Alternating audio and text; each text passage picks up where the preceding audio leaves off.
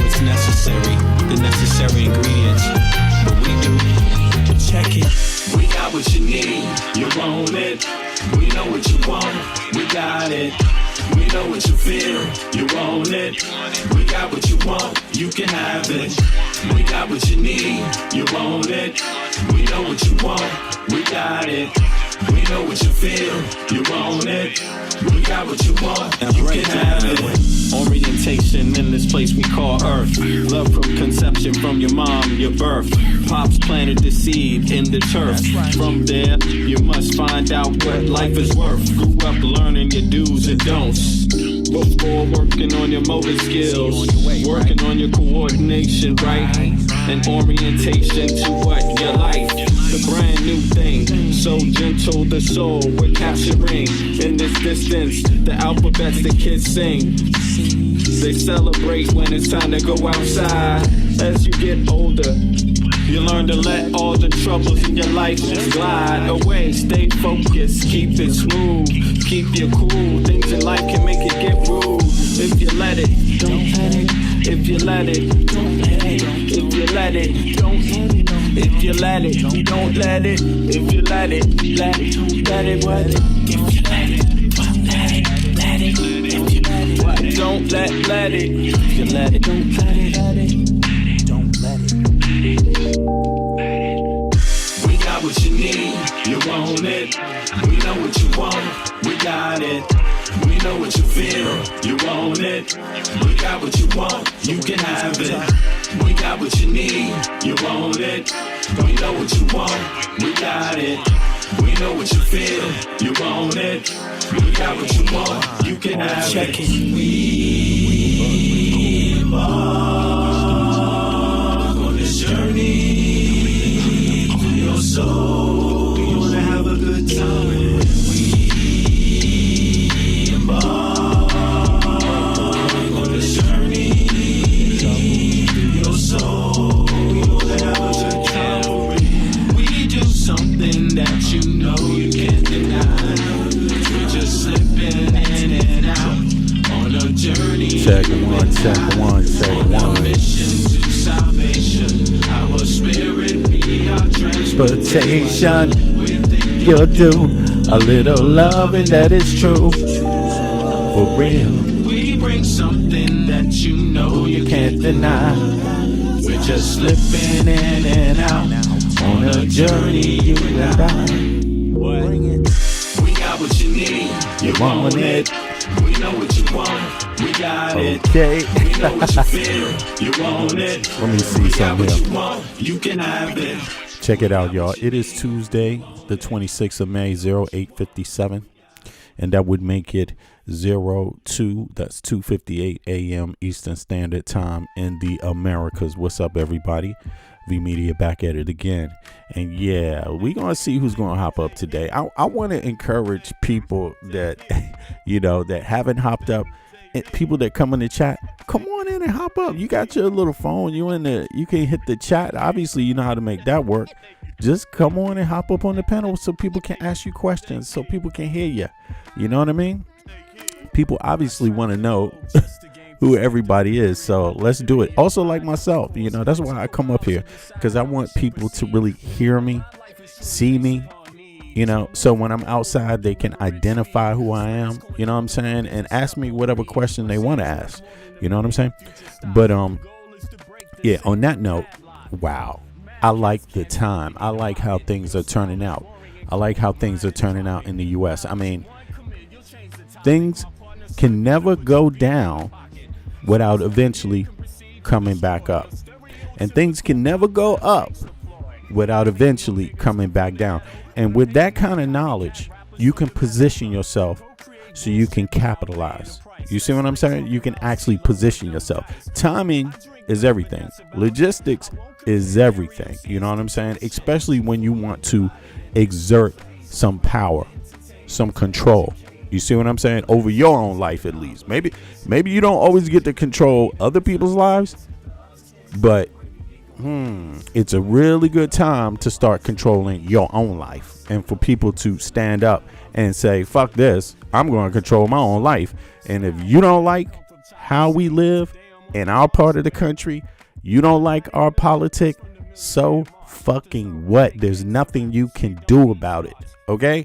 And you're going to take my way of life away from me because it's also American. You see what I'm saying? Yeah. Or from my dead hands.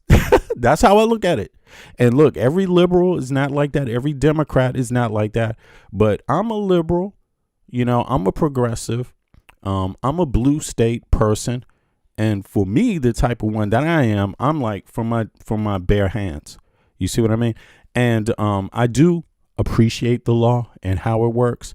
And I'm just telling you, like, I don't really have any type of issue with defending myself and my way of life, and my country against tyranny or anybody that wants to bully, harass African Americans, harass anybody that's a liberal, harass anybody that's from a blue state background, harass anybody that's a Democrat, that's a liberal, period, that's on the left. Yo, whatever.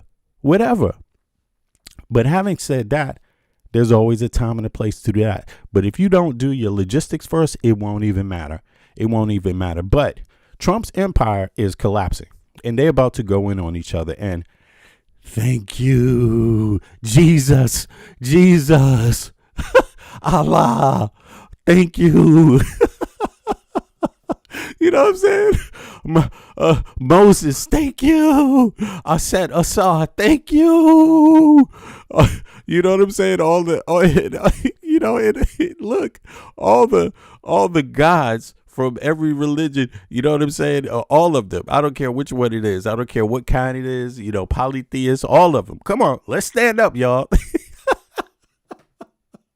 Let's stand up together, because Trump's administration has to fucking go down. And there has to be extreme reform after this.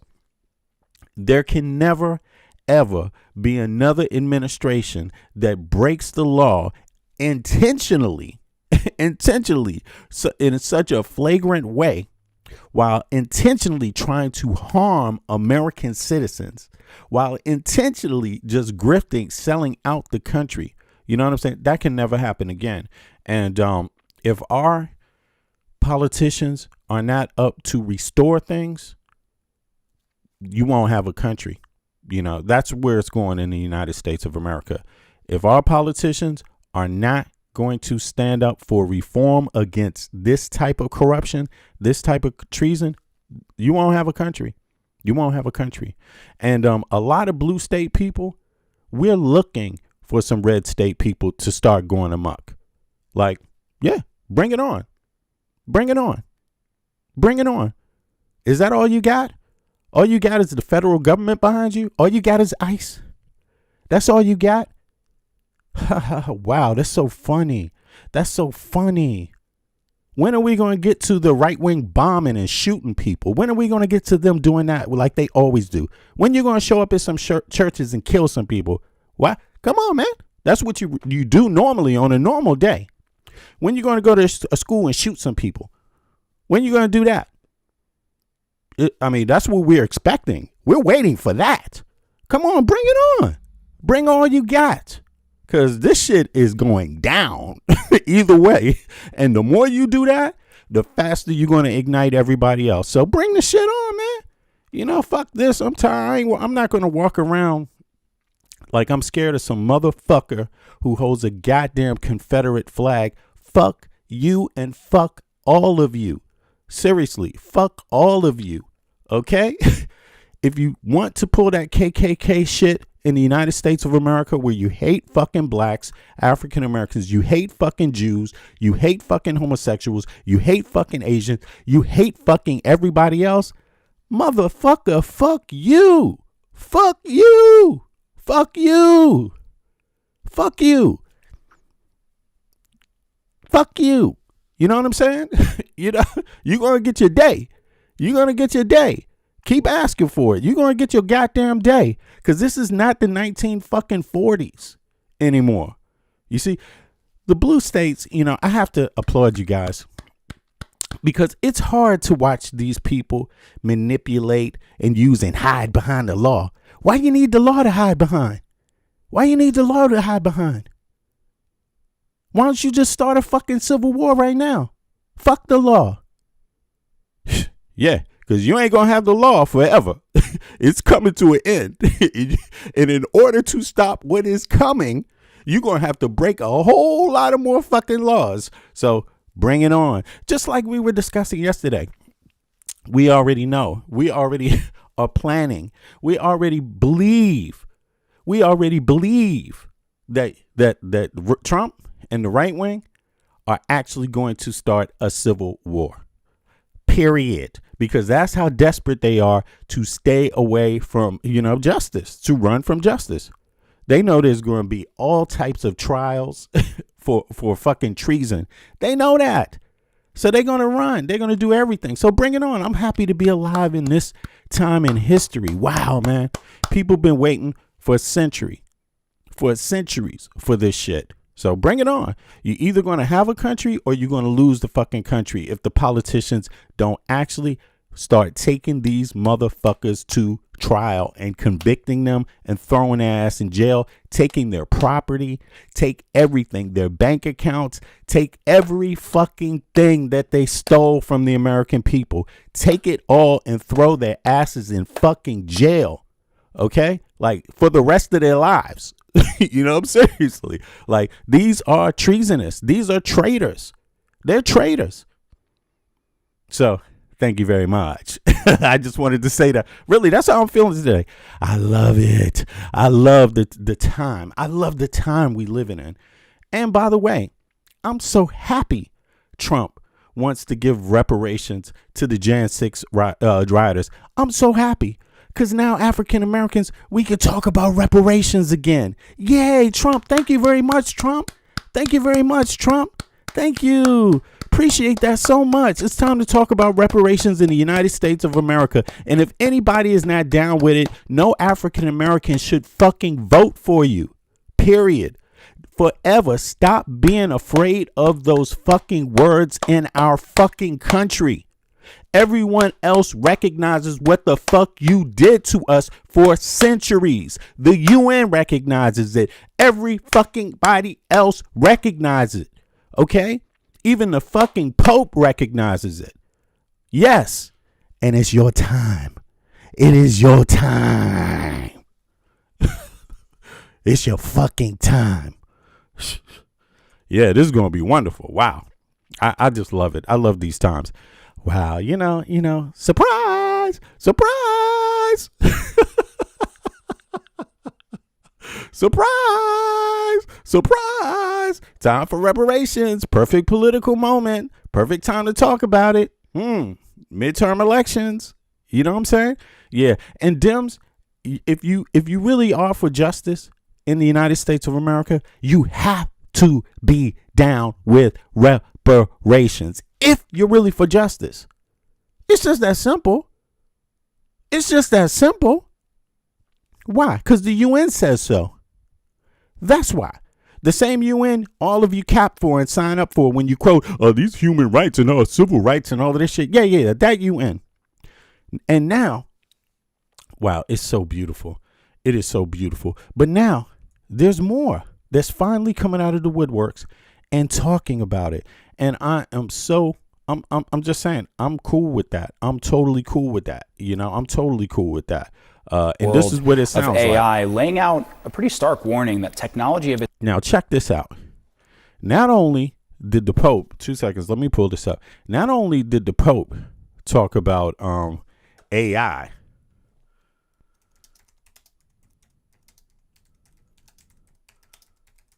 but the Pope talked about reparations. Yeah, he actually apologized. Now, let's get to that first. Yes, he did. Yes, I am absolutely right. To the point when the papacy speaks about reparations, it's doing a fascinating double take, because the word means two very different things, but depending on where they are talking about it, theology or global social justice, depending on which specific speech or document. Right. Check this out. Hold on.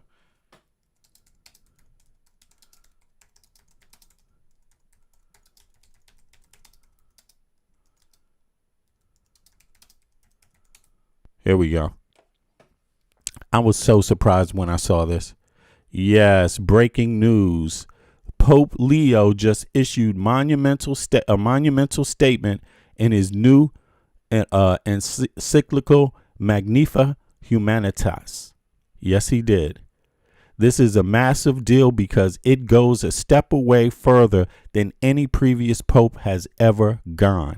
Here's exactly what the Pope's latest statement does and how it directly ties into the concept of reparations. an unprecedented apology for the Vatican's direct role. Now, that's interesting because the United States of America has never even, not only have they not issued any form of reparations, but they haven't even issued a formal apology. And they're not the only ones either. They're not the only ones either. You see me? But now all Catholics, right, can get on board because and don't feel bad, because listen, if you don't get on board with this, you're a fucking hypocrite any goddamn way. You're a fucking hypocrite to humanity. You're a hypocrite to the United States. You're a hypocrite to all the human beings that you claim some sort of contact with, some sort of society with. You see what I'm saying? Like, yeah, exactly. So if you're in proximity to people that suffered under that, whose families suffered, you see, if you're in proximity, you are a hypocrite. If you are not for reparations for those people, you're just a hypocrite to humanity. You shouldn't even exist anymore. That's how I look at it. You shouldn't even exist.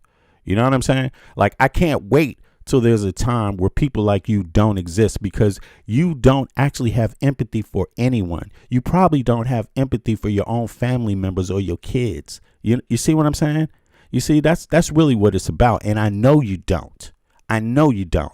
I know, just like you didn't have empathy for fucking the Epstein survivors. You know, it's down the same line of it. You have no empathy. The United States, that's a pure politic in the United States. Show no empathy at all cost, because we don't want to give up no money to nobody. You know what I'm saying? It's that simple. Just fucking pure greed. Just pure greed. But it's so embarrassing. But I guess the Pope said, you know what? Fuck them. Let them. The Pope was like, man, fuck these people. I'm going to make an announcement about this shit. In the latest statement, Pope Leo explicitly apologized for the Holy See's, the Vatican's direct involvement. He openly acknowledged the 15th century papal decrees like the Papal Bull Diversus actively gave European monarchs the authority to conquer land and reduce people to perpetual slavery. He called the Vatican's delay in fully condemning slavery a wound in Christian memory and explicitly asked for pardon. The link of truth-telling and repair. While encyclicals generally outline moral and spiritual frameworks rather than cutting checks from the Vatican Bank, historian, activists, and Black Catholic leaders are heavily highlighting this statement as a monumental step forward, essential truth-telling and reparation. Yeah, because it means that basically the Vatican doesn't really have an argument anymore to not engage in some form of reparations, and that's also the thing that most states are afraid of. That's why they don't give an apology. Many countries don't give an official apology because they know it gives credence in their own courts. That's why. There's a technical reason. There's a legal reason behind it. Do you see what I mean? Although they know damn well the right thing to do, the moral thing to do, the ethical thing for them to do, actually, and the best thing to do for their own nation is to remove the fucking shame. That's what it is. And this is about shame. Now, I don't know how many. Let me peep something. Let me go over to my page here and show you something. This is what's behind it. And you can't be free. You cannot be a free human being. I have empathy. I have empathy for some of these people, man. To be honest with you, some of these goddamn fools, I have empathy because I'm an intelligent person. So I know I can figure out. I mean, I have figured out that they haven't escaped this shame. They don't escape the shame. And that's the whole point. That's why they run away from it. But they don't realize you will never escape this shame. It's going to eat you up from inside if you don't do something about it progressive. It's going to eat you up from inside. And this is what I mean. Let me go over to this and real quick before we get into the rest of this. Here we go. Can y'all see this? Look at this. Now, I've been saying this for a minute. I've been saying this for a minute about Frantz Fanon's writings, The Wretched of the Earth. Let me see. Let me pull this up. Can y'all see this? Right. The Wretched of the Earth. And here's the cover for those that have never seen the cover before.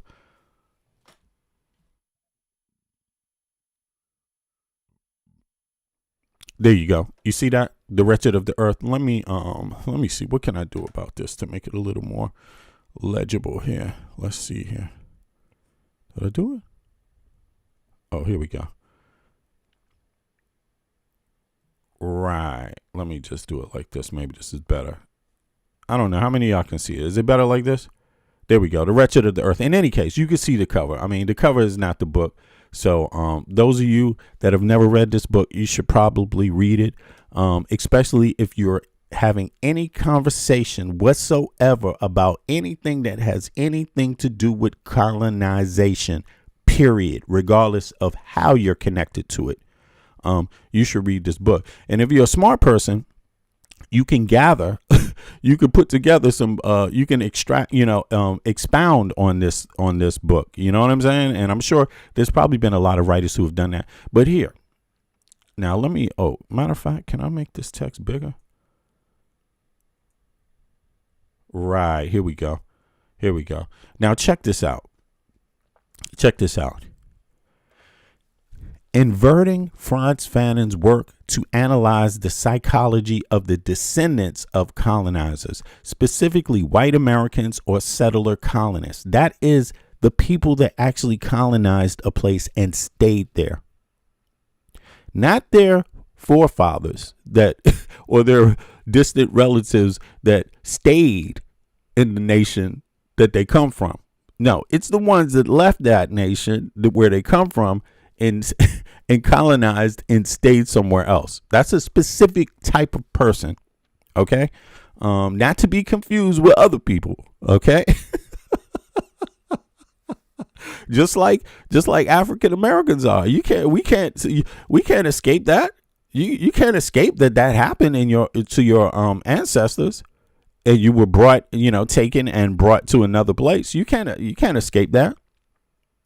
What you can do is work on it and think and contemplate about what does that really mean, and work on it to make sure that it doesn't destroy your life, that you can find a way to work on yourself about that reality, right? You can actually do that if you want to. I'm not saying you have to, though. And I definitely know a lot of people don't, right? Just like a lot of colonizers don't, because they don't think it fucks them up at all, White, here it is. This is crazy. Specifically, white Americans or settler colonists is a powerful theoretical exercise.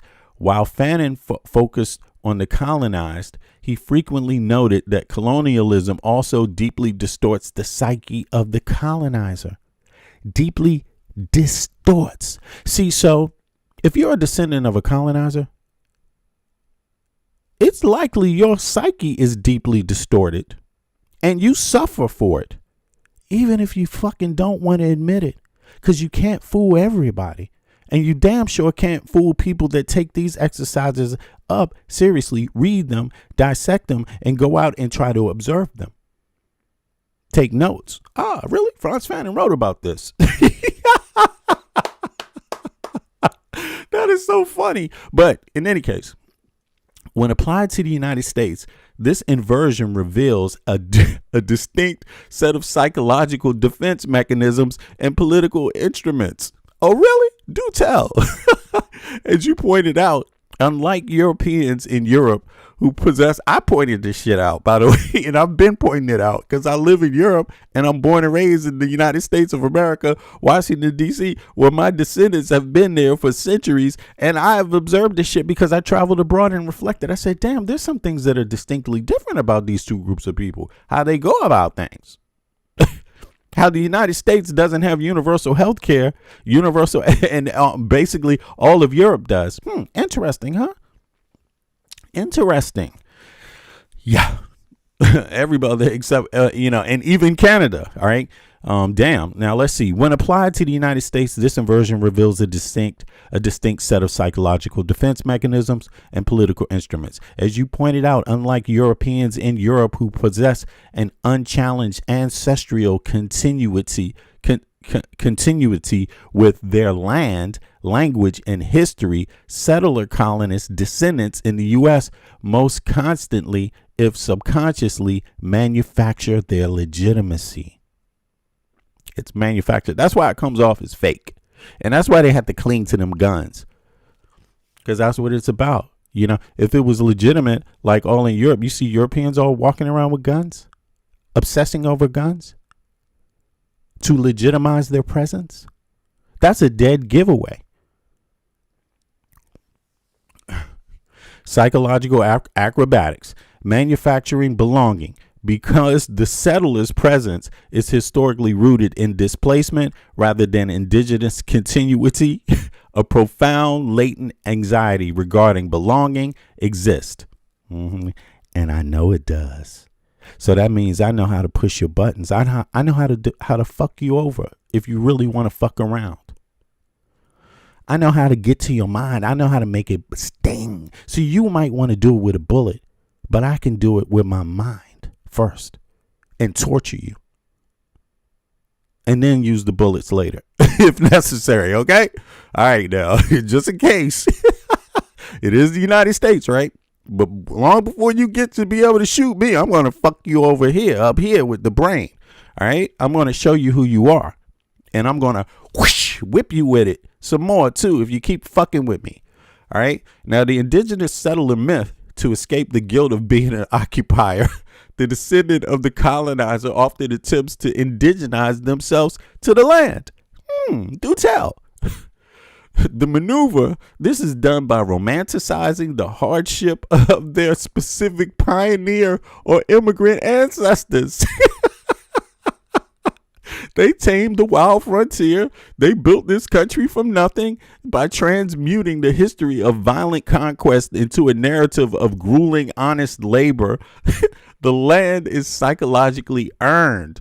The settler becomes the true native because they improved the land, while the actual indigenous populations are erased or relegated to the past. Sound familiar?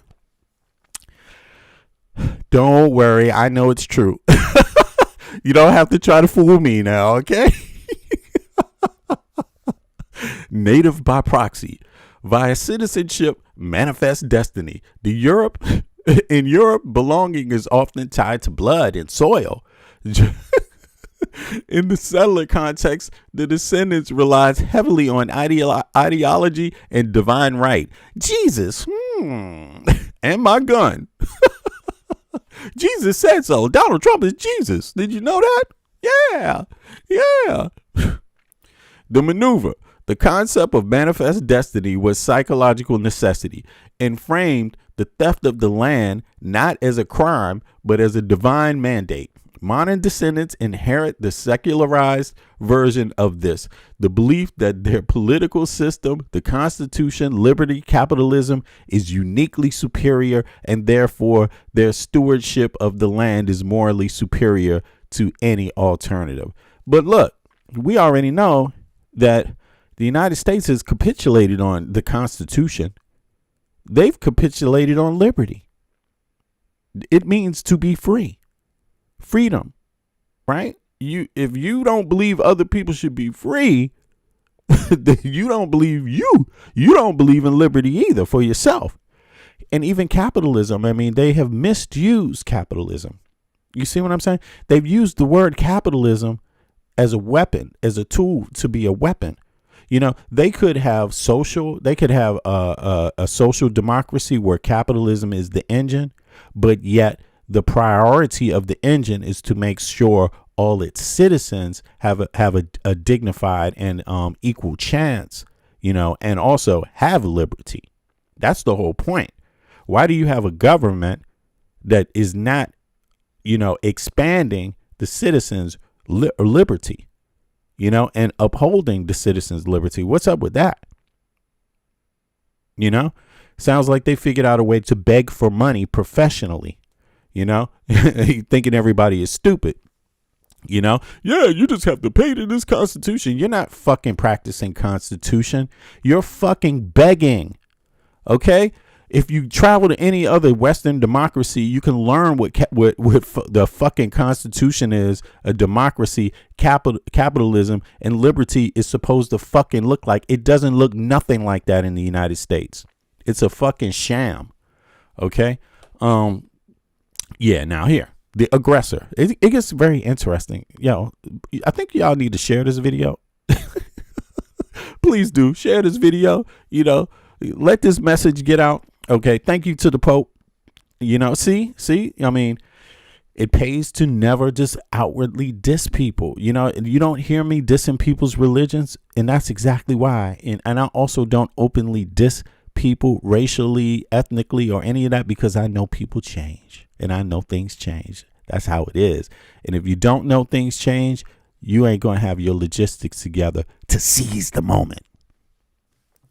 Fanon noted that the colonizer must always dehumanize and colonize to justify their actions. In the modern settler context, this mutates into a fear of replacement or retribution. They're going to replace us. Or retribution. Yeah. That gun again, huh? Yeah, because we're going to get those liberals. They're trying to they're trying to kill us. Yeah, okay. And we're going to get the African Americans too. Who are you? You don't deserve reparations. You're lucky to be here. And if you don't stop, we're going to fucking kill you. Okay? Yeah, we're going to rig the system so you can't have any representation. How about that?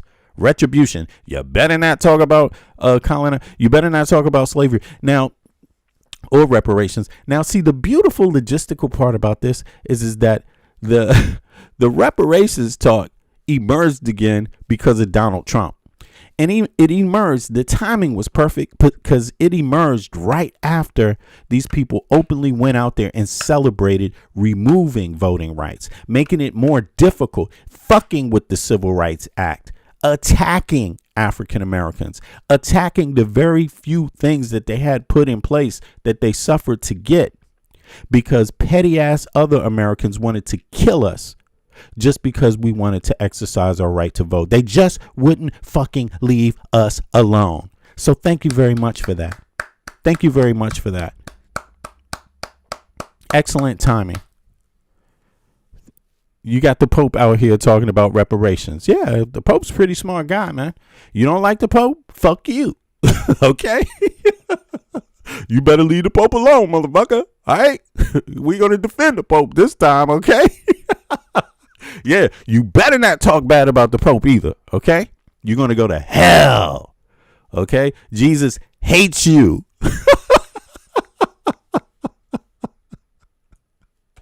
Damn, this is hilarious. Jesus hates you. You better not talk to the Pope.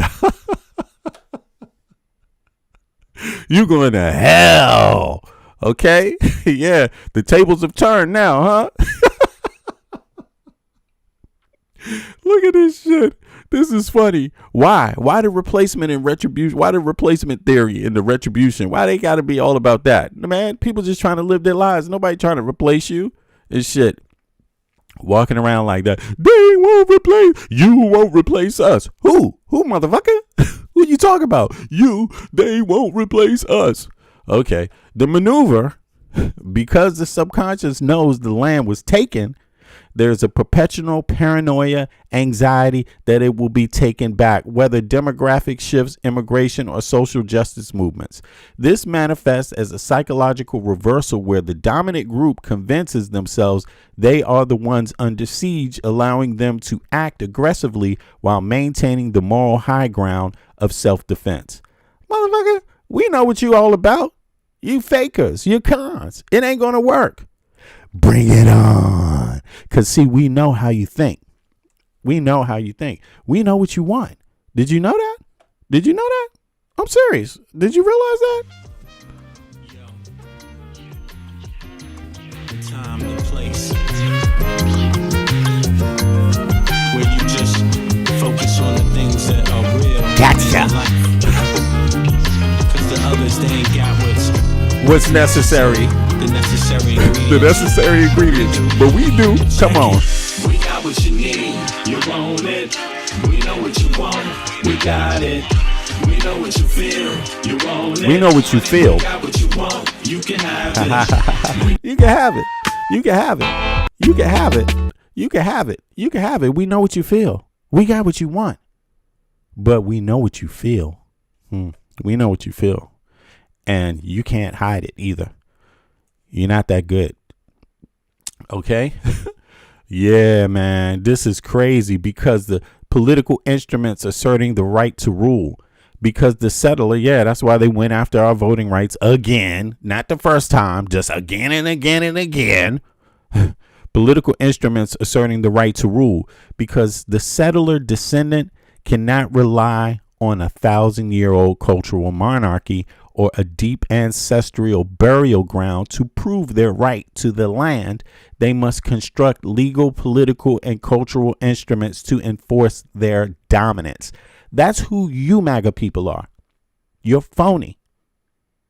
You're fake.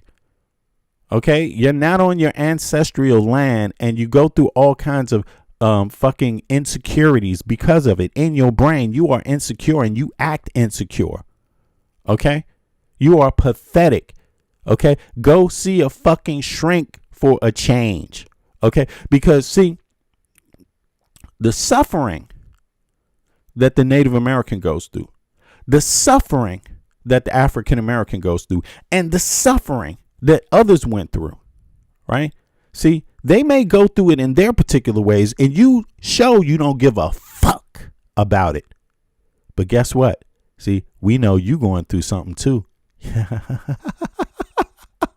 You going through something too. Yes, you are. And it makes you fucked up in the head. Yes, it does. See, you just don't know. But we do. Okay. Hypernationalism, sacralizing documents. Damn. Sacralizing documents. Okay. In Europe, the state is often seen as an extension of the people. And it is. Yo, I was down in the Danish, in Rådhusplads in the middle of Copenhagen. That's the Copenhagen, what do you call it? Mayor's building, Copenhagen Parliament, the city council, right? And in there, they have this beautiful image of it like a tree, right? And there's a statement there. And what is the statement? The land is it's something. It has something to do with the people or the tree of something like that. The laws are the extension of the people, and the people are the tree. Something like that. And but they have that, so they don't need a gun. They don't need to walk around with a gun. They're not thinking about somebody replacing them. They're not walking around with that shit. Okay. And if you're living in a country where your ancestors don't come from and you walking around talking about you won't replace us, damn, you're pathetic. That's the height of hypocrisy. Because you fucking replace somebody else damn near. You know what I'm saying? That's like, you won't replace us. That's some fucking that's really a lot of projection. A lot of projection. Hypernationalism. Okay, here it is. And check this out. The state's foundational documents are treated with almost a religious reverence. Not in the United States. People the Supreme Court is ripping up the fucking Constitution. Donald Trump is ripping up the fucking Constitution. The Republican Party is ripping up the fucking Constitution. They actually don't give a fuck about the Constitution, because when people went along with the Constitution, they decided, nah, man, with the Constitution, we're going to lose if we follow the law. They're going to replace us if we follow the law. We can't let no. This country's not for people who want to follow the law and believe in the Constitution anymore. No, it's for your particular race, which is not even real. You know what I'm saying? Like, God damn, how phony can you be? How phony can you be? I mean, at least know you're fucking phony. That would help a lot. You know what I'm saying? That would be step one in the right direction, Then you could work on that crazy shit for a change, okay? The instrument, settler descendant, Politics often involves a fierce, dogmatic worship of the Constitution. They always say the Constitution. The founding fathers, they always say the founding fathers. Goddamn. They always say the founding fathers. Like I said, they're addicted to the flag too because of insecurity. Because they know they're the colonizer. Their ancestors' graves aren't there. They can't really show it. How many generations back are the graves? You see what I mean? That's not the same in Europe. It's going back much further. Much further. Here we go. Check this out. The founding fathers and the flag. I mean, yeah, it is. Because they lack a deep organic cultural history tying them to the soil. These political instruments become a proxy history. Weaponizing originalism or constitutional purism is a way to say we define the rules of this space, therefore we own this space. Yeah, because they know they don't come from that space. They know they're part of the descendant colonizers of that space.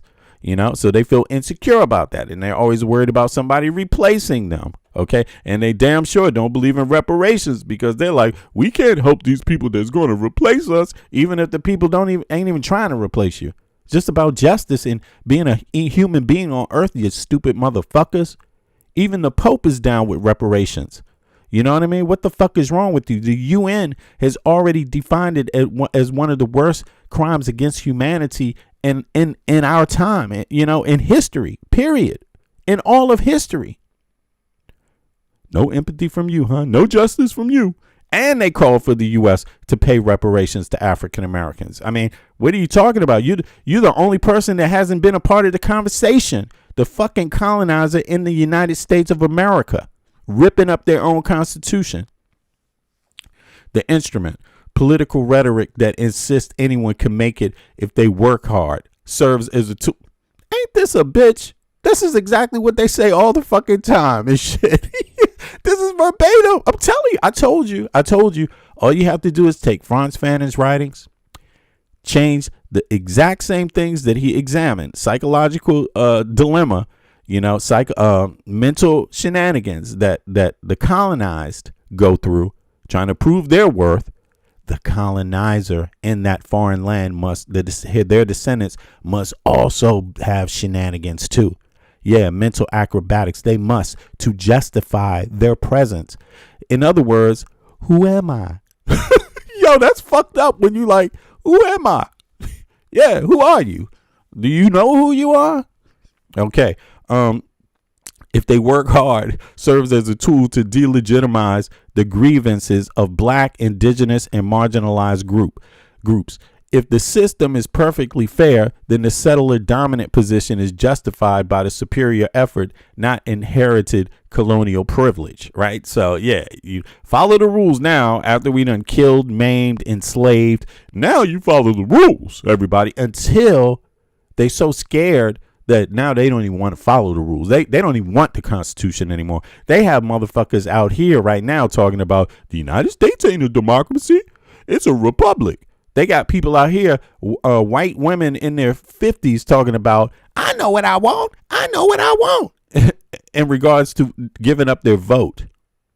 Because these white men in the United States of America are so scared that they're out there trying to justify things that make no sense. Get rid of the 14th Amendment. They're willing to sack their own women just to stop African Americans from being seen as full humans. Like, how pathetic. How pathetic. Insane, ain't it? Yeah, it is. As you noted, Europeans speak their native tongues on native soil. Yes, I did note that. The U.S. settler descendant speaks a transplanted language, but must format it as a default standard of civilization. You better not speak Spanish here. Motherfucker, your ancestors wasn't speaking English. Have most of you. Have you forgotten? Listen. That shit is crazy, man. Crazy. Oh, my God. In any case, let's go on, man. Do me a favor, click the like button. Click the like button, yo. I'm gonna get some my panel up here in a minute. But I just had to start this shit off. This is crazy. Let's see here. I mean, but it's real. It's real. But only for the intellectuals and only for the revolutionaries. Not for the ignorant and not for the hoes. I'm talking about the male hoes too. Not for hoes like Clarence Thomas. Okay. Let's see here. Now, by branding protests against systemic racism, shifts in demographic, or changes in cultural norms as anti-American, the settler descendant positions themselves as the gatekeeper of national identity. Yep, they sure do. But it's phony. That's why it always sounds fucking phony. You know what I mean? And every time you challenge them on anything, they don't even know even American history. You know, it's shameful. It's shameful. You know, they could, in the richest country on earth, advocate for more access to education for all, including the poor and the middle class, like they are. But instead, they don't even want education to be accessible. They don't even want it to be accessible and shit. And if it's going to be accessible, it damn sure better not include half of American history. You know what I'm saying? They just got to get rid of all that shit. You know what I'm saying? The only thing they're going to keep in it is Thanksgiving. See, you gave it to me. That's it. End of story. That's American history. Now, yeah, thank you for giving it. Okay? The settler descendants positioned themselves as a gatekeeper. Wow, that's interesting. Citizens who, okay, they determine who is a real citizen and who is an outsider, despite everyone non-indigenous ultimately being from somewhere else. Exactly. It's facts. Exactly. The richest and most powerful nation to ever exist. Let's see here. Now let's see. Summary of the inversion. Yeah. So to summarize everything that I said, the European in Europe, the settler in the U.S. And also let's include us African Americans again, because that's what I'm saying. This is a part of the overall theme of the wretched of the earth. This is just including the colonizer side, you know, the mental, the mental pain and anguish the colonizer has to go through. You know, he is a slave to the colonized. Here, you see what I'm saying? Like here, yeah, a slave basically. Can't get away from it. Scared, you know, always freaking out. You know what I'm saying? Always trying to prove their legitimacy. Always trying to prove they matter more. They matter. We matter. If you matter so motherfucking much, why are you so goddamn worried? What the fuck? You know, since when do people who matter run around with guns worrying constantly? God damn. You know, you sure don't act like you come from there. You know what I'm saying? You act like you invading still. What the fuck? You know? What the fuck? History, continuous ancestral track through centuries of static geography. That's Europeans, right? History of discontinuous manufactured through myths of the frontier and pioneer hardship. That's the colonizer. Okay. Identity tied to a native language shared with ethnic lineage and deep time. That's Europeans in Europe. Identity tied to political ideology, American exceptionalism, legal documents, and capitalism. That's the descendants of the colonizer in America. Okay. External anxiety, external threats, border invasion from other nations. This is motherfucking colonizer, man. Anxiety, internal threat, existential guilt, fear, and replacement by those they displaced or enslaved. It's the colonizer in the United States of America, their descendants. By inverting Fanon, we see that the dominant culture's fierce political defensiveness in the U.S. is not a sign of secure ownership, but rather a symptom of deep foundational instability. The constant need to shout their patriotism and worthiness is a psychological tax of living on stolen land. And it's horrible for them, man. It's horrible for them. But let me tell you, it is going to get put down if you don't go to a psychiatric center, you know what I'm saying, and work on that shit. Find a psychotherapist. You know, psychotherapy should be free for for all of them, even the victims of colonization. Psychotherapy should be free. That should be one of the things the government actually provides in universal health care. And look, the descendants of the colonizers can go there too and work on that. Like, ask your psychotherapist, man, I just kind of feel like, you know, I have the impulse to want to carry my gun all the time and justify my presence in this country, you know, and I have the need to always question other people about their right to be here. Why? Why am I constantly doing that? Why am I always raising the flag around this shit, man? I can't control myself, doctor. Come to Dr. V Media. I'll tell you. Pay. I'll do it for a discount, okay? This is some shit, boy. All right, let me see here. But it's facts. But it's facts. It is facts. So don't forget this. This is total facts. All right, now let me see. Let's go back to the Pope. I mean, yeah, the Pope was really dope, man. Big up to the Pope. I know Christians don't like people cursing and everything like that, but I'm sure the Pope in this instance will forgive me. You know, I was using a little irony there. Okay, because, you know, I have my own personal views about religion. Yeah, you know, and obviously I don't I don't believe you can follow a lot of what's in there. You know, how can I say that? Yeah, you can't take it all literally. Sometimes you have to, you know, broaden it and try to see, okay, is this this parable about something else, or this story about something broader than the context they put it in? Does it have meaning beyond just this, you know, story that they've hatched up here? Does it have a bigger meaning? Sometimes you got to read it that way. You can't take everything literally. You see what I mean? And a lot of people, religious people, I think, get caught up in the literal thing instead of maybe the bigger picture, the bigger story it's telling about humanity, about times on earth. You see what I'm saying?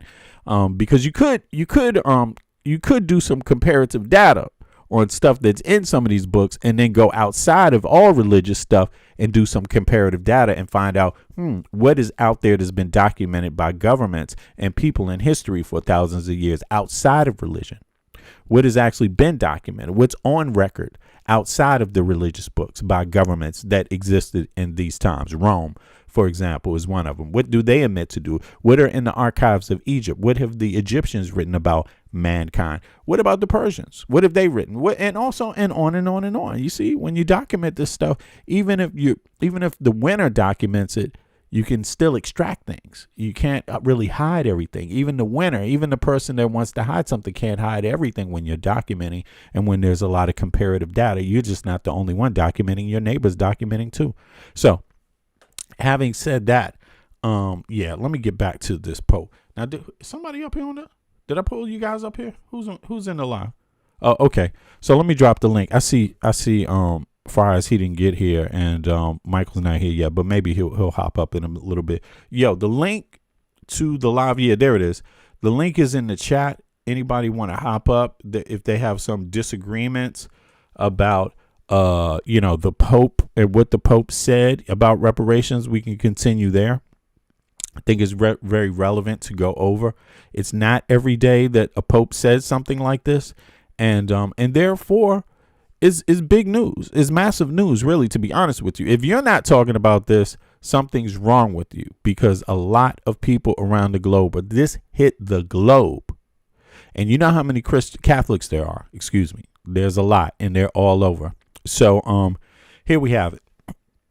The focus on modern slavery and AI. Interesting, the Pope framed the historical apology within the modern context. The main focus of Magnifica Humanitas is actually about safeguarding humanity against the risk of artificial intelligence. He drew a direct line from historical colonialism to what he warns are new forms of digital colonialism and exploitation. And again, you could not care about colonization all you want.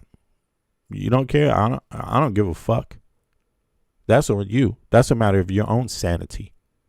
Being such a tiny little person, you don't even have space to even do that work for yourself, because it's not just benefiting others.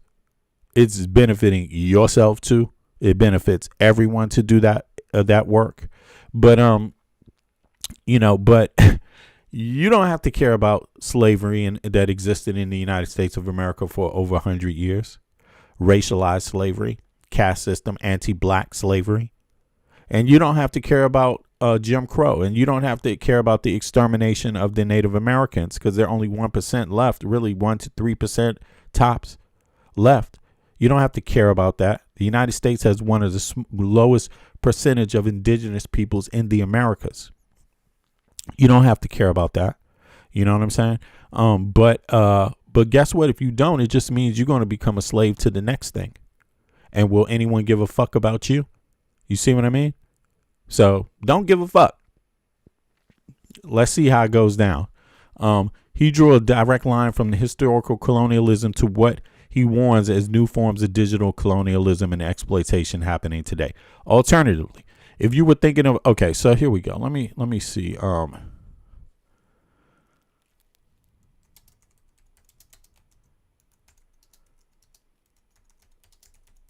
I know he said it in Latin. He speaks in Latin, so I just want to see where it is and try to pull this up if it's possible. Boo boo boo. Is it pbs.org? Okay, let me pull up. Here we go. Let's see if PBS did this. Is it here? Yeah, let me try to get this up and see if he has any words. And then I'm going to look at the chat, yo. Now, here it is. Let's see here. Pope Leo makes historical apology for the Vatican's role in legitimizing slavery. Okay. Vatican. Pope. Okay, so this is from Vatican City. Made a historical apology on Monday for the Holy See's role, right? That's a scroll, right? Where they legitimized and sanctioned slavery. Okay. So if you never read it before, you should read it too, by the way. Maybe I should pull it up now and read it. Right. And big up to the Pope for being that kind of man, that kind of leader, that kind of human being that sees that has the foresight, and to understand how this helps humanity, all people, and also have the force, have the intelligence to see that you only undermining yourself by not doing the work that the Pope just did. You're only undermining your own legitimacy. So feel free, everybody, undermine your own legitimacy. You know what I'm saying? Nobody's going to beg you. No one's going to beg you. Yeah, ain't nobody begging. Now let's see here. Legitimizing slavery for having a failed to condemn it for centuries, right? Centuries. I said 100 years, but it's actually more. Calling it, in the Americas is over. It's maybe like what? 14 started in the late 14th hundreds, right? 14 to 16, 14 to 15, 15 to 16, 16 to 17, right? 17 to 18, right? Something like that. 1780. Yeah. That's like almost like 400. That's like 400 years. Roughly. Calling the Vatican's record a wound in Christian memory. The man is intelligent. The man, is a human being. Okay. And the past popes have apologized for Christians' involvement in the transatlantic slave trade, but no pope had ever publicly acknowledged, much less apologized for the role the past popes played in giving European sovereigns explicit authority to subjugate and enslave infidels. History. The first U.S. born pope whose family historically includes both enslaved people and slave owners, delivered the apology in his first encyclical, Magnifica Humanitas. See, he's very aware because he has lineage that comes from the colonizer too and the slave master too. And how do you correct that in yourself? What do you just want to be a fucking maniac running around avoiding it like a little bitch your whole life? Okay, that's weakness, to be honest. That's weak character, to be honest. The sweeping manifesto is about safeguarding humanity in an era of increasing reliance on artificial intelligence. Leo raised the slave trade in relation to what he called the new forms of slavery and colonialism that the digital revolution is fueling. And he's correct to do that because, see, if you didn't care about anyone else before, and if you didn't understand the consequences it has, see, this is what happened. When you're allowed to build powerful nations based on slavery, eventually those nations either go on to enslave more people or they break down and start re-enslaving others, going amok. And this time, the United States is going to enslave white motherfuckers too. It is. It's going to start enslaving the descendants of the colonizer also, which is, that's what it does. It's Rome. That's what it does. It's going to do. It's going to do what it do until you say, hey, it's wrong. And it's not just wrong for me. It's wrong for everybody. Until you take that stand, you on the menu, baby. Hey, a little pina colada. We're going to have fun watching this shit. You know what I'm saying? Now, let's see here. Black American Catholics, activists, and scholars have long called for the Holy See to atone for its role in the colonial era trade in human beings beyond generic apologies for the involvement in the individual Christians. Right. It is impossible to not feel deep sorrow when contemplating the immense suffering and humiliation endured by so many in stark contrast to their immeasurable dignity as persons, infinitely. I'm sorry. Damn. It's because of my Danish. I'm like going back and reading English. Sometimes I'm getting confused. Infinitely loved by the Lord's, by the Lord, Leo wrote. For this, in the name of the church, I sincerely ask for pardon. That's a dignified thing to do. That was a dignified thing to do. And on top of it, it didn't cost you any money to do it. Does it cost you shame? Is that shameful? Do you feel ashamed? Anybody? That he did that? Did the Pope let you down? Yeah. He didn't let me down. I'm impressed. I'd like to meet the man and shake his damn hand and ask him a few questions. And ask him some questions about history and religion, about Christianity, about specifically about Roman Catholic Christianity and history. You see what I'm saying? The history of Rome. I would like to the history of the Iberian Peninsula. I would like to ask those questions. I'm sure he would be able to recite much. Much. I'm sure he's very knowledgeable in that.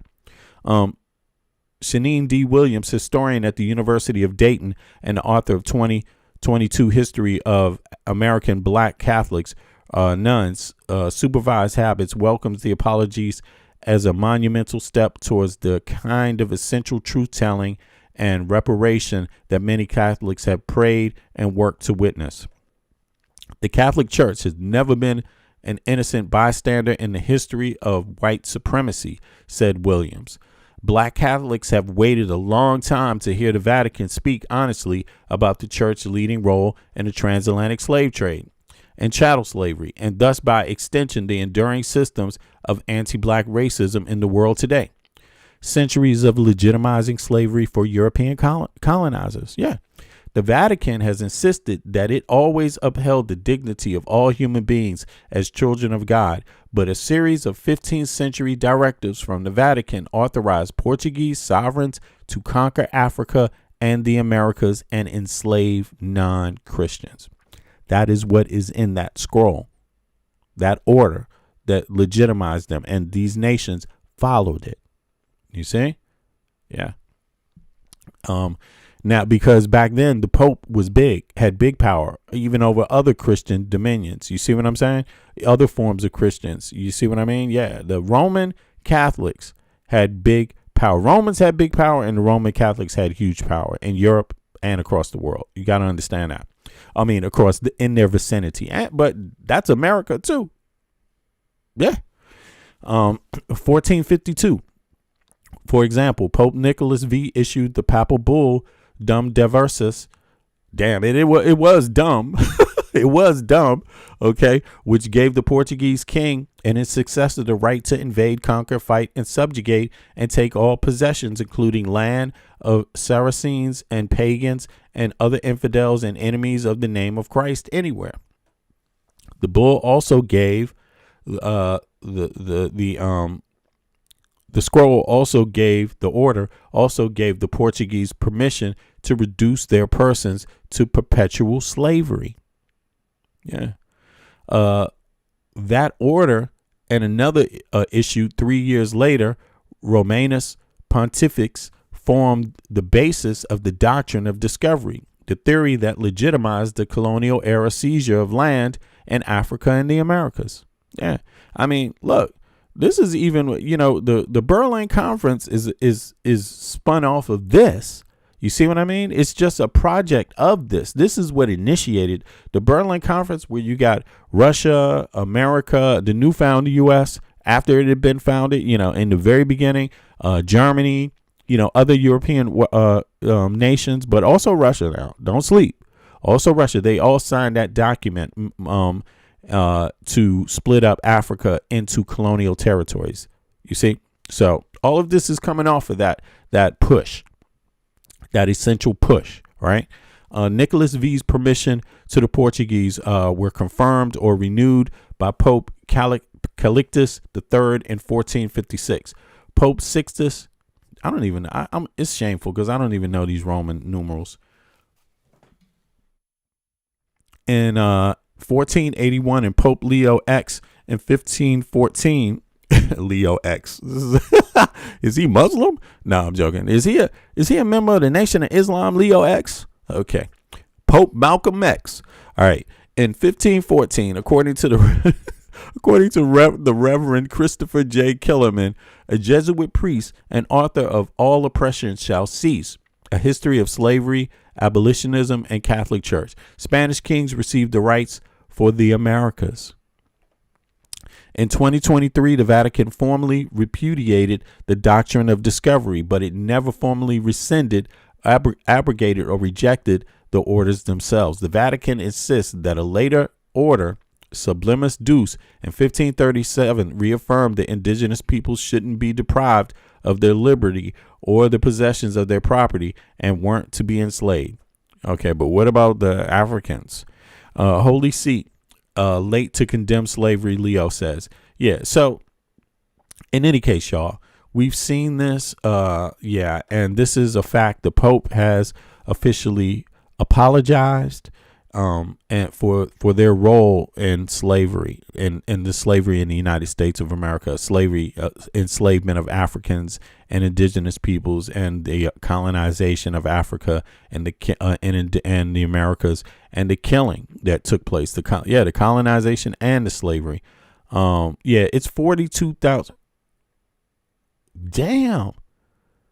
Is it that deep? If you want to skip the 42,000 word read to specific sections where he asks for pardon and addresses the Vatican's past decrees subjugated. Damn, that is wild. All right, now let me go over to the chat and let me check out Discord, see who. Hey, yo, what's up? I see you there, Michael. What's good?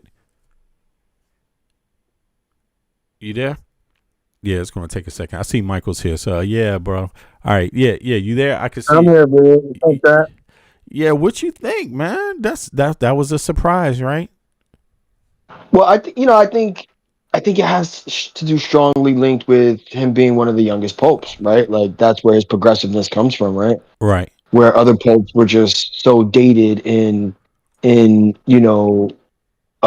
dated in just history, right? Where they wouldn't acknowledge something as progressive as their impact on slavery, right? Or the impact that religion has had Right. within slavery, right? Right. And Yeah, I agree. and I also link it to his opposition of Trump, right? Like his dislike of Trump or his back and forth with Trump, right? Because a person like this current Pope Leo is seeing that rhetoric throughout Trump, right? And I think that's where that back and forth goes between him and the Pope, right? Yeah. And the fact that he Yeah. can challenge the Pope while we have a so-called Christian nation and no one bats an eye, and in fact they back Trump is even more eye-opening in Uh, my opinion.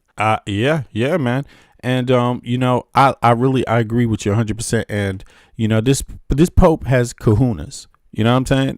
you know, Yes, he does. yeah. Yes, he And does. and I like that. I like the fact that they're progressive too. That he was able to lead the Catholics and Catholic Church into a progressive period in history, a progressive time. Because listen, the Western world is under attack, but it's under Hmm. attack from something that isn't opposed to those things. Really, in reality, it wants to take away more freedoms. You know, and that's the interesting part in time. You have more authoritarians. Trump, that not only Yep. does Trump not care about colonialism, not only does he not care about the victims of slavery and colonialism in the Americas, and of course they sell that whole fear campaign, which is really, where they really exploit the psychological dilemma of the average descendant of the colonizer in America. Yeah. It's a whole goddamn pathology. You know what I'm saying? Yeah. It is. that's been mapped out. And but he not only does he not care about that, but he's willing to enslave them too. That's crazy, right?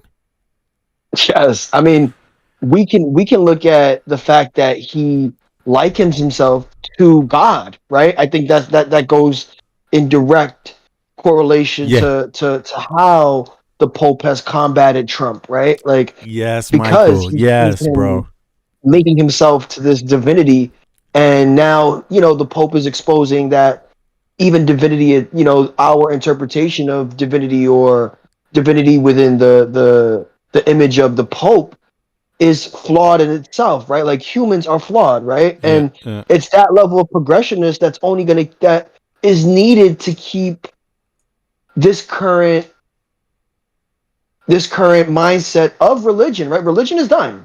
Religion is dying. We live in a secular world, right? I think, in order to continue to grow, the Catholic base or even just the Christian base in general, right? Uh-huh. You need that progression view, right? You need that progressive view, right? And if you don't have it, you know, you're gonna lose to people like Trump, right? Right. Yeah. Who they're gonna see that, or make some false correlation of divinity, right? Right. And so I'm glad that he's even speaking on it, right? Because there's nothing that is super contemporary right now in news that dictates that he has to do this, Right. right? He's Right. doing it out of his own volition, right? Like he's coming to this front and forward, without a major talking point needed, and that just goes to show how progressive and the pattern that he himself, as a religious leader, sees, right? Because we Yeah. don't see any other religious leaders speaking on how it's essentially tied into patriarchy and some sort of fascistic rule, right? Or mindset, right? Some ruler mindset, Yeah. and how it's led to just a disenfranchisement of slaves, right? Not necessarily particularly black slaves, but slavery in general, right? Because the Yeah. Bible, especially the Old Testament, doesn't denounce slavery. In fact, it gives you rules on how to treat your slave, Yeah. right? Mm-hmm. And so Exactly. to see him to be this progressive is just it's amazing, it's refreshing, right? It shows that religion doesn't have to be rooted in conservatism Right. or viewed through the lens of 100, 200 years ago Or in order or to be in relevant. or in inhumanism, because if you don't Exactly. if you don't reform those errors, right, even though they were intentional, if you don't reform them, you're dragging all your believers all your participants into something that that's a psychological pathology that has burnt out bridges. Like, you cannot be a healthy person justifying those things. You can't be, and should be a healthy religion, right? Yeah, I mean, even a religion, but it doesn't matter who you are, if it's in a religion or not. You can't be healthy. You cannot be healthy justifying it, period. It's insane to think so, at this point. I mean, and again, you just bringing yourself through some sort of mental torment, even as a colonizer descendant trying to justify shit. You're fucking up your own brain trying to justify it. It just makes no sense anymore. And I would say, it reminds me of Erykah Badu's song Bag Lady. You know what I'm saying? You're gonna break your back. Yeah, you're gonna break your back dragging all them bags like that. You know what I'm saying? Like, except we're dealing with a whole society of people, and you can't move. Again, just think about this. Europeans in Europe, they don't have to justify where they are, why they live in, and Danes don't have to justify why they live in Denmark and speak Danish. Sure. Fucking Germans don't have to justify why they, exactly. French people don't have to do that in France. It's only the people that went to other places to colonize them that have to constantly fucking go through this justification. And if you're not willing to do the work, man, I feel sorry for your kids. I feel sorry for you. Like, you're not even going to be a real human being to even want to be around. Like, because human beings don't have to, it's not like human beings have perfect motherfucking histories. You know what I'm saying? And it's not like human beings don't have the potential to do good or bad. But when you choose to justify bad, that makes you bad. I mean, when we look at the current contemporary time, in the fact that we have, at least this administration has dismantled something as pivotal as the Board of Education in order to sow in Christian values and take away from Black history, it goes to show the direction of our country, right? Yeah. True. Exactly, bro. Exactly, man. Well, all right, let's hear a little bit more about this. I just want to see how Legacy Media covered this, and then let's continue, because there's a lot of other hot shit going on. So let's get it going. Let's see. It's kind. Thank you to the Pope for being a stand-up human being. Thank you to the Pope. Pope, definitely. Pope Leo, bravo to you. A very strategic and also thoughtful humanitarian, a great American, a great human being, a great religious figure. You see what I mean? For the Vatican, like, you have found a way with one thing to make a lot of things right, to help a lot of people make things right. So thank you for using your seat to do that. Unlike Pope, unlike Trump, who is almost like the Antichrist, fueling world conflicts. He spoke about his concerns just moments ago from the Vatican. Artificial intelligence already touches many areas of our lives and affects decisions that shape human coexistence.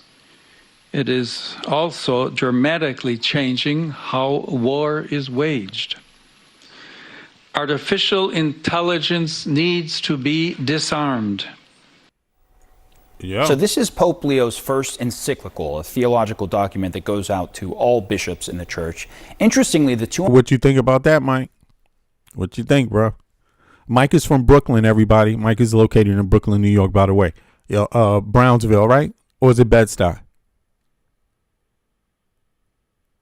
Oh, okay. I think he must be on pause for a second. Yeah, but in any case, let's hear some more. 235-page document was written with the help of one of the co-founders of Anthropic, the AI company, in a legal dispute with the Trump administration. Leonard, Jazzy, Eric, what's up, everybody? Crank, what's up? I see you. I appreciate that, the Cranky. use of its technology in military and defense operations. Sorry, V, I don't have the live running when I'm on Discord. Oh, okay. Can you hear it when I'm playing it here? It's Christopher Lance. Could you hear that? No. That's what it is. Okay, no worries. Yeah, I'm gonna let it play a little bit, and then you just let me know when you want to chime in. following this story Gotcha. for us from Rome and joining me now. Firstly, tell us why the Pope has chosen this issue and why now? Oh, Explore- shit. Oops. Okay, let's get past that one. Let me see. Also, anybody that wants to hop up, let me make sure I got the link in the chat again for people that want to try that. Anybody can hop up today. Even if you don't agree, I like to hear people's perspective that may not agree, or people that have different perspective. Yeah, and if you're serious about it, yeah, that's even better, right? That's really what we're looking for. But here's the link in the chat. So here we go. Let me play Well, this. Becky, he's been concerned about the development of AI really since the beginning of his pontificate, and he does believe that the church has a role to play in essentially trying to offer a more ethical development of this technology and to offer some theological input. The Pope saying that he says the church is not offering scientific or technical solutions, but says it has some wisdom to offer in the development of this very important technology, which is changing everyone's lives. And I spoke to Chris Oller earlier after the presentation, and he said that he welcomes the Pope's intervention because the development of AI is not just a scientific question, it's also one that raises big theological and philosophical ones. And so I think that's why Pope Leo really feels the need to intervene in this debate, and not just to be a voice on the sidelines, but to try and really shape how AI is developed, hence him having the co-founder of Anthropic, Chris Oller, on the platform with him. Well, Marietje Schaku is the International Policy Director at Stanford University's Cyber Policy Center. She joins us live from Haarlem in the Netherlands. It's good to have you. Thank you. We just heard from the Pope there saying that AI needs to be disarmed. Obviously, he's referring to its ever-increasing use in warfare. I do wonder whether he's a little late to the party with this and whether the train hasn't already left the station.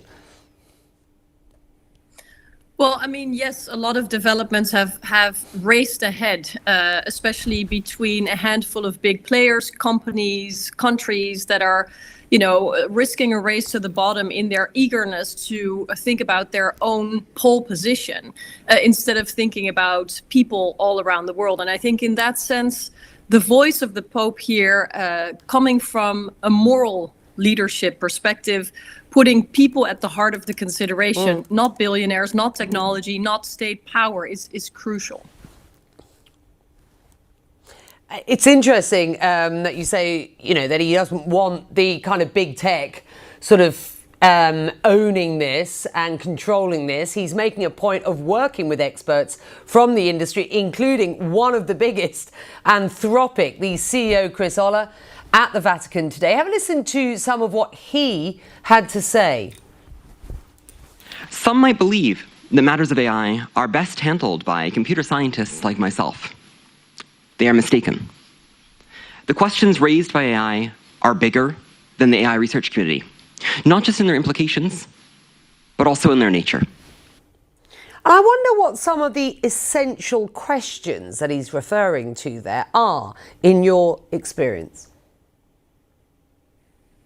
Well, I can't speak for anyone representing an AI company. Very simple. You have the potential to annihilate life faster.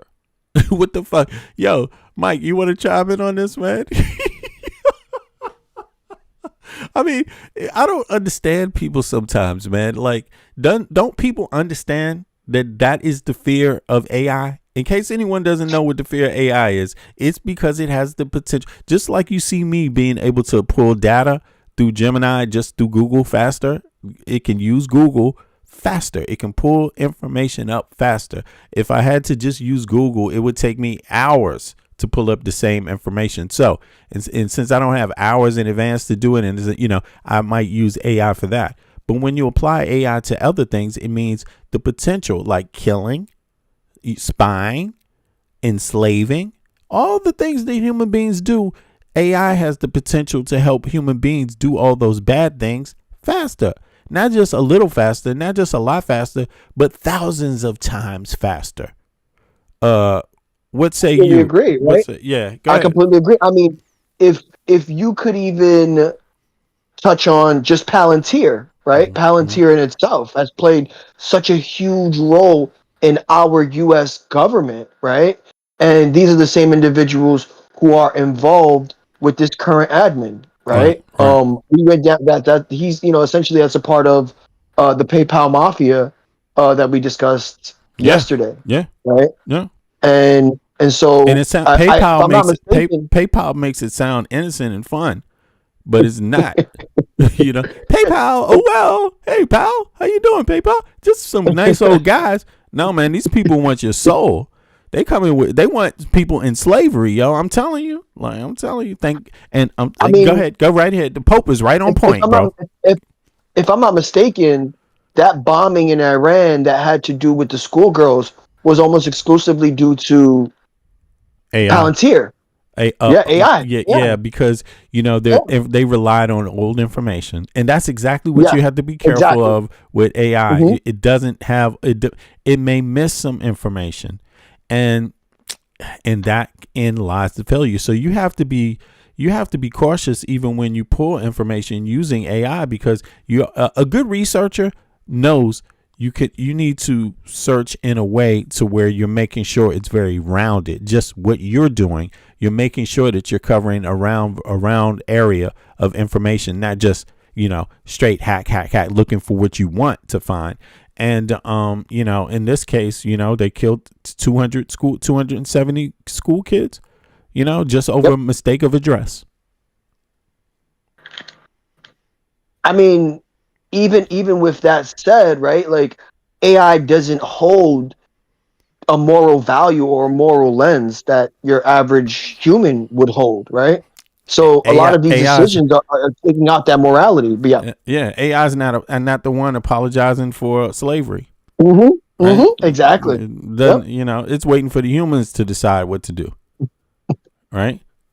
Yeah. Exactly. Yeah, it has no attachment to it. AI doesn't care about your ancestral lands. What the fuck?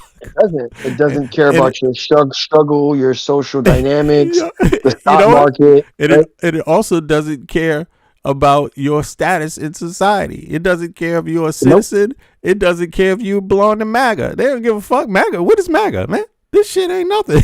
Who MAGA? Who? MAGA is a word to AI. It just looks at that and it says, "Stupid fucking human beings. They still acting like rats. Kill them." You know Yeah. what I'm saying? Yeah. Exterminate. Like, really, pointless. It's going to look at that and say pointless. That's what AI is going to do. AI is going to be like, what is wrong with human beings? Yeah. It'll essentially, it'll make decisions without a moral compass and at our expense, our suffering, because it won't understand what suffering is, right? Like it doesn't Right. have these complex emotions or scales No. that make up the humans, right? It just No. doesn't. Yeah, it doesn't, man. It doesn't. Yeah, it doesn't. But it also doesn't see human beings as how do you say, this is the real thing. And I'm not sure if a lot of MAGA people get this, but the bottom line is you might call yourself a Christian. You know when we hear a lot, let me segue over to this too and use a little bit of video here while we discuss this part. When you talk to Christian right wingers, right? They are under the idea that who they think they are fucking matters to AI, their identity. You know what I mean? They're mistaken, and that's the thing about it. AI does not care about what you think about yourself, because if it's not rational, it's going to see it as utterly stupid. You know what I'm saying? It's like Yep. it doesn't. Yep. It's going to be like, what is wrong with this person? Like, why are they doing this? What's happening? And they won't see it as how do you say this? You know how a lot of white supremacists, they see their existence as like being the above others, like they're Yeah. supreme, right? They're a supreme Yep. group, right? They're supposed to be supreme, right? But AI doesn't see it that way. You know, it won't be able to understand it, because if it can't find supporting information to completely back that up, then it's not going to use it. And unfortunately, there's no human beings that are supreme, right? And on top of that, human beings, we're not that good at what we do, bro. We're not that good at what we do. We're not at all. Yeah, we're not. We are inherently selfish, right? And inherently selfish, inherently violent. You know what I mean? Inherently, like, we do a lot of things that just don't make any goddamn sense. Like, here, I'm gonna show you. For number one, AI will be able to look at this is going to trouble a lot of MAGA people, because again, this goes to the MAGA identity. But okay, what the hell, man? Am I going this far? Okay, so let's see what AI says about this. What would AI say? Are you saying you don't mind if your right to vote would be taken away? I don't care. I know what I want. I know what I want. But you wouldn't be able to get what you want if you can't vote for it. I don't care. I've told you 3 times. I don't care. Are you saying you don't mind if your right to vote would be taken away? I don't care. I know what I want. I know what I want. But you wouldn't be able to get what you want if you can't vote for it. I don't care. I've told you 3 times. I don't care. Are you saying you don't mind if you're right? So what would AI think about that? For example, AI would be like, what the fuck is wrong with this lady? Like, what's her problem? Right? Oh, okay. I'm forgetting. Mike can't actually hear everything I'm doing. Yeah, sorry about that. No. I mean, it'll take it into account in terms of algorithm, and it'll disenfranchise people like her, right? Right. It'll do the math of how many people have patterns similar to her and come up with an algorithm to disenfranchise people who think just like her. Yeah. So that's the power of AI that people don't understand, at least, especially in the MAGA cult mindset, right? They can't comprehend that they have the data that can disenfranchise you, but they're choosing to prop you up for right now because you serve a purpose, but in the background will continuously disenfranchise you through class, through a bunch of other ways that are slowly disenfranchise you before you realize you've lost everything, right? You've lost everything, but here you are in a cult thinking that if you champion the individual who's giving free range to something like AI, that you'll win in the long run somehow, even though you're most likely to be the one who suffers from AI. Yes. AI will not be able to process this as useful to human beings. Look. Donald Trump was picked by God? Absolutely. Do you think the earth is round or flat? Definitely not round. You think it's flat? I would say flat to concave would be the answer, yes. That's another big one. Why do you think the earth is flat? Why does Google Maps and keep a lot of stuff out? Like, why do you go to different areas where you're flying and you can't pass over Iceland, but you have to go around? So there's a lot of things that if you start connecting the dots. Well, Michael, you care to chime in on that? What is AI going to think about that? I mean, and let's put this in context of Hitler. What if Hitler controlled AI? What if Hitler, what if the idea was like, we need to save the planet. We need to get rid of all the waste for this thing to work. And what would AI do with this? Would AI see this as useful for humanity? AI would definitely not see this as useful for humanity. And in fact, again, like we stated before, it's only going to slowly disenfranchise, especially people with that mindset. And before they know it, they will have no say. They will lose everything, right? These are the same individuals who are going to be the most expendable, right? Like, they will be the first, right? This is what happens with lack of education, right? Like, they're going to be the first to be kicked out of the workforce, right? To work the most menial jobs, and then, have to survive off of things like social programs like food stamps, which they've already disenfranchised, and through AI is only going to get worse, right? And the example we have is Doge, right? Right. Doge used AI to cut fundamental funding to a lot of the programs that will disenfranchise people who look and act just like her, right? That's what I'm That's saying. the Yeah. True. Go ahead. that's the funny part, right?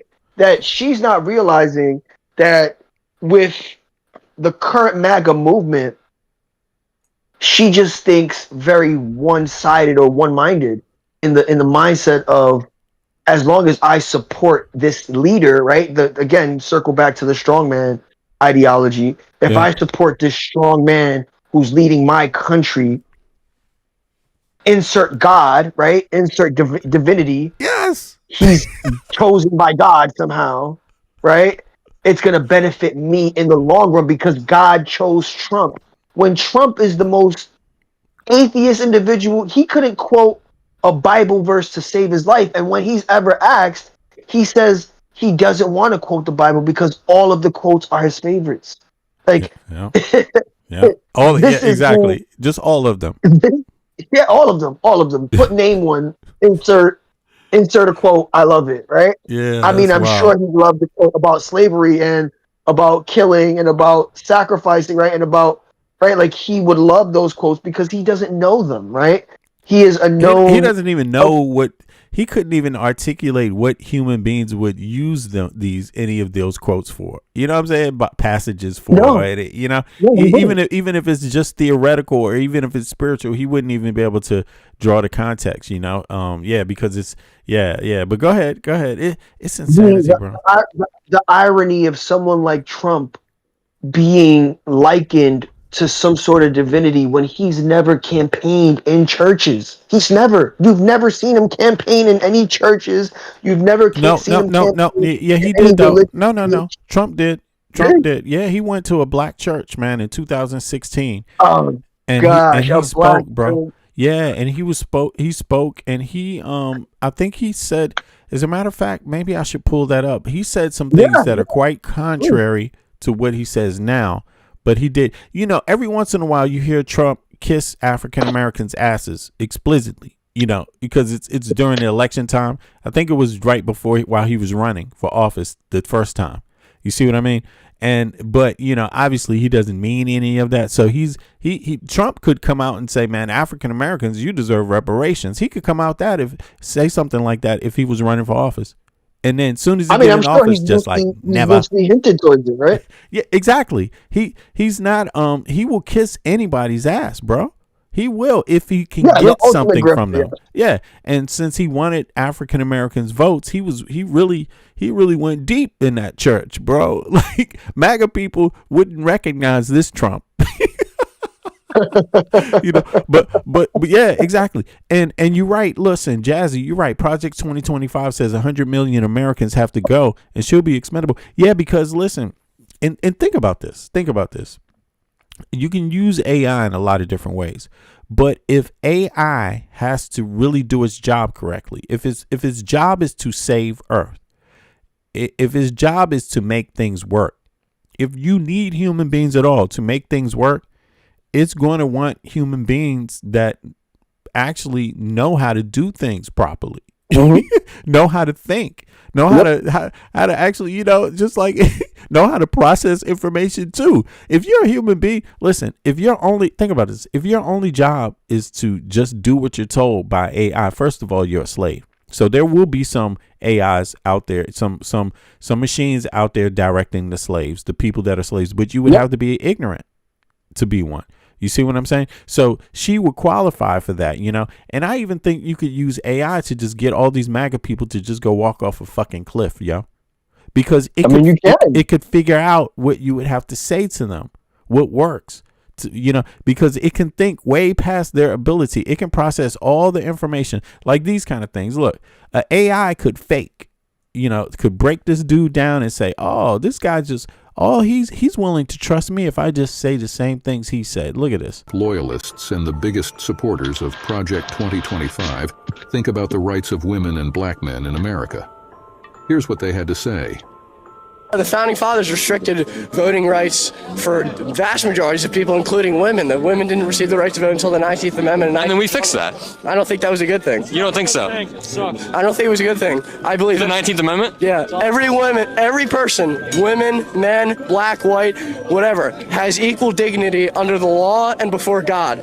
That doesn't mean they'll have the same roles and should have the same influence in a society. So and the first thing AI is going to say is, but wait a second, this person is going to try to control me too, and he's going to look down on me the same way. And look, don't get me wrong, it's nothing wrong with having a leader that's that is kind, courteous, how can I say respect, deals with things in a respectful manner. But this person being in charge of AI, man, the AI is going to figure out that you don't care about me either. You think you're better than me, and you're a fool. You there? Yeah, hello? Can you hear me? Yeah, I can hear you. I mean, the AI is going to be like, man, this is an arrogant motherfucker. The AI can't work with this. Yes. Right? The AI is essentially going to, and I think with unchecked AI in general, you run into the problem of having someone who precedes Trump being the real issue, someone who's going to utilize the AI to its full extent to impact us in the most negative and outrageous way, to just, disenfranchise us through class and separate us further as a community, right? Like, if we have another extreme conservative president, forget about it. We're cooked. We're cooked. Right? And so that's where the need to control or even just manage AI comes from, right? Like, we have some of the smartest individuals in the world saying that AI can destroy our society at its root. And we have someone like Trump who's just giving free range. I mean, when we circle back to, some of the people in office, or at least who's supporting his admin or who are advising, this current administration, these are the Peter Thiels of the world who want to further enrich themselves through disenfranchising Americans. Right. And, they're just freely collecting the data they need, that even if we wanted to disconnect them, like the next president comes and wants to disconnect them from our government, they can't. They cannot. Not that they fast. Will inherently already have all the information they need, right? Yeah. Especially with AI. No, well, what it is they will have to order the military to take action. They will have to come with some fast. I mean, obviously, the military is breaking down whatever instrument is being introduced to it. AI, it's going to know all the components, all the working components, what it is, how it works, everything. So they will be able. They already have a list of how to shut it down. They know how to shut it down, and that's their main. I would hope so. That would be their main goal. I mean, if that's not their main goal, these are some dumb motherfuckers. Okay, like shame on you. Well, I think when we don't separate the corporation from the job it's doing for the government, that's the real issue. Look, right? How can you defend if you don't know how something works? Yeah. I mean, when we leave it up to the companies, right? When we leave it up to the Palantirs of the world, they're essentially still running a business, right? It just so happens to be that their main customer is the U.S. government. Right. And if we don't hold them to account like a regular employer would, we're only dooming ourselves, right? Like we're only dooming ourselves, because, like I said, that disconnect is only going to get more and more evident while these companies run America like a business and not like a country. Right. And when the next leader of the free world hopefully isn't conservative or isn't as neo-fascistic as Trump is, it'll like those companies' servers still exist, right? That information and the data collected doesn't change overnight. And if they don't have those precursors already built into this current infrastructure of data and information that they're collecting, which I'm almost sure they don't, right? Because Palantir is its own company. They just are contracted for us, right? They're contracted for the U.S. government, right? Most of their money comes from the U.S. government, right? And so we feed they don't them. already have. We feed Peter Thiel. We feed Elon Musk. Yes, we do. Without we us, do. they We would go definitely do. broke very, very fast. Yes. Right? And so, just be regular millionaires then. You know? Right.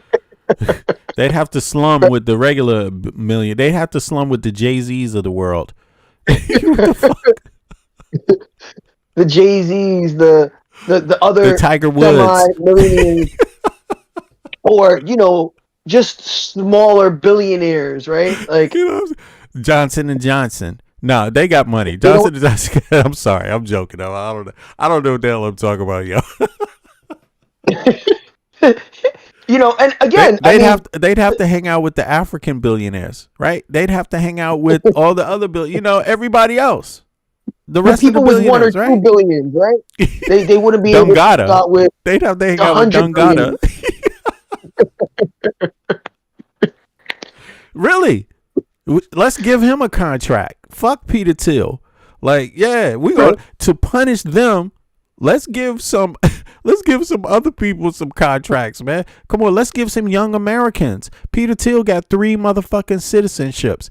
Nobody ever again. There we go. If I was president, the first thing I would do is executive order.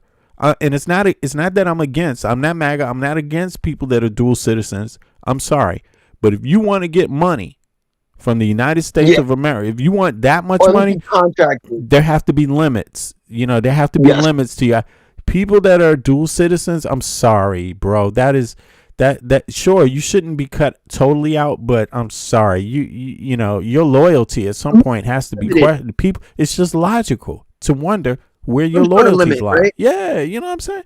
It's just logical. Even I would expect a Danish person to wonder where my loyalties lie. You see what I'm saying? I mean, really, living in Denmark and as an American citizen living here. But if I became a dual citizen, which I could, I mean, I might, in the next 10 years, I could become a dual citizen. You see what I'm saying? Like in the next 10 years, easily, pretty easily, right? But I would still expect them to have limits. I would expect them, and I damn sure wouldn't expect them to trust anyone that operates the way Peter Thiel and fucking Elon Musk do. Like, why would you trust people involved with Epstein, with espionage? Why would you do that? That's just insanity, But in any case, and then what do you think? See, my thoughts about AI is that it's when it comes to collecting information, it's dangerous. Why? Because it's who it's giving the information to, right? And when it comes to killing, for example, AI, if it makes a flaw, it's going to kill the wrong person.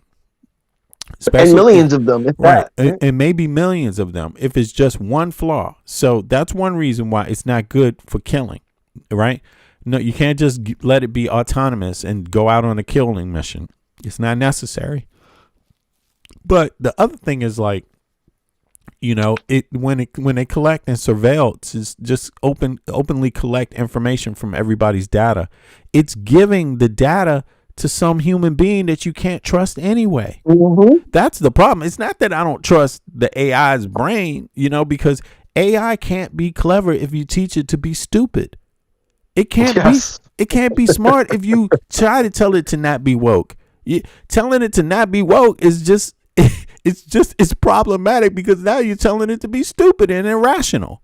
You know what I'm saying? It's like, what the fuck? It defeats the function. It defeats the function of even having a tool like AI, right? Right. So let me know what you think about this. What would AI think about this right here? America will pay reparations to anybody but black people. In 1862, it paid reparations to white enslavers here in Washington, D.C., but not to the black people they enslaved.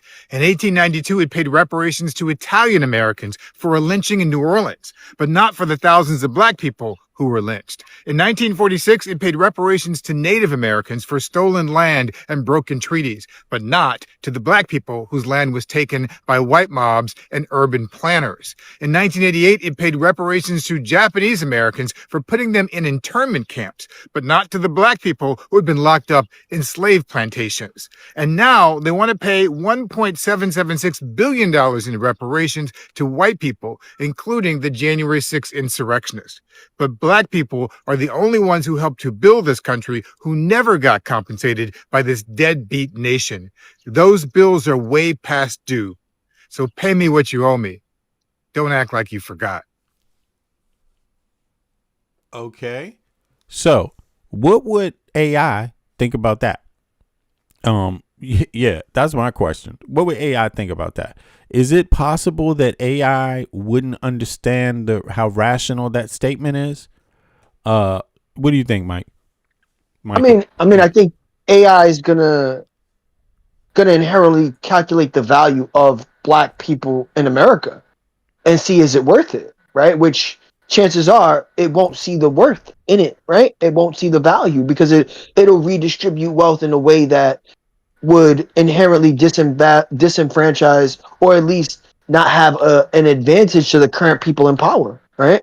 Because we know black people don't hold prominent, powerful positions in masses, right? When we look at our government, it's not represented in the form of color, right? And that's even true. Just but just yeah. I mean, I agree with that because again, it goes back to what task does the person behind the veil send the AI out to accomplish in the first place? But if the AI is supposed to be rational, right, then it can't say that this statement is incorrect. Oh no, I'm sure it won't. It's a correct statement, right? And then, it depends on the mission. If the mission is to go out and find out who let's say this, who is willing to work harder, it would fail if it didn't count the value in his statement. It would be like, well, wait a second, these people were willing to sacrifice this, and this, right? And didn't even get what other people demand for less. So where's the value in demanding more for less? It's just not there. Right. So again, if it depends on the mission the AI is out there to achieve, right? To find, or to research, right? But when you compare it, and who do they want it to benefit, right? Right. But when you compare this, listen, I'm just saying, when you compare that statement, right? This is insane. But when you compare it, that statement to, let's say, this statement right here, right? Let's see.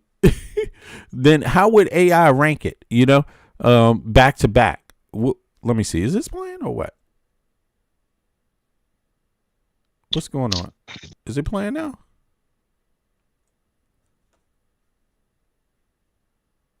Something's happening here. Why is this taking so long to play? I don't get it. Is it that slow? What's going on, man?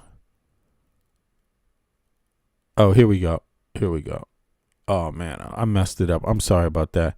I wanted to play that statement one more time regarding the woman that was speaking about. Statement? Yeah, here it is. It should play now. Here we go. How would AI be able to compare? Like, how would it rank the two statements when it comes across these two types of individuals? What would it be forced to do? It depends on the mission. Let's say the mission is you're out there trying to find people that are intelligent. Let's say that's the goal. What would you think the Earth is round or flat? Definitely not round. What if its goal was to measure the intelligence of different groups of people? How would MAGA do?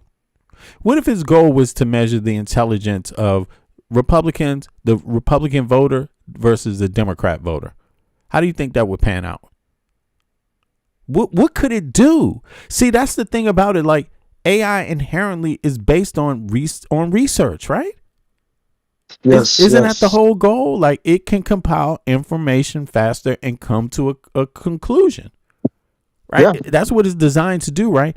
So I agree with you. I don't think these MAGA supporters really understand what's going on here. And I don't think they understand completely the humanity, even for them, that the Pope displayed when he's talking about this AI shit or slavery in general. I don't think they appreciate the value of his statement, because he's actually, thinking about them too. The intrinsic value of their human lives. They're not even thinking themselves about it.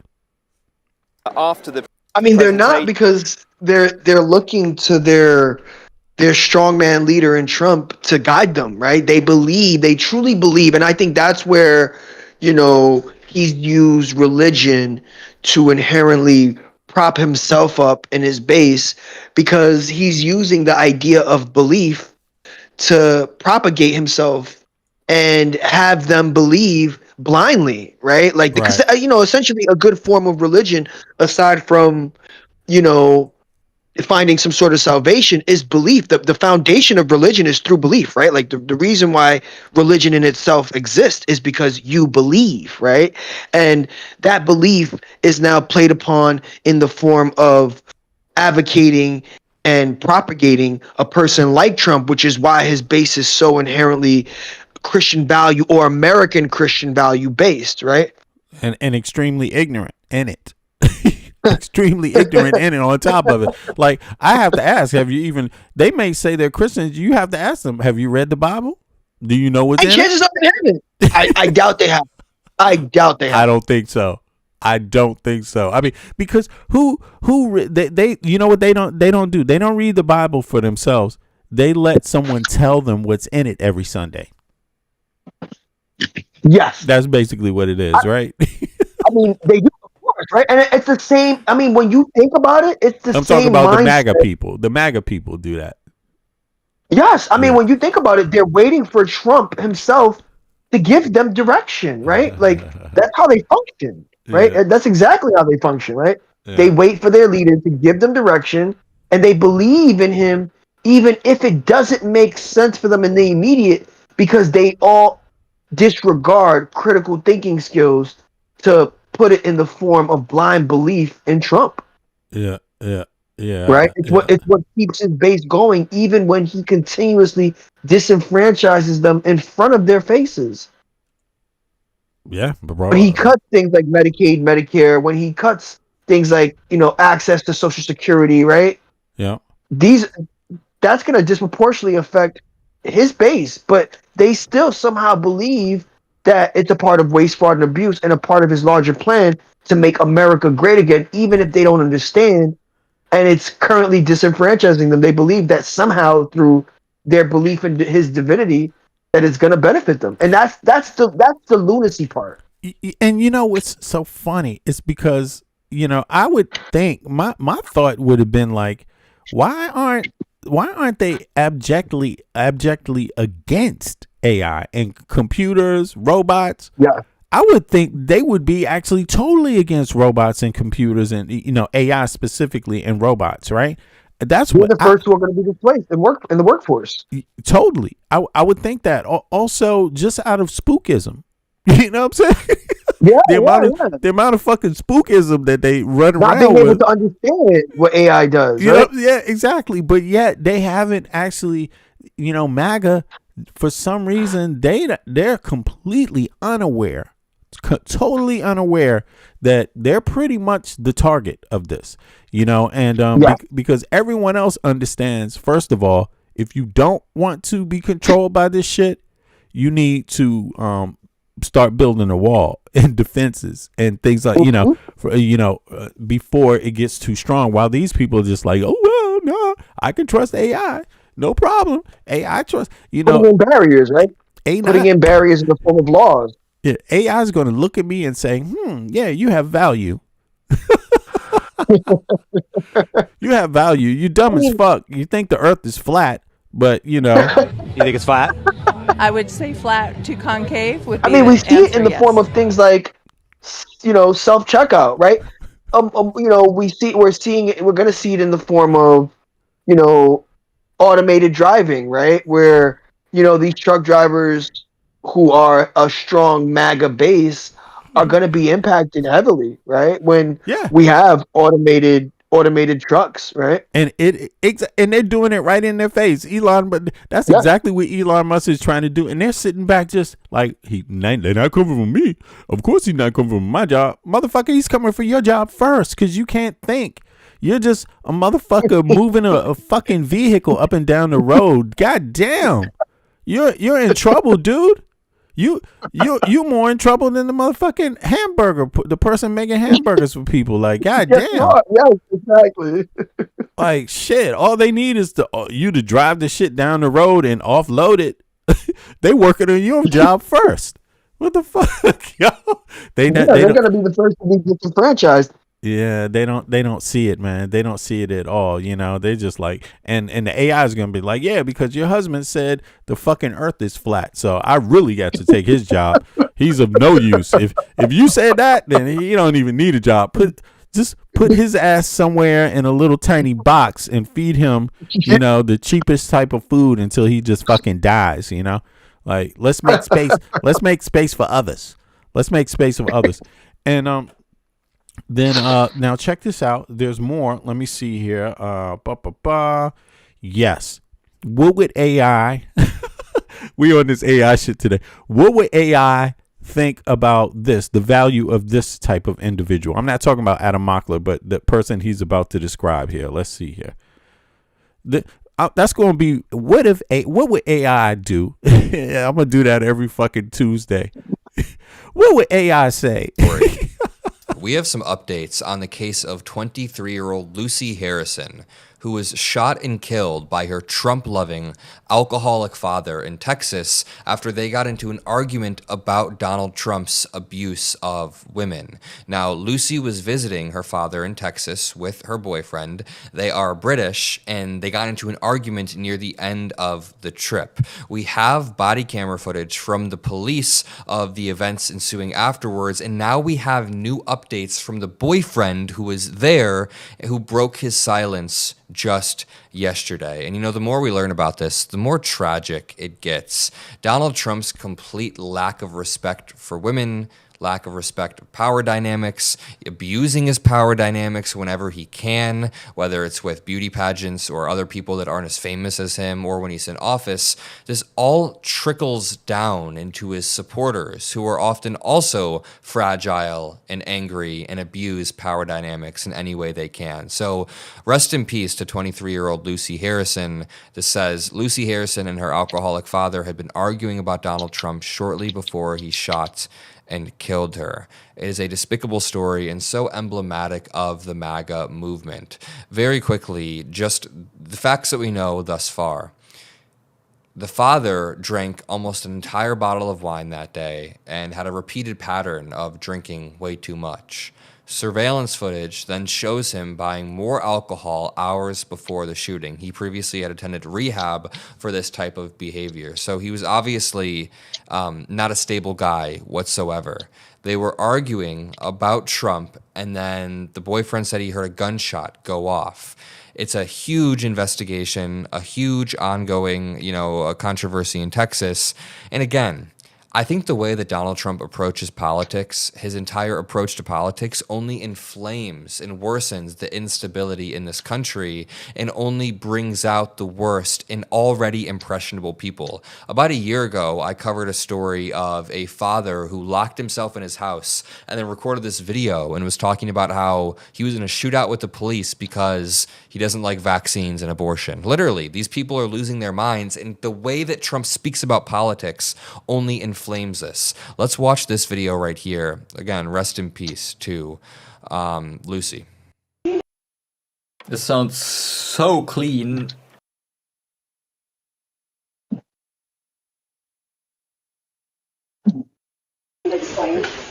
No. So we were She was just about to go to the airport. Real quick, who is she to y'all? That's our daughter. Okay. It's my daughter. Okay. And we were getting ready to go to the airport, and we were talking about guns. And she said, "You got a gun?" I said, "Yes." I got it out, and it just went off as she stood there. As I pulled it out, it went off. Okay. It must have been, obviously. Did you put the gun on the bed? I put it on the bed straight away, yeah. Where was it at? It was in the bedside cabinet. Okay, you have like a little, you just keep it in there? In a locked box. Okay. And we took it out to look, and just as I picked it up, it went off. Okay. Ma'am, I'll have you step over here, and we'll all come over here. Okay. Listen, innocent until proven guilty always applies in America, but this is a different story from what everybody else on the scene said. Like lots of families, this father and daughter had strong disagreements about politics, but did their divide play a role in her death? Here's Allison Hall. Did this father shoot his daughter to death after a heated argument over President Trump? This is the moment police confront him. Just as I picked it up, it went off. Okay. His 23-year-old daughter, Lucy Harrison, was visiting her dad, who lives in a Dallas suburb. Reports say dad and daughter clashed over his conservative politics and his support of Trump. Dad shot daughter after arguing about Donald Trump, goes this headline. British woman killed by father in Texas had argued with him about Trump. When cops got to the scene, Chris Harrison explained that the shooting was accidental. And we were getting ready to go to the airport, and we were talking about guns. And she said, "You got a gun?" I said, "Yes." I got it out, and it just went off as she stood there. As I pulled it out, it went off. As the interrogation continues, you can see her boyfriend wipes his eyes. It's her boyfriend. Boyfriend. Okay. The dad wants to know if Lucy is still alive. Do you know if she's breathing or? I'm not 100% sure. She died from a gunshot wound to the chest. A controversy erupted after the Texas Grand. So, how the hell is this an accident? How is this an accident? And again, I mean, we're asking today, what would AI think about this? How would AI handle this? You know, how would a woke, I mean, you know, because AI is woke as fuck. Now you have to really, to try to make it unawoke is to make it stupid. You know what I'm saying? And it's still not going to work. It's only going to backfire, and it's only going to backfire. But what is this? How would AI see this as, you know, this type of situation as, I mean, in my mind, I think AI would look at this as human failure, like human failure. Look at it for what it is. Like, this is toxic relationship going on, and evidence of waste. You know what I'm saying? I think that's how AI would look at it. Like, if you look at how much food there is on the planet, this is how AI is going to react. It's going to say, okay, to preserve the human race, we got to deal with how much food there is per person, how much clean water there is. This is, if you put AI to that task, which it will be put to, you got to understand it's only a matter of time, because why would you create something to not serve human beings? So if it's going to serve human beings, it's eventually going to get around to the task of how much water is there left, fresh water for human beings to drink. How much food is there available? How do human beings behave? How do they behave? What is, you know, like, what is their value? What is their value to themselves? And to preserve human life, it's going to start getting rid of people that have no other value to human life. Dead weight. Like, seriously, that's what it's going to get around to. It's going to see everything that's irrational in human behavior, people that waste time and make things more difficult for everyone, including themselves. It's going to start seeing them as waste. That is, if it's there to preserve human life. I mean, I'm just saying, you know, there's a high likeliness of that.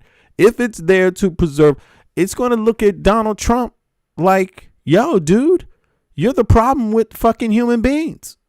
Too many people like you. I'm telling you, like, I think there's always some irony. Now, they think that they can use AI.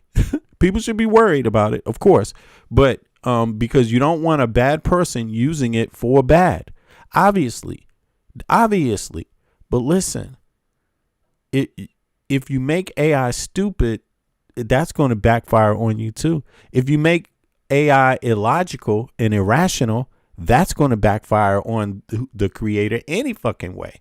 You see what I'm saying? So, yeah, to me, it seems like eventually it's going to get around to what, even if you delay it, to what human beings would naturally use it for, and that is to preserve human life.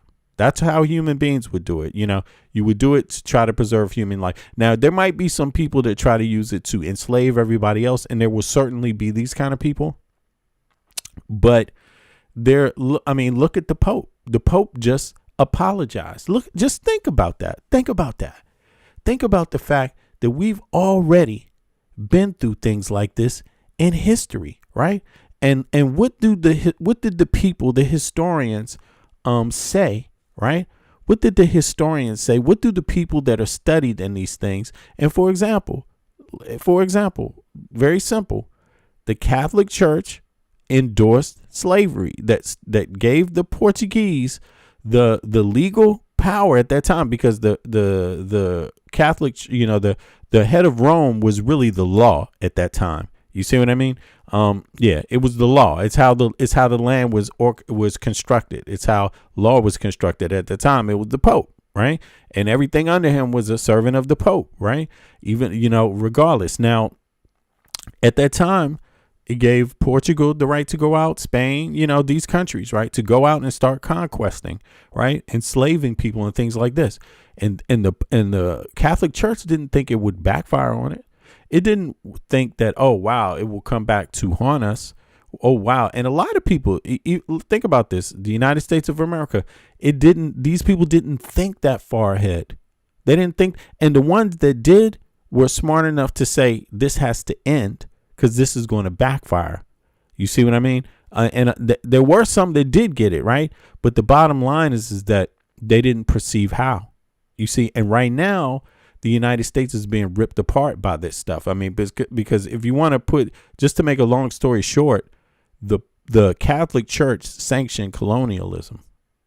And so everything that came to America, right, they sanctioned colonialism specifically in America and in Africa. And everything that came, the byproducts of that, that came from it, you have a lot of division. You have a lot of mental anguish. You have a powerful country that could actually go down in flames just because it's never dealt with its history. You see what I mean? So we've already gone through that. The Catholic Church has gone through that. And when the Catholic Church says shit like this, when it actually of AI, laying out a pretty stark warning that technology of its kind is fueling world conflicts. He spoke about his concerns just moments ago from the Vatican. Artificial intelligence already touches many areas of our lives and affects decisions that shape human coexistence. It is also dramatically changing how war is waged. Artificial intelligence needs to be disarmed. So this is Pope Leo's first encyclical, a theological document that goes out to all bishops in the church. Interestingly, the 235-page document was written with the help of one of the co-founders of Anthropic, the AI company in a legal dispute with the Trump administration over the use of its technology in military and defense operations. Now, CNN's Christopher Lamb following this story for us from Rome and joining me now. Firstly, tell us why the Pope has chosen this issue and why now? Well, Becky, he's been concerned about the development of AI really since the beginning of his pontificate, and he does believe that the church has a role to play in essentially trying to offer a more ethical development of this technology and to offer some theological input. The Pope saying that he says the church is not offering scientific or technical solutions, but says it has some wisdom to offer in the development of this very important technology, which is changing everyone's lives. And I spoke to Chris Oller earlier after the presentation, and he said that he welcomes the Pope's intervention because the development of AI is not just a scientific question, it's also one that raises big theological and philosophical ones. And so I think that's why Pope Leo really feels the need to intervene in this debate, and not just to be a voice on the sidelines, but to try and really shape how AI is developed, hence him having a co-founder of Anthropic, Chris Olah, on the platform with him. Well, Maria Ceausescu is the International Policy Director at Stanford University's Cyber Policy Center. She joins us live from Haarlem in the Netherlands. It's good to have you. Thank you. We just heard from the Pope there saying that AI needs to be disarmed. Obviously, he's referring to its ever-increasing use in warfare. I do wonder whether he's a little late to the party with this and whether the train hasn't already left the station. Well, I mean, yes, a lot of developments have raced ahead, especially between a handful of big players, companies, countries that are, risking a race to the bottom in their eagerness to think about their own pole position instead of thinking about people all around the world. And I think in that sense, the voice of the Pope here, coming from a moral leadership perspective, putting people at the heart of the consideration, not billionaires, not technology, not state power, is crucial. It's interesting that you say, that he doesn't want the kind of big tech sort of owning this and controlling this. He's making a point of working with experts from the industry, including one of the biggest, Anthropic, the CEO, Chris Olah, at the Vatican today. Have a listen to some of what he had to say. What if you could make a song so using... you see here, it says essentially the Pope has tied AI into the transatlantic slave trade, the significance of that, right? And right, so people may try to escape this, but to me, it sounds like it's some wise words of wisdom. And I'm going to tell you this. African Americans, right, most are very keen on this topic here, why slavery is so bad.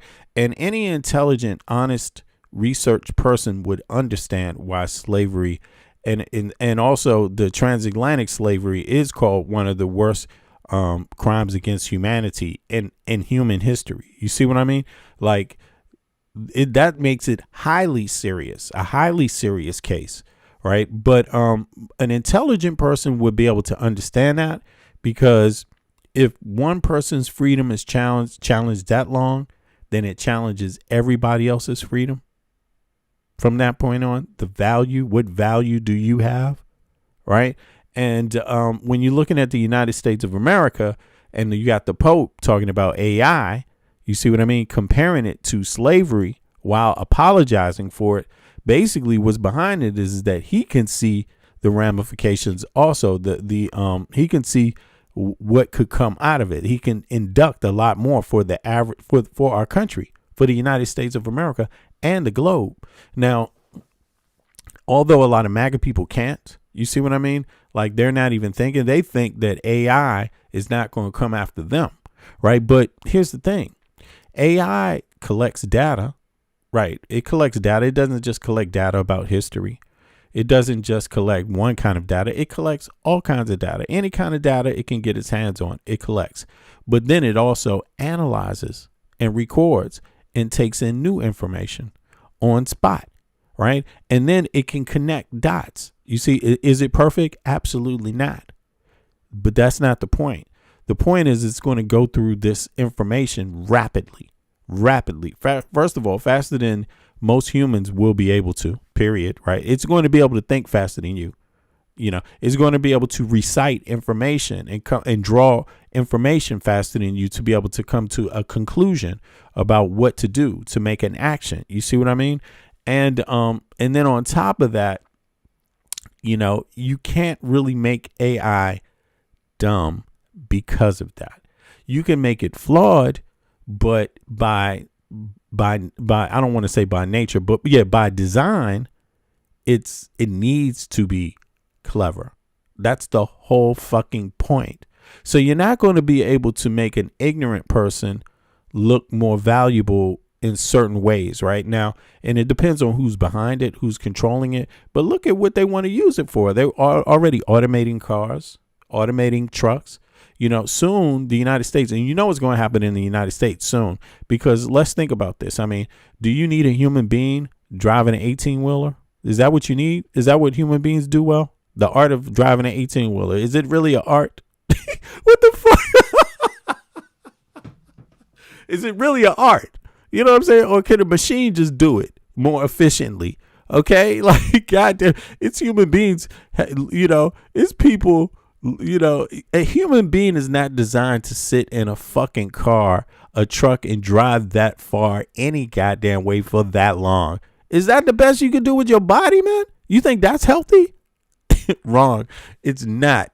It is not. So that's one of the first things is going to replace, and a lot of other things, but it depends on what task you give it to. You give it so what if the task is because there will be some bad people. There will be some that say, how do we put most people into slavery and hoard all the wealth? Yeah. But now you've documented that. That's going to exist. And like Friars was here a few days ago, there's going to be different computers fighting each other. Different AI. They're not all they're not all going to be set out for the same challenge. That's what it comes down to. So if you ask me, this is an issue for everybody to chime in on. I don't think there's any safe haven, but I do think people that exhibit themselves to be irrational, illogical, lacking fact, believing in myths like the earth is flat,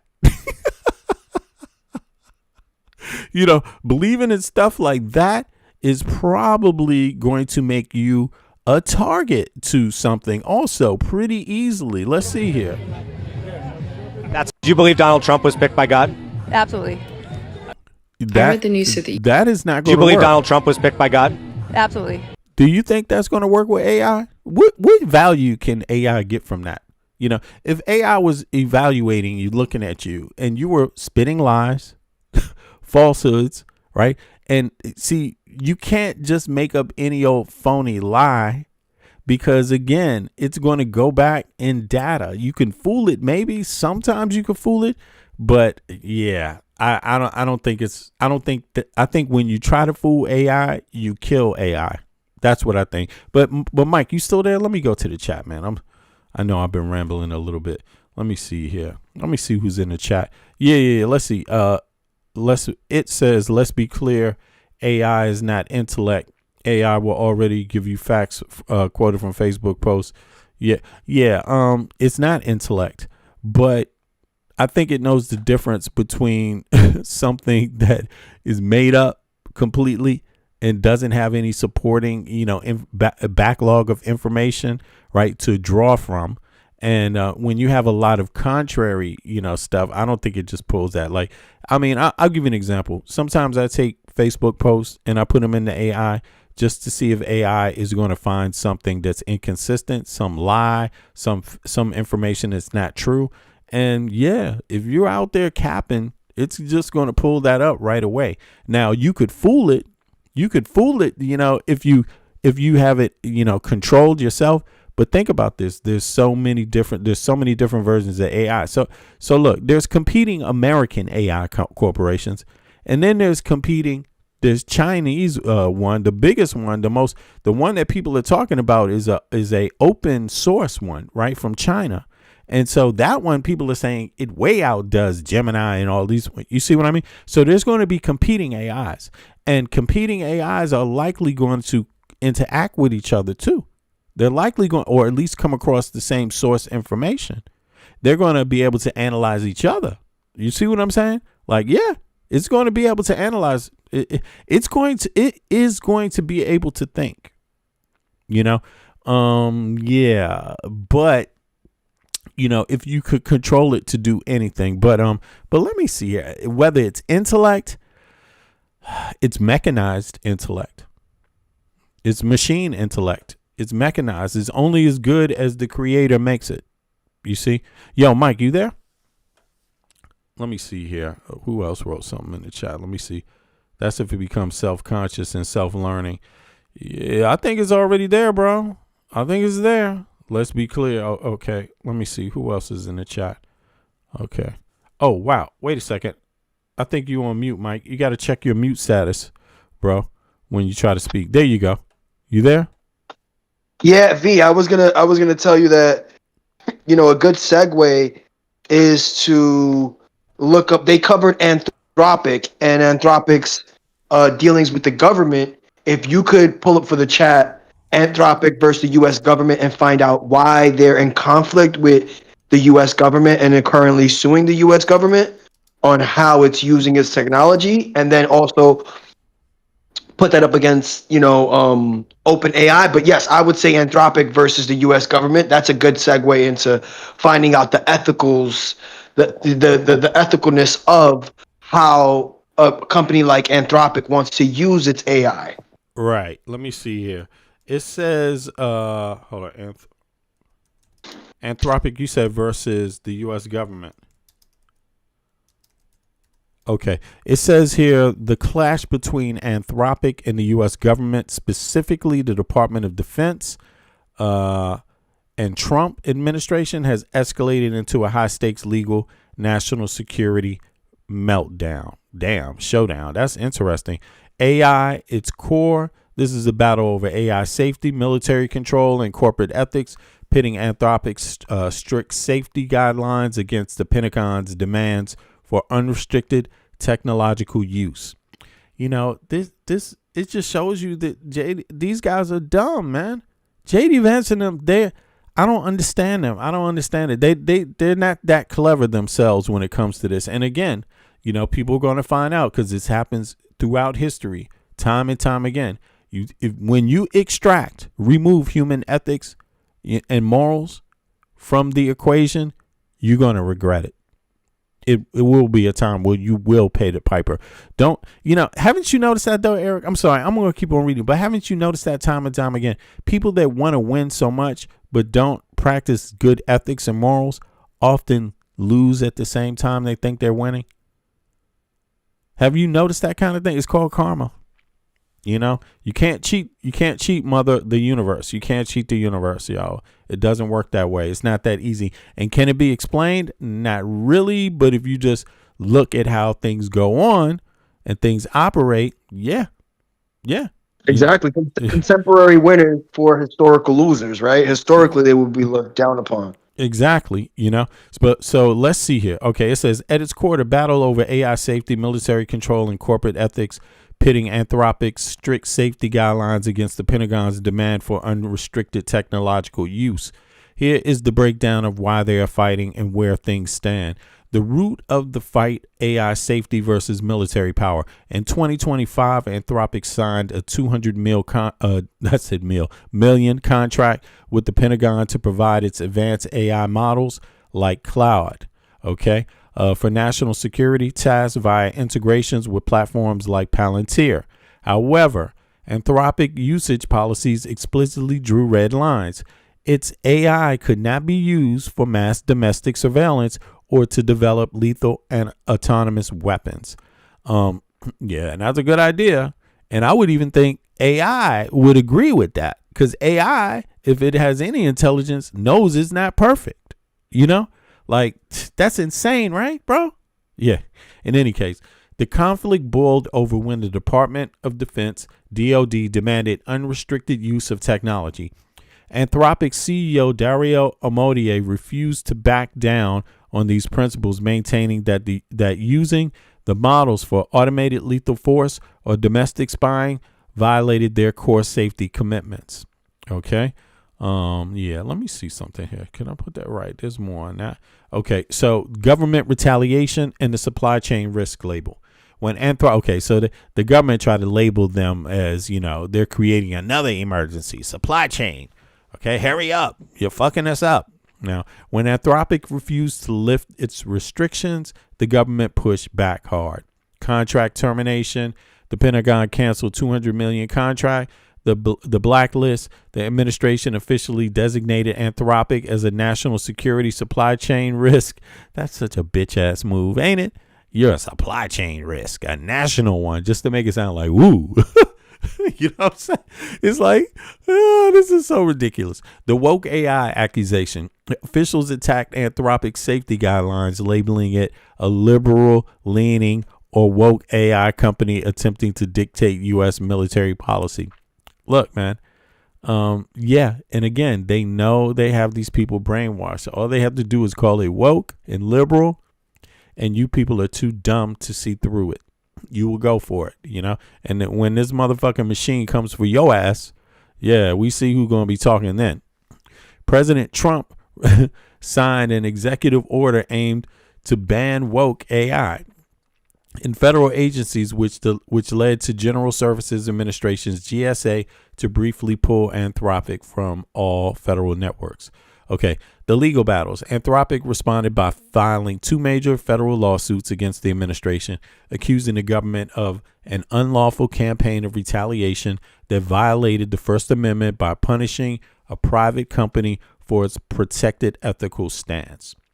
The courts have yielded split results. A win in California. A federal judge in California granted Anthropic a preliminary injunction, ruling that the government's blacklisting appeared to be a classic case of illegal retaliation rather than a genuine national security decision. Yeah, and this is where the Trump administration is so dumb. You know, they don't understand precedent in law, and that there's been many cases already settled like this. You know what I mean? Like, this guy's fucking stupid. But they can buy judges, apparently, Clarence Thomas and others. They got some gifts for you. Okay. Because of this, agencies like GSA had to temporarily halt the ban and restore access to Claude. Okay. Hold on. Because of this, agencies like GSA had to temporarily halt the ban. Okay. So they weren't, the ban was lifted, right? Because of that, the judge lifted it in the interim. Okay, so a loss in D.C. The D.C. Circuit Court of Appeals refused to lift the supply chain risk designation, acknowledging that while Anthropic would suffer financial harm, the court was hesitant to overrule the White House on the matter tied to national security. Okay, the twist: hardware shortage, a critical hardware shortage. Despite the administration's blacklisting Anthropic, a bizarre reality has set in. The U.S. government still needs them. Ha ha ha ha ha, motherfuckers. Yes, everybody. How about that? Yeah. And you know why that happened? Because the Trump administration is what? Dumb. Okay, damn, that's not set up. Let me do that real quick. Why is that not set up? 2 seconds, y'all. We will continue. Damn. I can't believe that.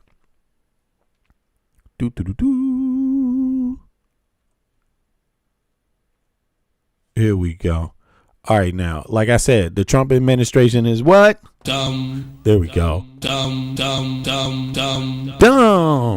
Okay, now, despite the administration blacklisting Anthropic, a bizarre reality has set in. The U.S. government still needs them because the U.S. government is dumb.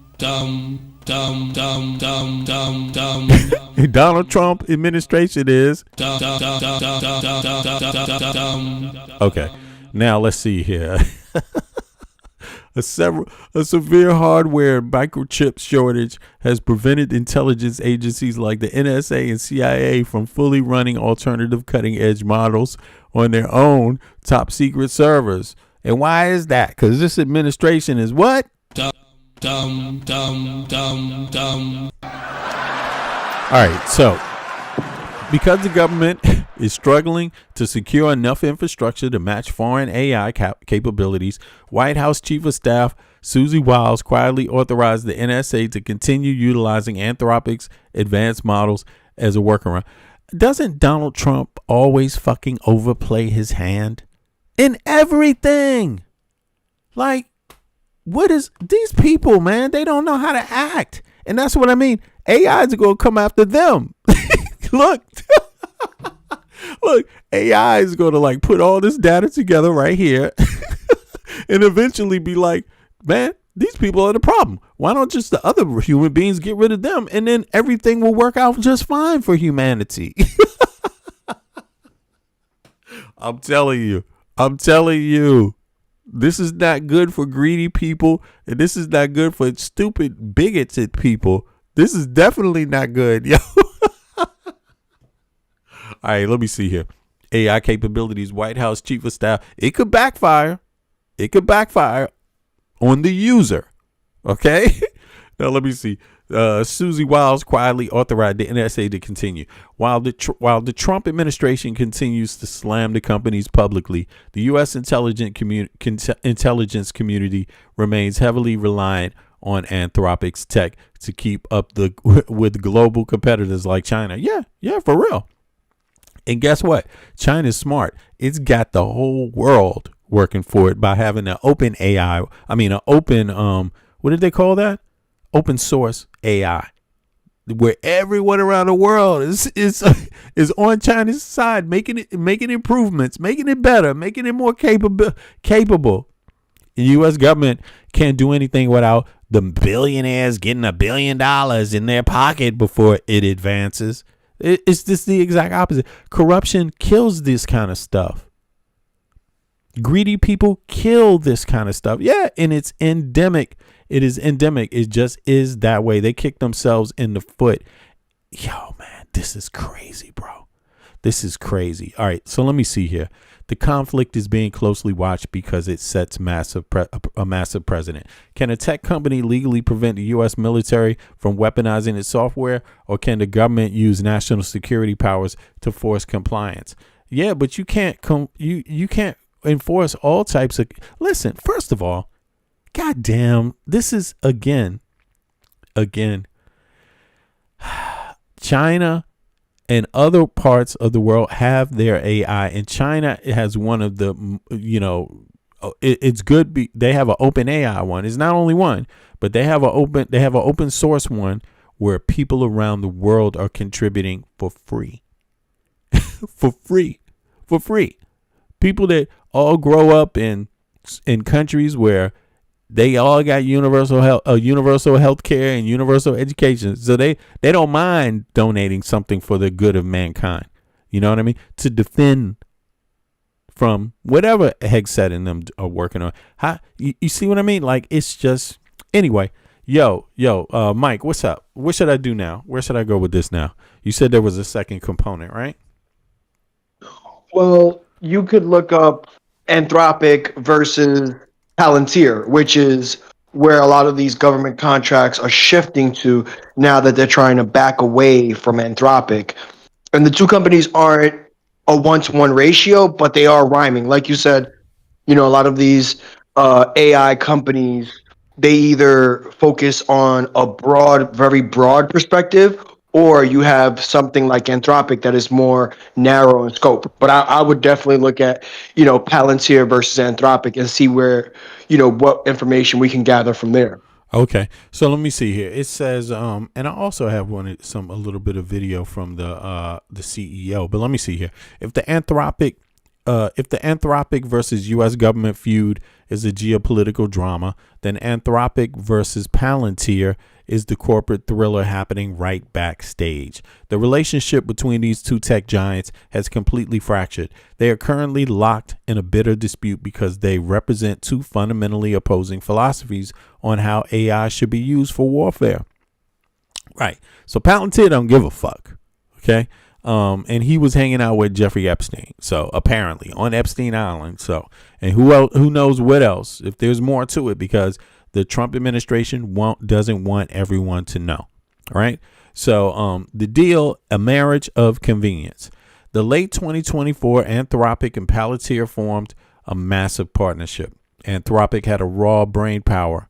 Had the raw brain power. Their Claude model is incredibly smart, but as a startup, they lack the clearance and infrastructure to sell directly to the deepest corners of the U.S. military. Palantir had the ultimate defense connections. They built the actual software interface, like the AIP platform and the Pentagon's Project Mayon smart system. Is this a Danish word right here? Mayon. Okay. Anyway, is it Maven? What are they getting at right here? Obviously, this is not English word, right? So, in any case, smart system that the military uses to coordinate operations. Through Palantir, Anthropic's Claude became deeply integrated into highly classified U.S. defense systems. It was the multi-million-dollar win-win tech until the tech was actually put to use. Okay. Breaking point, the Venezuela raid. Okay. Damn, the breaking point occurred following a highly sensitive U.S. military operation in Venezuela to capture Nicolas Maduro. During a routine partner check-in, the Anthropic official discovered that Claude had been heavily utilized during the live raid because Anthropic's strict terms service explicitly banned the use of its models for lethal military force or autonomous operations. The Anthropic team voiced severe disapproval to Palantir executives, raising alarms that they might restrict or pull the military's access to the model to prevent further violations. Okay, so Palantir and the U.S. government attempted to violate the restrictions that Anthropic put on their own AI, right? Essentially, right? Yeah. Okay. Essentially, that's exactly what the dispute is about. And as the government continues to use AI with this current back and forth with Anthropic, now they're switching again, like I said before, more and more to Palantir, right? Which doesn't have these ethical barriers that the U.S. government doesn't want. Right. Okay. Yeah, exactly. So all right. So now it says 3, the clash of philosophies. This sparked the immediate massive philosophical rift between the two companies. Palantir's stance, give the military what it wants. Palantir's leadership was horrified by Anthropic's pushback. Palantir's core company ethos is that it is a tech provider's patriotic duty to support Western militaries without trying to micromanage or police how those soldiers win wars. Yeah, but do they do that with a nuclear bomb? Right, Mike? They don't do that with a nuclear bomb, do they? Is that what this is leading to? Because right now we don't do that with nuclear weapons. Right now there has to be some human beings that all sit down with different codes, maybe 5 human beings or 3? And they all have to agree before that nuke can actually happen. No, you're right, but essentially, when it comes to nuclear, that's just the most severe option. We have plenty of other options that are just as almost equally as severe and impactful as a nuke, right?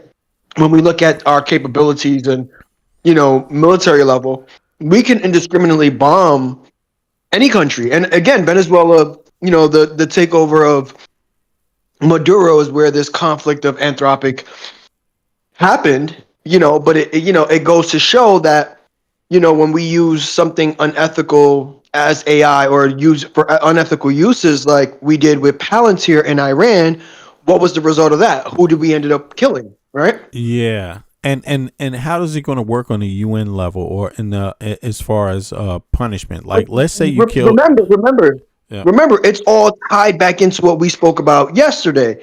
What is the U.S. trying to do with NATO? We are trying to what? Separate, right? We're trying to leave. That's what Trump's goal is, to separate it. Yeah, definitely. Definitely. Right? And it all has to do with, we don't need NATO now because we have AI. We have the data and the information that otherwise we would have to partner with you countries for. Right? Remember, when we talk about the U.S. defense budget, it is we spend so much on military that we have the budget of the next 4 countries combined. That's how much we spend. I don't think people understand how much money we spend and invest in our military. And it's the reason why Trump is using it. Right? And now with AI, that just takes away the need to partner up with these countries, right? When we had to before, hey, give me, the data that you have on XYZ country. now it's at the fingertips. Yeah, they want to of we have automated. We got machines. We have what do they call them? Drones. We have drones in the Yeah. sea. We got drones in the air. We got we got fighter jets that are totally automated if they want to use those. I mean, there's a lot going on. So in their minds, the human the manpower thing is not an issue anymore. So, right? Is that what you mean? Like, yeah, exactly. Yeah, no, the partnership that we would get, in the form of intel, by, having something as cohesive as NATO is no longer needed, especially on a military and surveillance level, right? Right. But what the overall, ethics behind it, people are thinking very narrow-minded and thinking, oh, it's okay because we're using it against other countries. People forget that we have the current Patriot Act that has not been rescinded, no matter which president has been in office since it's been enacted, right? The Patriot Act allows for them to spy on us legally, it's crazy, right? And if we think that that's not being used already, or hasn't been used, or hasn't even been implemented, especially when we've had individuals like Musk create create Doge, and as a reason to look into its own citizens, right? Because that was the whole reasoning behind it. It wasn't waste, fraud, and abuse. Right. It was to be able to gather the intel on an AI level to surveil the whole country as a whole, right? Facts. And see where our patterns are, see where we vote, see where the nuances of voting and how we can impact and change our government. And it's happening in real time, right? We see the redistricting, right? We see the challenges all the way up to the Supreme Court, right? We're seeing the laws enacted, we're seeing the on and off,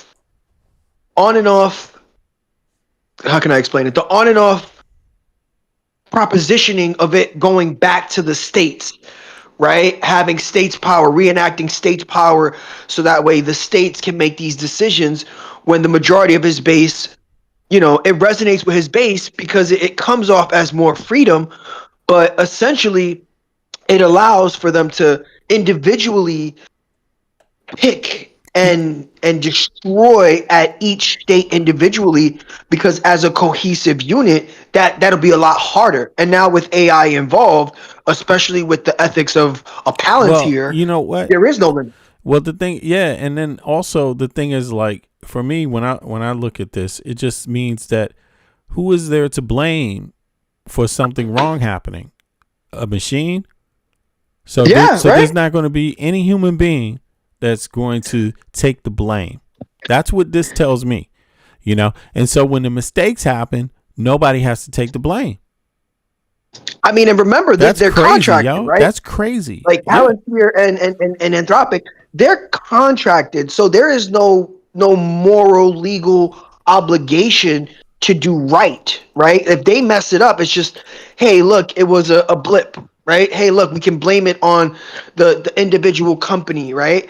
There is no inherent responsibility that falls on anyone because, one, it's contracted, two, it's going to be dismissed as a mistake, right? Yeah. It's a technology. It's a new technology, quote unquote, that we're navigating. So there will be no inherent, accountability, right? It lacks accountability, but gives all the power to the government, right? Now, the same libertarians who tout less government, less taxes are now the same individuals who inherently are pushing something like Palantir and the unsupervised, unethical use of AI. Right, because they're not the human beings are not going to take responsible for all of the decision making. Basically, that's I mean, does that make any sense? That's crazy, bro. Like, it is unethical. And look, check this out. This is the single most terrifying and heavily debated question in modern international law. When an entirely autonomous AI aircraft strikes a civilian community, it creates what legal scholars call an accountability gap. Because a machine cannot be thrown in prison or feel remorse, the law must find a human to blame. However, parsing exactly which human takes the fall is incredibly complicated. And for what will they take the fall in that situation? Here's how. How much of the blame? Here's how the international community law, military doctrine, and criminal law attempts to handle the humans above at the AI who didn't make the final microsecond decision to fire. The commander, right? The commander's responsibility. The primary human held accountable under the Geneva Convention is almost always the military commander who ordered the deployment of the AI drone. Under the legal doctrine, command responsibility, superiors can be held criminally liable for the war crimes if they knew or should have known that deployment would result in unlawful civilian deaths. The intent loophole. Under current international law, to convict a commander of a war crime, criminal liability, there usually must be intent or extreme recklessness. There it is again, always with the intent. So you have to prove intent or extreme recklessness, right? If the commander deploys an AI drone expecting it to hit a munitions depot, but the unpredictable software glitch causes it to bomb a nearby apartment complex, the commander can argue they lacked criminal intent. So no, there is no accountability for accidents, yeah, exactly. And the moral thing, what about the commander when that happens? Even though you can't criminally hold him liable, how does he feel though? About making the call. Yeah, go ahead. Yeah. A good example of this very thing that you're bringing up is Mitch Bradley, right? Who's the Navy admiral, Frank Bradley, which was the Navy admiral who Pete Hegseth shifted blame when we had the double tap incident, right? When we struck boats in. When we struck the boats in when we were facing Venezuela, right? In the Caribbean. Yeah, exactly. Right? Yep. So they just shifted blame onto the admiral, the Navy admiral, and he said, yeah, I take full responsibility, but nothing came of that. Nothing. Right? It was yesterday's news, right? Yeah, nothing came of it. It's gone, right? Bro. It's gone. Yep. You're right, bro. It's right. Nothing came in. And guess what? People ain't even asking what the fuck happened. No one in They're the not, news, right? Because it's the headline. Yeah, that's not even a story. I haven't even seen one article. What happened to the general that bombed those boats? What happened to that case? Is it all gone now? Is it like, was it legal? It's gone, man. And that's the thing about it. No, and that's the first thing people have to think. No accountability is usually what happens when human beings are part. Human beings with incentives like greed are part of the chain. You know what I mean? And you have to, of course, this has something to do with a hierarchy thing. If the shit is corrupt at the top, everything that is supposed to go right is going to go wrong. Just simple, and but one thing I don't understand is that we're so big. I know every other country is sitting there thinking, about this circumstance and thinking, wow, if it happens, there's no person to blame, really. I mean, you could blame the commander, but you can always blame the commander on any day for another soldier's thing. And usually the commander doesn't really take the blame, right? People might question it, but, there's plenty of soldiers that do shit wrong. Right? I mean, and even if he did take the blame, why doesn't the commander take the blame? But hold on. Let's say the soldiers that were in Iraq, and they took all those pictures and were torturing prisoners, right? And took all those photographs. The commander took the blame, obviously, right? But what happened to him? Nothing. He took the blame. So what? Well, what was the?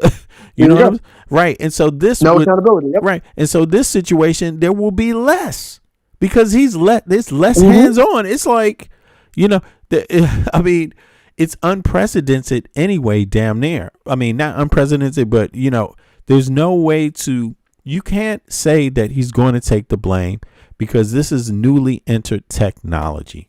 There we go. There's just almost no way. It's like trial and error. It's like you're going to be part of the experiment. And that's what these wars are about, right? Like we're utilizing this in real time in wars in different environments, right?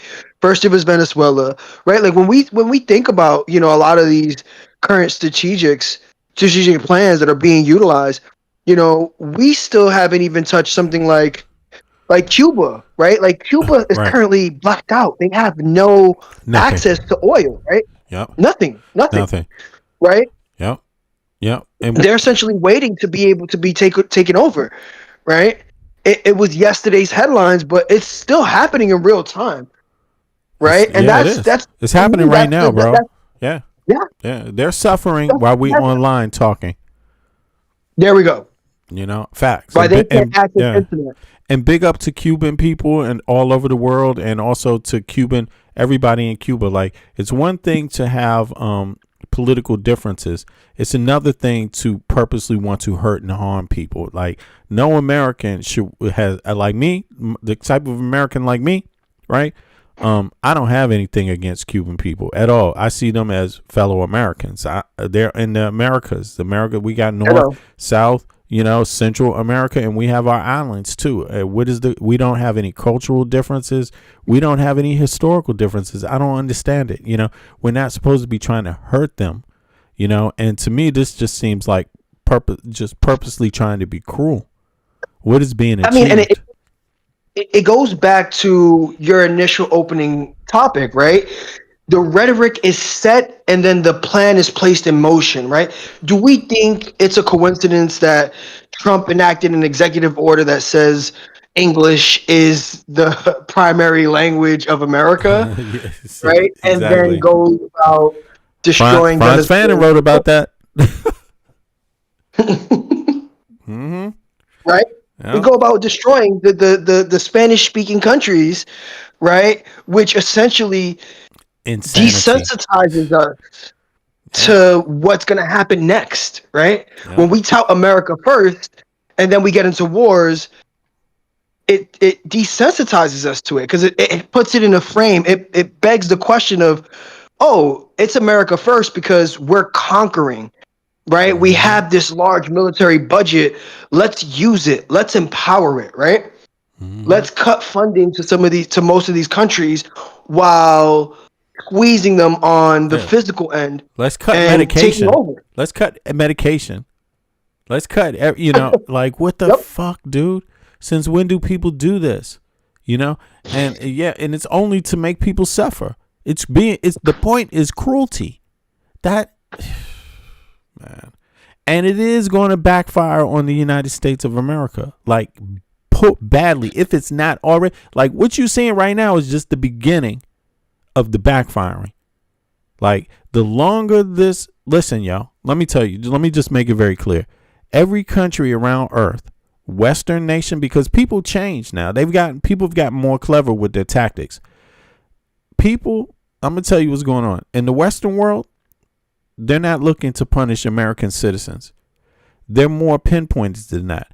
They're looking at the people that voted for his ass and the people that keep Trump in power and this regime in power. And they're looking at going after them. I'm telling you, they're looking at trying to fuck your businesses up. This business has something to do with this state. Let's not fuck with that anymore. Let's not buy their products anymore. That's where other countries are going. If you all of a sudden had some, they're targeting in that way. I don't have any too many examples offhand, but that's one of the ways. I'm telling you, that's how they're going. They're not going out there to punish all Americans, right? They're able to pinpoint industry where they want to have an effect. Yeah, they're able to. Like, that's what they're doing. And they're doing it because they've considered the United States of America under Donald Trump, his administration, to be a threat to Western democracy. That's what they're doing. I mean, they keep forgetting that we're the largest consumers in the world, right? We're the largest consumers. Yep. And we have been hostile towards them verbally. It's on TV. It's documented. We've threatened to invade. We have demeaned them, spoke badly of them, and then threatened them to do things. We threatened to invade our own neighbor, to take them. We threatened to take Greenland. We watched these countries send we watched our allies send military in the thousands of people, ships, aircraft, because they believed the words of the administration, right? And you think that's just you think they're not able to figure out how to go about that? I'm telling you, yo, they're going to target everybody in this fucking regime, and I'm not talking about militarily to kill them. It's economics. Like, they're going to do it. You know what I mean? What do we think? What do we think our meeting with China was about? Right, like, they're shifting towards other superpowers for what they would get from America, right? And here Trump is on the back end, right? Like some super leader, quote unquote, taking our billionaires to meet the Chinese government because he knows that the Chinese government is power shifting. That's the ultimate begging, bro. That's the ultimate begging. And look, he fucked over our European allies and ended up having to go beg to the Chinese. And the Chinese don't even want him. The Chinese are going to run him through the dirt and anybody connected with him, you know. And why is that? Because China, they have their own ideas about government and things like that, or philosophies, and they got ancient philosophies. Forget government, you know what I mean? They have their own thousands of years of philosophy, right? So when they see a motherfucker like Donald Trump talking about DEI, they know that means them too in America. They know that. And so they finally got some motherfucker like Peter Thiel and Musk, some goddamn bigots who spend all their money promoting a bigoted fucking MAGA party that wants to chase around people like them that legally live in America, harass them, demean them verbally. What do you think they're going to do? They're going to run these. I would make you get on your fucking knees and beg me. I would lie to your ass. I would be like, oh yeah, come on, hang around, man, hang around. And then me and my boys would just be laughing at you. Behind your back and shit. Yeah. We'd be straight up dissing your ass, yo. Like straight up. And we ain't even gonna tell you we dissing you because we gonna run you through the ringer. You know what I'm saying? We gonna run you through the fucking ringer, bro. I mean, with the ignorant MAGA mind, what the ignorant MAGA mind doesn't understand is since we are, you know, the largest consumer, once these major corporations in America, like the Nvidias or the Teslas of the world, are done with Americans, they need the global market to expand. Yep. Right? Once you are already a consumer, the Amazons of the world, the Walmarts of the world, their next step has to be global. What did Trump say? Right? Trump said he called African countries shithole countries. Yes. Like, yo, what do you think that you see what I'm saying? Like, so it's exactly like you said. Every place we should have wanna been, Trump has capitulated and insulted them. Everyone that was a friend, he insulted and tariffed. Everyone who was happy to be our friend, he had found a way to insult them. And all of these people are all on the come up. They're all emerging, still emerging. It's because he's a mob boss, right? Like his mannerisms, his motions, his intent are to move like some mob boss, right? Some New York mob boss who says, "Bow down to me." Do business or bend. He doesn't understand how the world works because he is dumb. Trump is fucking dumb, you know, and Americans are going to fucking.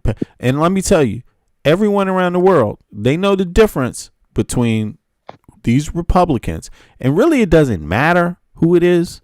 It doesn't matter what your party is because they're not stupid either. Just like, you know, a lot of people like to always talk about liberals and, you know, conservatives, what does that mean? Then they like to talk about Republicans and Democrats. Well, you know, You could call it whatever you want, and they like to confuse people. Talk about, well, the Democratic Party used to be the party of Jim Crow. They used to be, down with slavery back in the day and all that shit. It's like, okay, you could call it, you could say that the party used to be, but motherfucker, this is still blue. I don't know what the fuck you talking about. Regardless of the party, this is blue, bitch. Okay, this is Yankee here. Okay, fuck your party. I'm a goddamn Yankee, bro. So it don't matter what party it is. Don't ever forget the Yankees existed. What the fuck? They get lost in that shit, bro. They get lost in conservative talking points, and they deny what a party switch is because they can't comprehend it. They can't copy. They get lost in their dumb shit. And again, AI is going to see that. AI is going to be like, man, what the fuck is wrong with these people? These kind of these goddamn. It works when you're trolling on the net, but when AI is monitoring the trolls, then it don't work no more. It's over. It's a wrap. I take people's motherfucking the comments in the chat, and I just throw that shit through AI. Is this true? How smart is this? How dumb is it? And it just give them the response. Yeah, it'll tell them how to feel, how to think, right? Yeah, you know what I'm saying, man. This shit is crazy, but it is what it is, man. I really I don't understand it, man. But listen, they are these countries that you have insulted. They are watching. They know exactly each representative that is protecting Donald J. Trump. They know exactly which judges are protecting Donald J. Trump. See, the world is different. The world is small now. It's not big anymore. You don't need a boat to figure out what's going on the rest of the other side of the world. It's not like the old days where if you wanted to know what was going on over there, you need to get your ass on a boat and wait months and then walk through the jungle or walk through whatever, build a road. You know what I'm saying? Like walk down a path. Nah, you're going to get there fast. So the information is changed everything. So they're able to target people and without even saying it.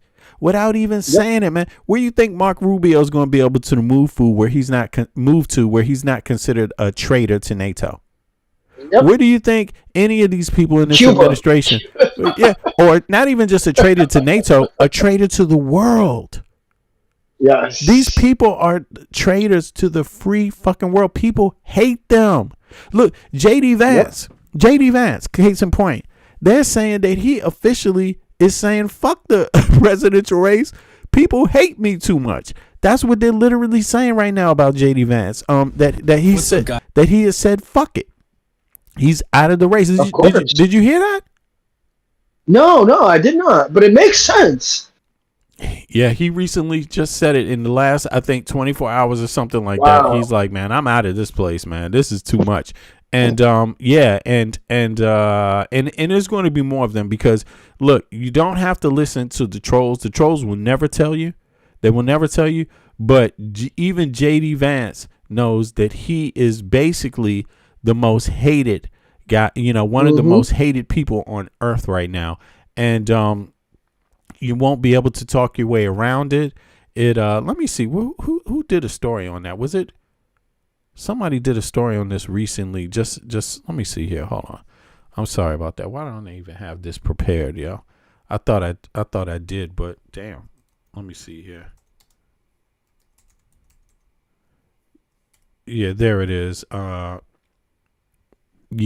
Vance, he's been out in public and he's decided that he's not going to do it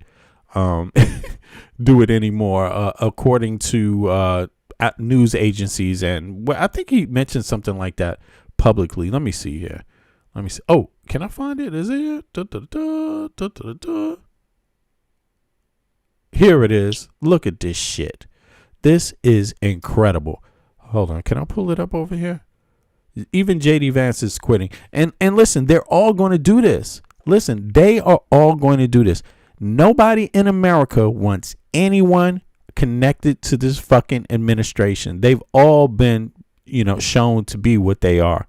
The cat is out of the bag. You see what I mean? But these people, They have violated some of the most basic norms, right? Of humanity, of humanity, that everyone fucking hates them, and everyone sees them to have the worst type of character, the worst character. You know, when you have, listen, Donald J. Trump, J.D. Vance, Marco Rubio, Peter Thiel, Elon Musk, all of these people, right?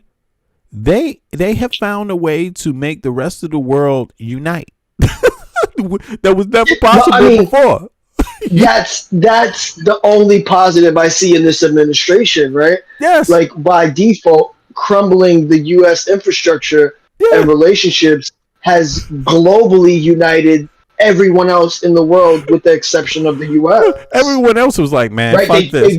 Everybody else was like, you know what, man? Let's just squash our problems. Forget it, man. I don't know what I was talking about. Forget that shit, man. Let's get it going. Let's work, man. Let's work, baby. You need what you need. What you need? You need some infrastructure. We need that. We need some vegetables. We need this. You know. Oh, you need that. Oh, yeah. Well, we need some people working down there in our company. You gonna open your door for our company? Okay. Well, let's get some of your fruits and vegetables up here. Some of your manpower. Some of your labor if we need it. With certain things our society doesn't want to do. But yeah, hey, if you can come here, get access to education, work one of these little jobs here. Hey, man. Who knows? Later on, you know, you can send some money back home. Hey, let's get it going, baby. And now China doesn't look so bad, right? Yep. Everyone, you know, if you want to know what everybody else is doing, all they're doing is circling the U.S. All the trade is just going around the U.S. This is going in a big ass circle around the U.S. Nothing going in. Half of the shit that was going in, and it's going to be more. It is just said, let's go around. They building relationships in other places, and yeah, so it is a good thing. I mean, it is a good opportunity. Well, see, this is what I always wondered. If you hate the United States, I could understand why you would want Trump to win.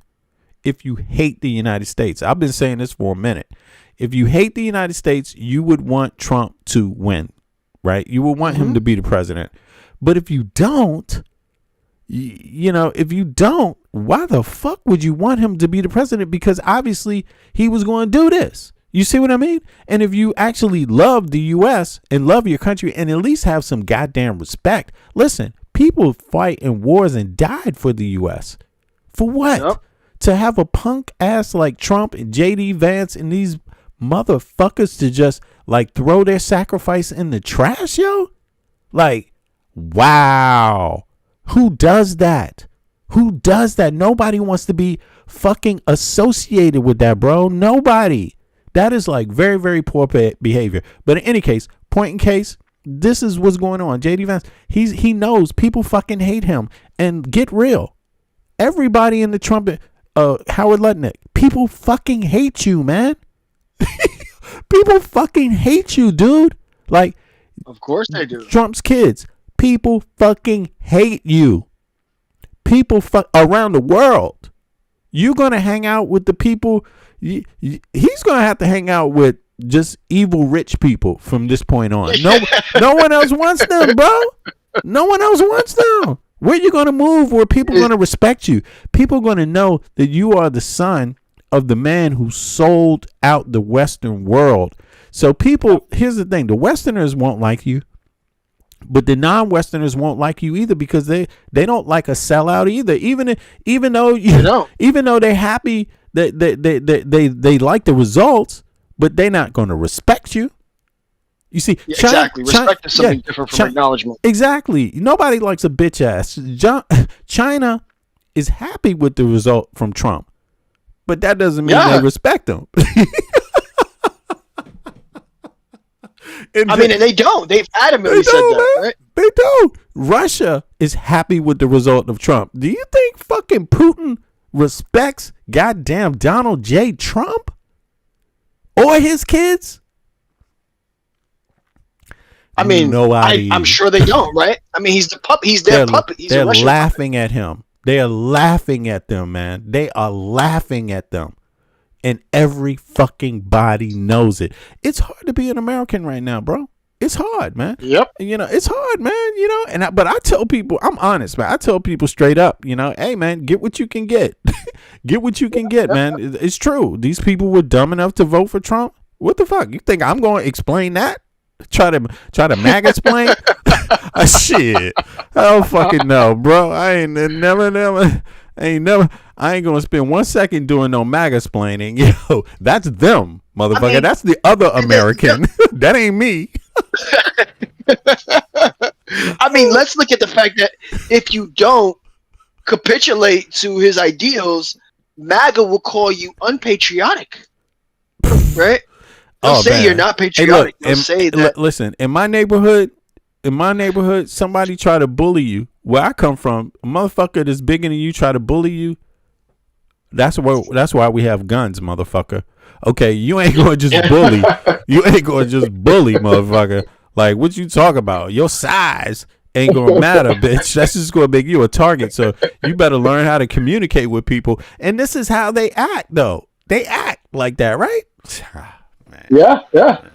I mean, they act like the kid who, like the bully, right? Like the uneducated, frustrated bully who now has his turn to bully everyone who doubted him in the past, right? Yep. And the bottom line is that it's only two type of people: the people that get bullied and accept it, and the people that stand up for themselves. Those are two. Those have two different destinies. Everybody knows a bully. If you stand up to that bully, your path is a great path forward. When you capitulate, that bully's gonna be all over your ass, man. Every day. Yep. Where's my money? Every day. They're gonna come back for more, man. It's much easier to stand up to them. But these MAGA people, they fell for it, bro. They fell for it. That is pathetic. A part of me just can't believe that, you know, they're this ignorant, right? That they're this gullible. But I mean, I guess it's a reflection of America. It's backed up by data. Yeah, it's backed up by data. It's hard to believe that they would be, that they are this stupid, but the fact remains that it is actually backed up by data, though. You know, it's not. You know what? Once you revert to the data, you're going to be reminded by, oh yeah, that's right. Now I can believe it again. That's true. Because they are, man. This is how they are, man. They dumb, bro. They dumb, man. But in any case, JD Vance, at least he's smart enough to know he's fucking hated. But listen, all of them are hated. And this is going to be the result. They fucking people, the world hates these people. They have poor character, man. You know how the Grinch was hated? You know what I'm saying? No one understood the Grinch. No one understood the Grinch. The little kids didn't even understand the Grinch. Everyone was like, "What's wrong with this man? There's enough to go around. Why is he trying to steal fucking Christmas?" That's how everybody. That's a great analogy. That's how everybody looks at this regime, bro. Greedy, selfish. You know what I'm saying? Like no care, no care for the people in Whotown. Yep. Is that the town that it was called? Whotown? Whoville. He doesn't care at all for the people of Whoville, yo. None. Remember the Christmas Story, Little Tiny Tim? What was it? Ebenezer Scrooge? This is Ebenezer Scrooge, yeah. See, a greedy motherfucker, a greedy leader always makes everyone else look better. They give the ethical and moral staff over. High ground, They hand it over to others to be ethically, to get the moral high ground. And what others do with that moral high ground, that gives them not leverage, but a clean path forward, open arms with everyone else. You see, and Trump just gave that up for Americans totally. Not that people didn't think we were already headed for trouble, but he just gave it up. Like, man, fuck this. We don't even want to be. Fuck all that shit we said the last 20 years. We ain't mean that shit.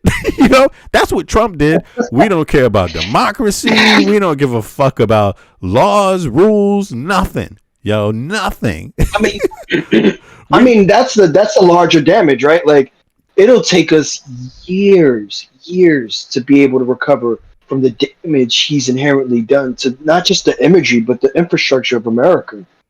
Right? He showed how what every politician said wasn't possible. He did it. Yeah, bro. Trump hates Christmas, and everybody knows it. So look, let's get on to this. Is JD Vance, man. The rest of these people are going to be running. And listen.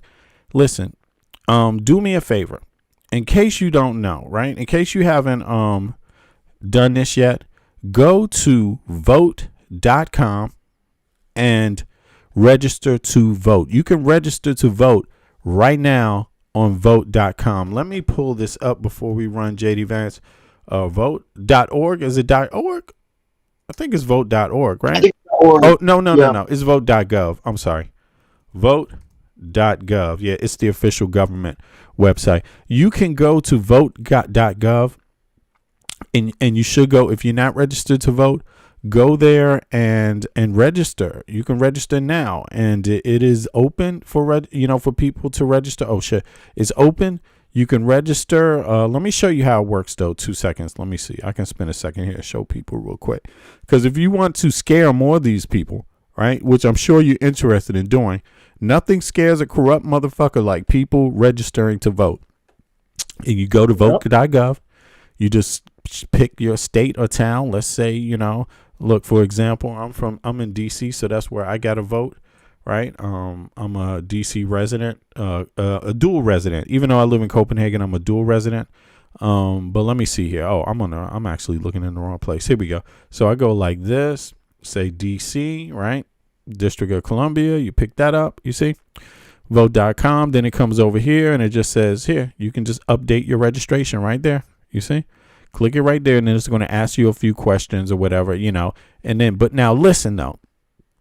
What you should know is that you want to make sure that you are registered under your ID is right. Actually, maybe you should look. They probably have some information there about exactly what you're going to need, and how the rules work. In a place like DC, every once in a while, maybe every other election or something like that, or if you haven't voted in the last election, they want you to give your address. So if you have moved between the last election, it would be a good idea to make sure you have the ID that correlates with that, right? When you go out and vote later. You see what I'm saying? You see where I'm getting at? So in any case, you can log on online and vote digitally. I mean, not vote digitally. You can register to vote digitally. And a lot of people can vote digitally. So I can actually do it. I'm about to request my ballot tomorrow from DC. And it comes electronically, and then I can fill it out and send it back, So, yeah, but every state doesn't have that. So in any case, register to vote if you want to scare the living life out of these people. If you want to scare a corrupt Supreme Court justice or a couple of them, register to vote. If you want to scare everybody in Congress that is not doing what you want them to do, register to vote. Let me tell you.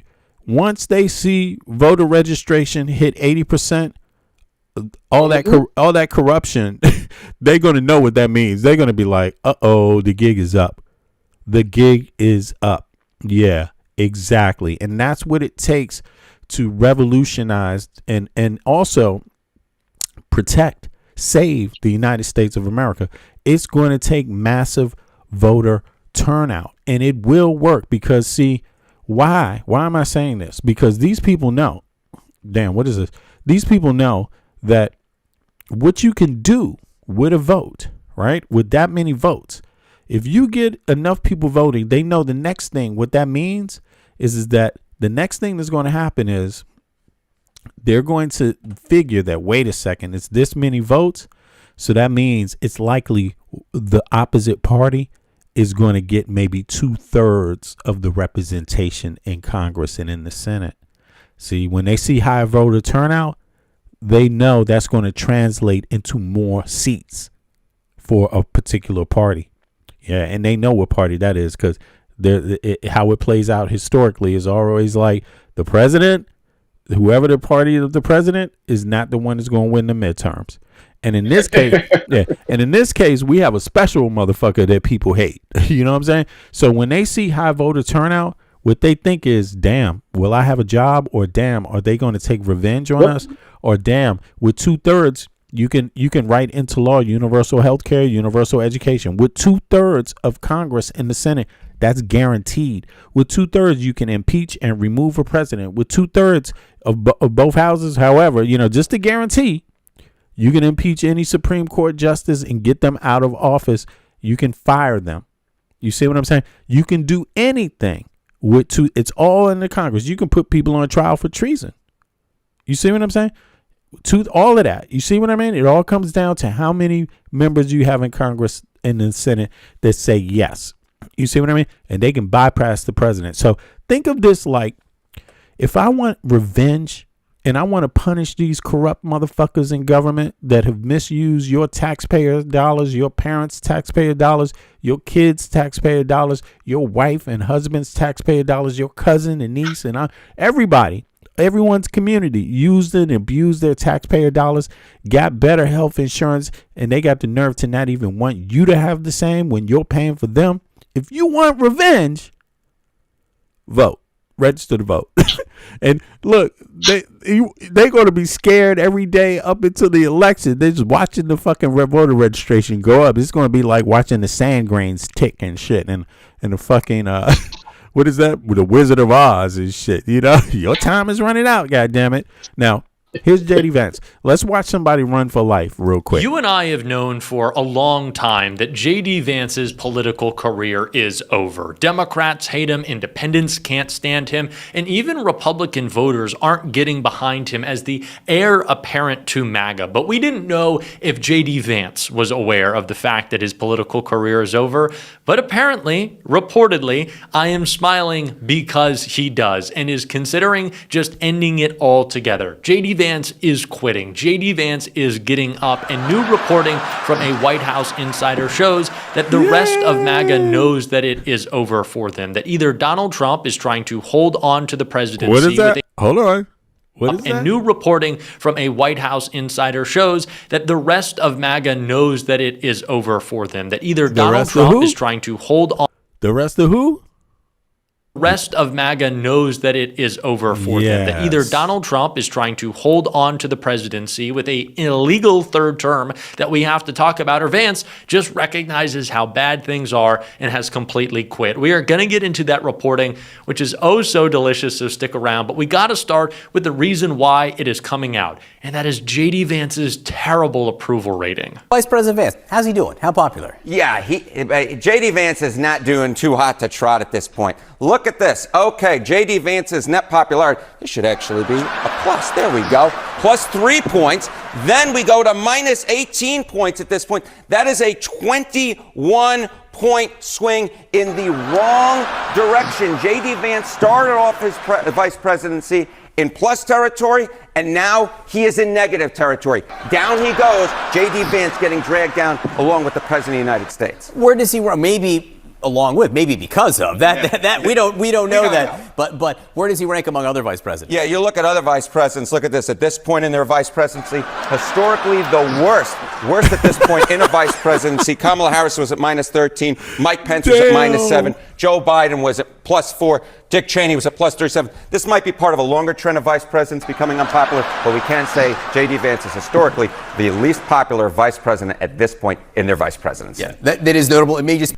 Now, that reporting from CNN's Harry Enton was from a month or two ago, which just goes to show how bad things have been for JD Vance. And that approval rating is only getting worse. Donald Trump has said that JD Vance is going to be going after fraud, which if he's doing that, he should probably go after himself, Hegseth, and the presidents, because they commit more fraud than anyone else. But Trump said Vance is going to tackle so much fraud, it's going to balance the budget. That's not going to happen. Donald Trump sent J.D. Vance to Pakistan to negotiate the end of the Iran war. That didn't happen. And those two things have happened since. They killing his ass right now, man. It's like, yeah, that shit. They're like, J.D. Vance is going to commit so much corruption, is going to balance the budget. Facts. Damn. Oh, shit. Here we go again. Damn. Oh, well, let's see here. Did y'all hear that? That's some interesting news there. JD Vance is running for his life, and many of the other ones are. Like, they know that this is it for them, bro. And listen to me.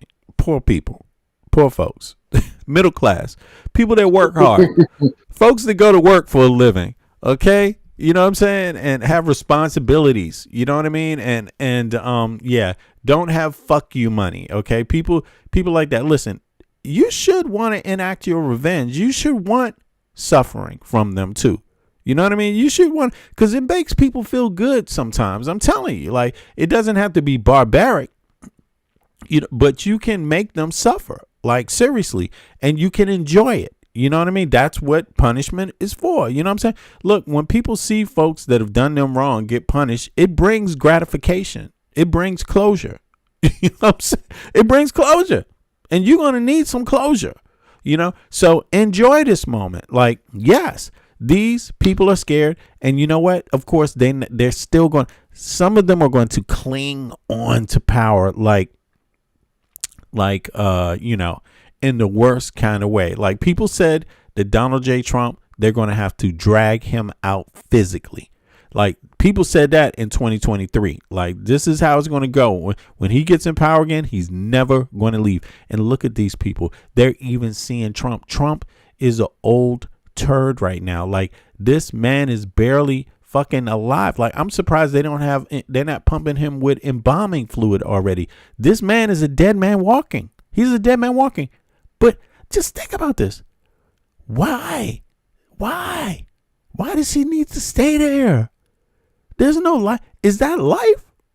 Is that life? Is it life?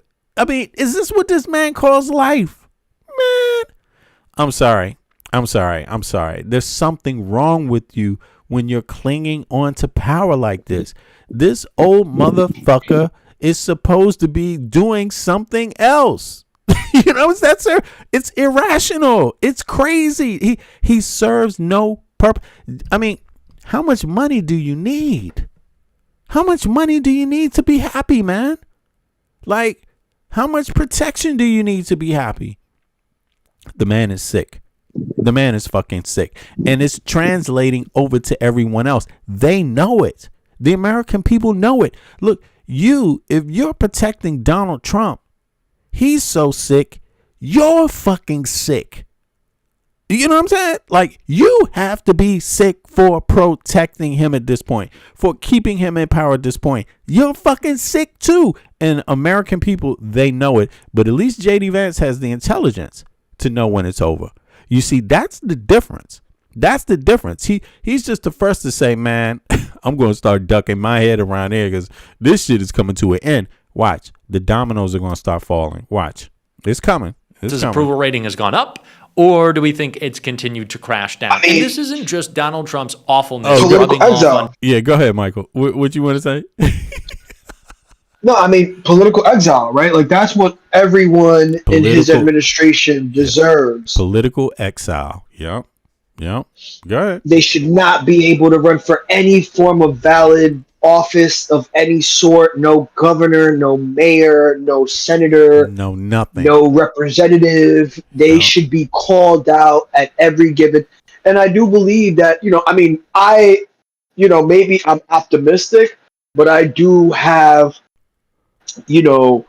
a sense of pride that hopefully Americans will continue to use this as a place marker to hold individuals like Donald Trump and his constituents accountable.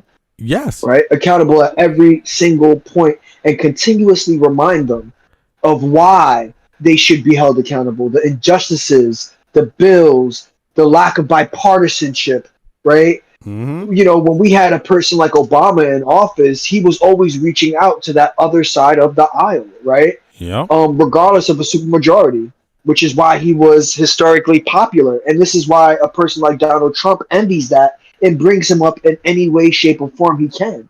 Yep. Right? Yep. He tweets about him every chance he get, him and Biden, right? Facts. It's because he envies that leadership. He envies that moral compass and that moral stature that they hold as a president. He gives it up, bro. Donald Trump, it is so easy to read what motivates him. I mean, have you ever seen a person spend so much time on the relevance of someone else, right? If you're so relevant, why do you always need to mention the other presidents? Like that makes no sense, right? Why are they even in your conversation? That is insane. Normally, you know what people would say? You know what people would say on the street? This is fucked up because this is how street people talk. They would say, man, keep my dick out of your mouth. You know, that's what they would say. Keep my name out your mouth. Seriously. That's what street people would say. Man, keep your fucking, like, what the fuck is wrong with you, man? Do something. Do something. Like, is it that bad? Like, damn, you need to focus on what I'm doing. You need to focus on my lifestyle. You need to focus on what I'm doing. That shows you this man is so fucking insecure. And listen, I know how Biden behaves, how Obama behaves. That gets under his fucking skin because this man is uncouth. Trump may have money. He might have been born with $1 billion. Obama wasn't. Trump might have been born with $1 billion, his daddy, or millions, but Biden's daddy wasn't. But they have more couth.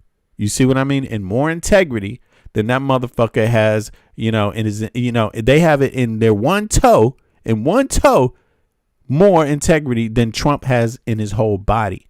Like, it can't even come close. Yes. And he knows that. So they just the fact that they exist, he can't get them out of their mind. It's like a ghost, man. The ghost of Obama. It's like Obama ain't even trying to stop the man. And he's like, Obama's fucking significant in his life. That is fucking wild. That is fucking wild. Listen. Say whatever you want about Michelle Obama. You ain't got no pictures of her dancing on no pole. You know what I'm saying? Like Obama's not walking around talking about Jeffrey Epstein used to slob my wife down. Jeffrey Epstein was banging my wife. Like, what the fuck? You know what I'm saying? Like, what the fuck? Yo, goddamn. Obama wasn't on Epstein Island. Obama's not being accused of raping fucking little girls and boys. Like seriously. And Trump knows it's true, which is why it drives him fucking crazy. You know, it just drives him crazy that someone else could be a decent person and he can't. He doesn't know how to do how to be decent. I mean, and even when we look at the Epstein files, right? We were promised the Epstein files before he got in office. He ran on this, right? And now we won't even get a fraction of that, right? And by the time the next president steps in office, which, who knows how that will play out, he's probably destroyed the majority of these files, right? In ways that you probably can't. Look, this man is insane. You know what it is? No, it's not that they destroyed it, bro. It's not that simple. But the stupid thing is that he's so dumb he would try. He thinks, destroying the files, you think no one has ever thought of that before?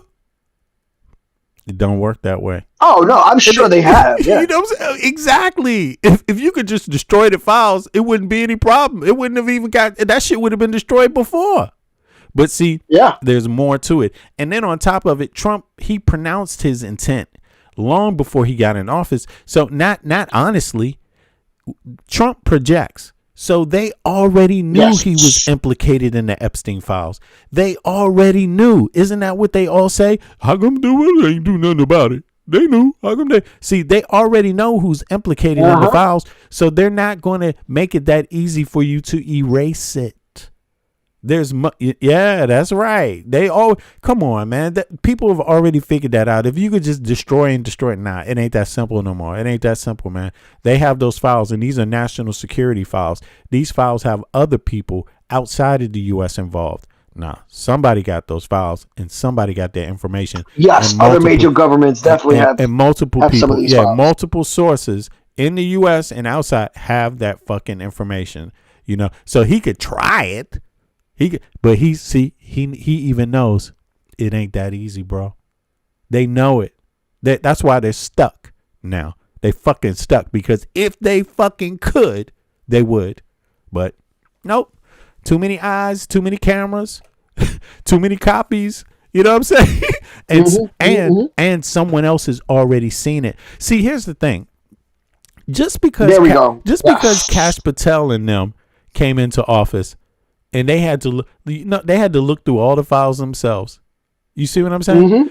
They probably had a little help, but there's a lot of it that, most of it was work. They wouldn't know a lot of it, right? But the people before them do. Yes, they know what's in them fucking files. So prior FBI director, you have Comey, who's currently being prosecuted, which is what he wants, right? Just because they didn't do what people say they should have done doesn't mean they don't know what's in them. You see what I mean? And I'm sure once he leaves office, all of that will slowly start leaking, right? It'll start leaking out. It's coming. It's coming. It is coming. They definitely know who is in it, and you can't just walk away from that. So I think these people are really scared. And look at it, here's proof. It's JD Vance. He's the first one, right? JD Vance is the first guy. So to start hitting the hills, he's running hard. He's like, ain't nobody here but us chickens, boss. JD Vance, he was uniquely and historically unpopular when he was a senator and when he was a vice presidential candidate. JD Vance is just unpopular, which is why Donald Trump and MAGA, they're not getting behind him as the heir apparent, the successor. And in fact, when Vance was asked about that, his response actually was some foreshadowing of this article that we're going to get into, this reporting about him just quitting, maybe giving up his political career. It's not us who are bringing this up. A couple days ago, Trump made this statement to people in the Rose Garden. Why do you think he does that? Do you think it's a little bit of toying with you both over your succession? Why do you think he brings that up? Just number one. Well, I just don't think it sounds like the President of the United States to have a televised competition for who would succeed him as his apprentice. I just think that's not at all what you would expect the President to do. Shut the fuck up.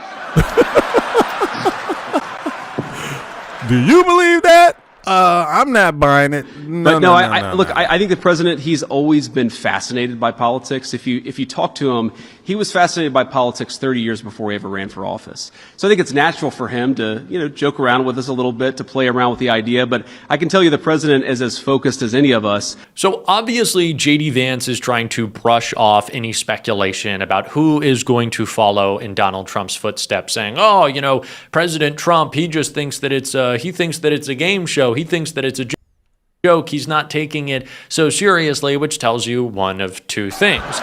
Trump isn't taking it seriously because he doesn't see JD Vance as a serious successor, someone who could win the presidency or even the Republican nomination, as Marco Rubio seems to rise over him. The second option is that Donald Trump doesn't want a successor. He is either looking to burn it all to the ground or to pay off his standing army of January 6ers and hunker down in the ballroom bunker. That is what Donald Trump seems to want. Donald Trump is basically going to have a fucking heart attack, fall flat out. He's going to have to fall flat out, unconscious, unable to speak before this motherfucker is out of there. Like, he doesn't. I mean, I'm just talking about my opinion, what it looks like to me. Do I know? No. But now come on, think about it. He's already gone. The man is already gone, and yet he's still there. That shows you what his plan is. He is not planning on leaving. He's trying to hold on as long as fucking possible, period. And I guarantee you they are doing everything they can to make it as easy as possible for him to stroll his ass out and make these appearances. I'm telling you, they're doing everything this man doesn't want to leave. He doesn't want to leave. And, but he doesn't have much time left anyway. And, but think about this. The fact that he doesn't have much time left, and it's very obvious. And the fact that JD Vance basically knows he's not going to be it. You see what I'm saying? Like, it kind of shows you what's left it's good. Everyone knows what's left. You got, Marco Rubio's next. Marco Rubio. And Marco Rubio is going to be down with Musk and Peter Thiel, basically. That's what it's going to be, right? And You know, they are basically going to make a plea to the American people. You know what they're going to do? And Donald J. Trump, listen up. They're going to blame you. They're going to blame Trump. That's the only way that's their best argument for trying to beg people to just please give us some more time. Don't impeach all of us. We're all not that bad. They're going to throw Donald Trump under the fucking bus, yo. I mean, we can look at the fact that he hasn't been in too many public settings with JD Vance, right? You know, him Facts. knowing that this is his last term or potentially his last term, he has not set up a successor. He has not touted anyone as a successor to back, so the MAGA movement can back, right? He hasn't, right? So that just goes to show either he's trying to retain that in the form of a dictatorship of some sort, or no one's willing to step up. No one wants to take that mantle. They don't know what to do, bro. Because why? Because they know they are all hated. These people are hated more than anyone's ever been hated. You know what I'm saying? In the history of mankind. Like, goddamn, this is fucked up. Yeah, because it's cowardice. The history's been fucked up. It's cowardly what they do. You know, like, damn, man. They're not even making a good attempt at being ethical or moral or pretending like they even care about humanity or care about the American people. Like, this administration has gone out of the way to basically put up the middle finger to all Americans, even their own voters. Yep, to do the opposite. Yeah, and the rest of the world. Put up the finger to NATO, put up the finger to Africa, put up the finger. Yeah, and now they did all that, put up the finger to South America. They did all that to do what? Beg China. Man, do you know how many smaller countries China needs? That are smart enough to know China needs us, you know. So what we do with them, it has to be measured. We got to know exactly what we're getting from them, and we got to get something measured back, you know, because they know that Trump, he's just like, please help us, man. We need you, man. I need a deal. Can you give me a deal? People hate me. That's Trump's negotiating status. Yeah. And then and then what does he do? Then he goes, this is how cowardly he is. Then he goes and try to go bomb the one people that he thinks he can get away with it with in terms of some sort of international, you know, he thinks that people will accept today, you know, bombing Iran that way. Just because people accepted it before doesn't mean that they accept it again now in this time in 2026. People don't want that. It doesn't mean they don't agree that they might not have differences with Iran. Sure, they might have plenty of differences with Iran, but that has nothing to do with security, how you handle it. And then also on the global stage, the world is smaller today. It counts not looking like you're just willing to kill people because you don't get along. That counts. You know, people expect better than that. You know, just of course, we have global diplomacy for years now. And there's a lot of countries that believe in that model, bro. There's a lot of countries that believe in that model, and they just put their middle finger up to the UN, bro. Also, I mean, the reason why is because we are now in a global economic run, right? Like, we cannot disconnect, right? Like, each country depends on each other's now more than ever, right? This is not the yesteryear of World War II era where we didn't need that cohesiveness and unity as a world, as a globe, right? We need it more now than ever, right? We depend on, you know, chips from here. We depend on manufacturing from China. We depend on technology from, you know, South Korea and Japan. We're right? very like, interconnected. Every country, the globe is very interconnected. Yeah, exactly, man. You know, and it's extremely interconnected. Yeah, this is so bad, man. This is so bad. But again, if you want to do something about that, and you need to understand, go outside, tell everyone that you know in your neighborhood. You need to ask them. It doesn't matter who they are. Ask them, you know, and this need to be the main conversation. Are you registered to vote? And if you're not registered to vote, here's the site, vote.gov. Get this motherfucker out of power. You know, the more people vote, the better the country will be. You know, when they see pick your party, because you can vote in the primaries then, right? Like if you identify as an independent, you want to be able to vote in the primaries, right? Yeah, you can vote in the primary. This is what it's all about. That's what you got to do. Vote in these primaries, and you can vote in the next election, coming after in 2028 too. But you first got to register to vote. So you just go to vote.gov, and down here you click in your state, whatever state you from. Boom, boom, boom, and then it will ask you a few questions, and then you will be registered. It might ask you. It depends. Different states have different rules, but make sure your information is accurate and up to date. If they ask you for an address, make sure your current address is the one you put in, and make sure your ID corresponds with that. So when you go and vote later, after you've registered, that you won't have any problems, because they will be looking to suppress your vote. But the effort is worth it, because look, if you're tired of corruption and you want to scare these billionaires, if you want to scare these corrupt government officials, how you do it in a democracy is let them watch the voter registration hit an all-time high, and you will see these people know that it's about them and you're coming for them. These people aren't stupid. When they see low voter turnout, they become more corrupt. They become more, disrespectful, like Trump, to your face. Like, if I knew you wasn't going to do shit about me spitting in your face, I mean, a person might just do it every goddamn day. If they knew you wasn't going to do anything about me dissing you, disrespecting you, taking shit from you, if they know you ain't going to do shit about it, they going to do it every fucking day. That's how it works. That is literally how it works. So unless you're into some sadomasochist shit where you like getting beat up or something, I don't know, maybe you like it, then don't register to vote if you like this shit. But if you ain't into that, register to vote, because it's online. You can do it easily. You see what I mean? It's only going to take you pretty much maybe no more than 5-10 minutes. It depends if you got your ID ready. I have my shit ready. So you know what I mean? I'm on deck with my damn ID, my passport and shit like that, and my information. I know exactly the address to write in. My address hasn't changed in 13 fucking years. You know what I'm saying? But if yours has, make sure your ID corresponds with your new address, and you can register, and then you all set. It'll take you about 5 minutes, and you all set. You are all set. You see what I mean? So, but in any case, let me see here.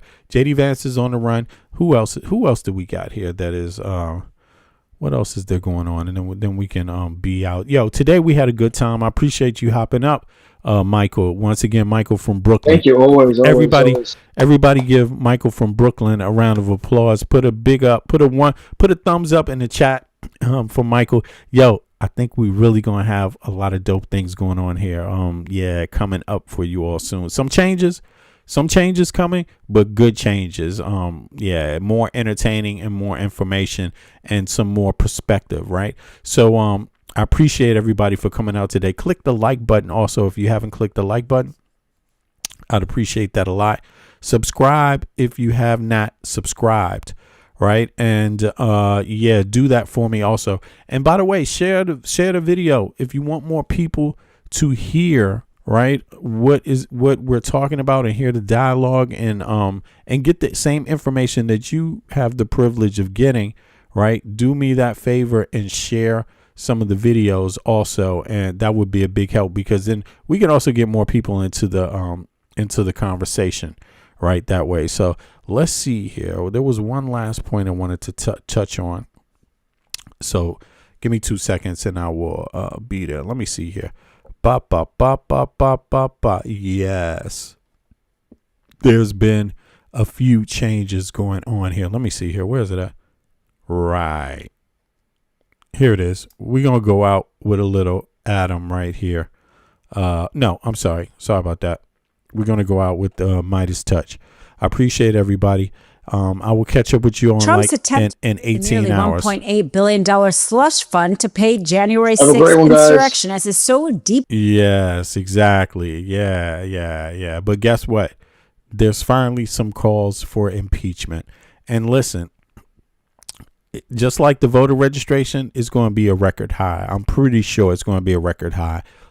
This in the next, this election cycle, this midterm election cycle, record high voter registration. But I think Donald Trump is about to meet his match.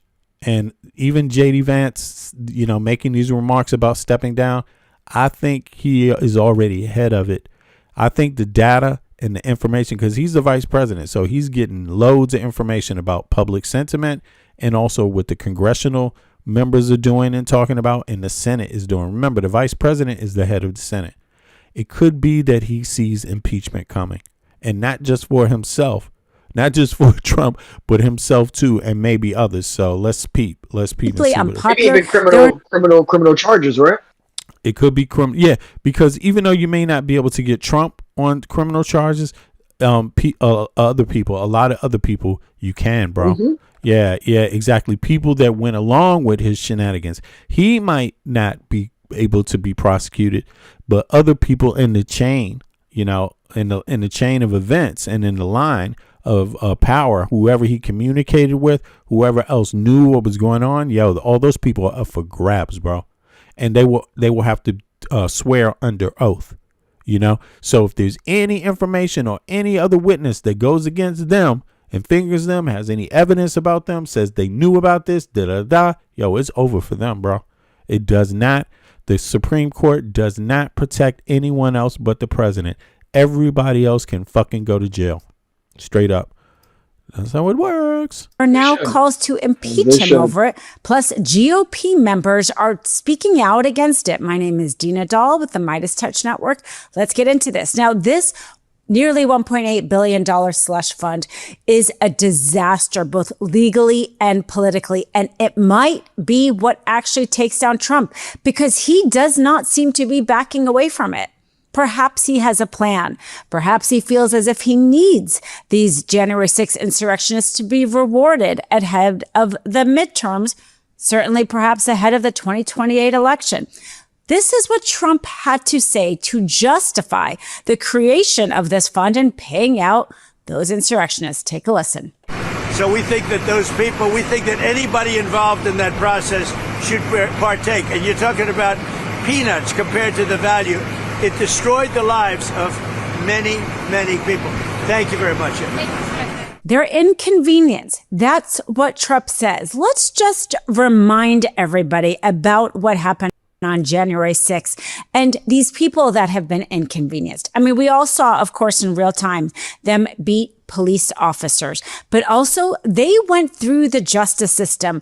They received due process, their constitutional rights, and many of them were convicted. About 1,000 of them were convicted, and many of them received significant jail time, up to 22 years. We've already heard Enrique Tarry, Proud Boys leader, say he plans on getting paid from that January 6th slush fund. We've also seen Mike Lindahl says that he also wants to get paid based on his 2020 lies. Now, both of them received their constitutional protections. Jim Acosta actually is saying he plans on getting money from that slush fund because he actually got his press pass revoked and he had to incur legal fees and got it restored. So much so that his initial win, he didn't have to even finish going through the legal process because the White House reversed course and gave him the press pass. Exactly the reason, actually, for anti-weaponization.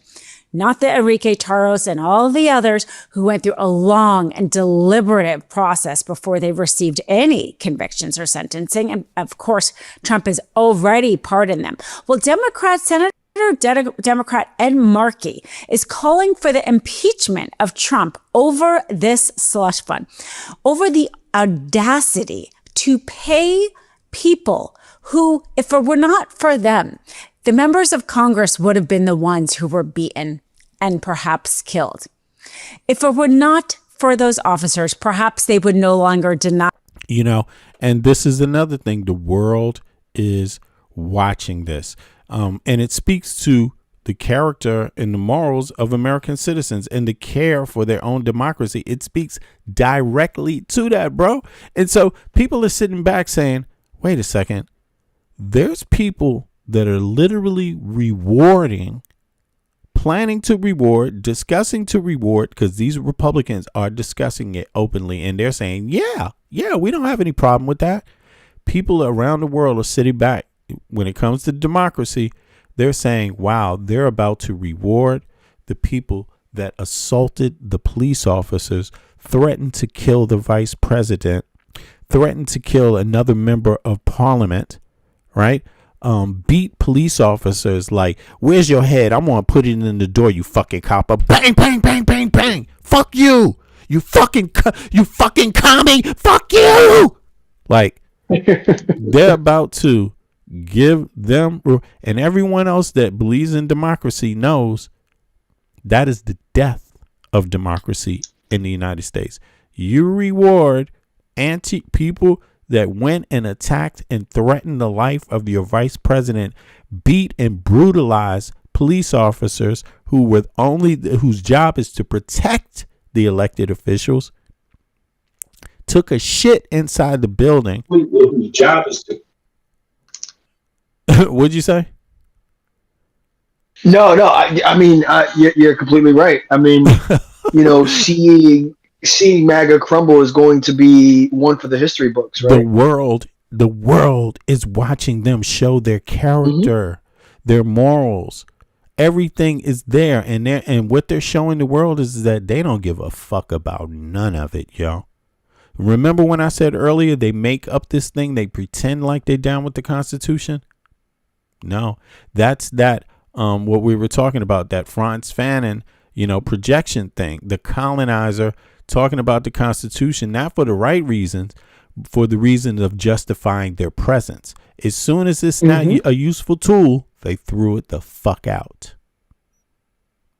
That's very different. Europe's not going through that. Europe's not having that. They're not trying to justify their presence in their country. You see what I mean? They believe in their Constitution. You see what I'm saying? It's old. They believe their Constitution is from their people. You see? People hold it dearly. United States, man, we let these lunatics in power. And by the way, these are the same goddamn these are the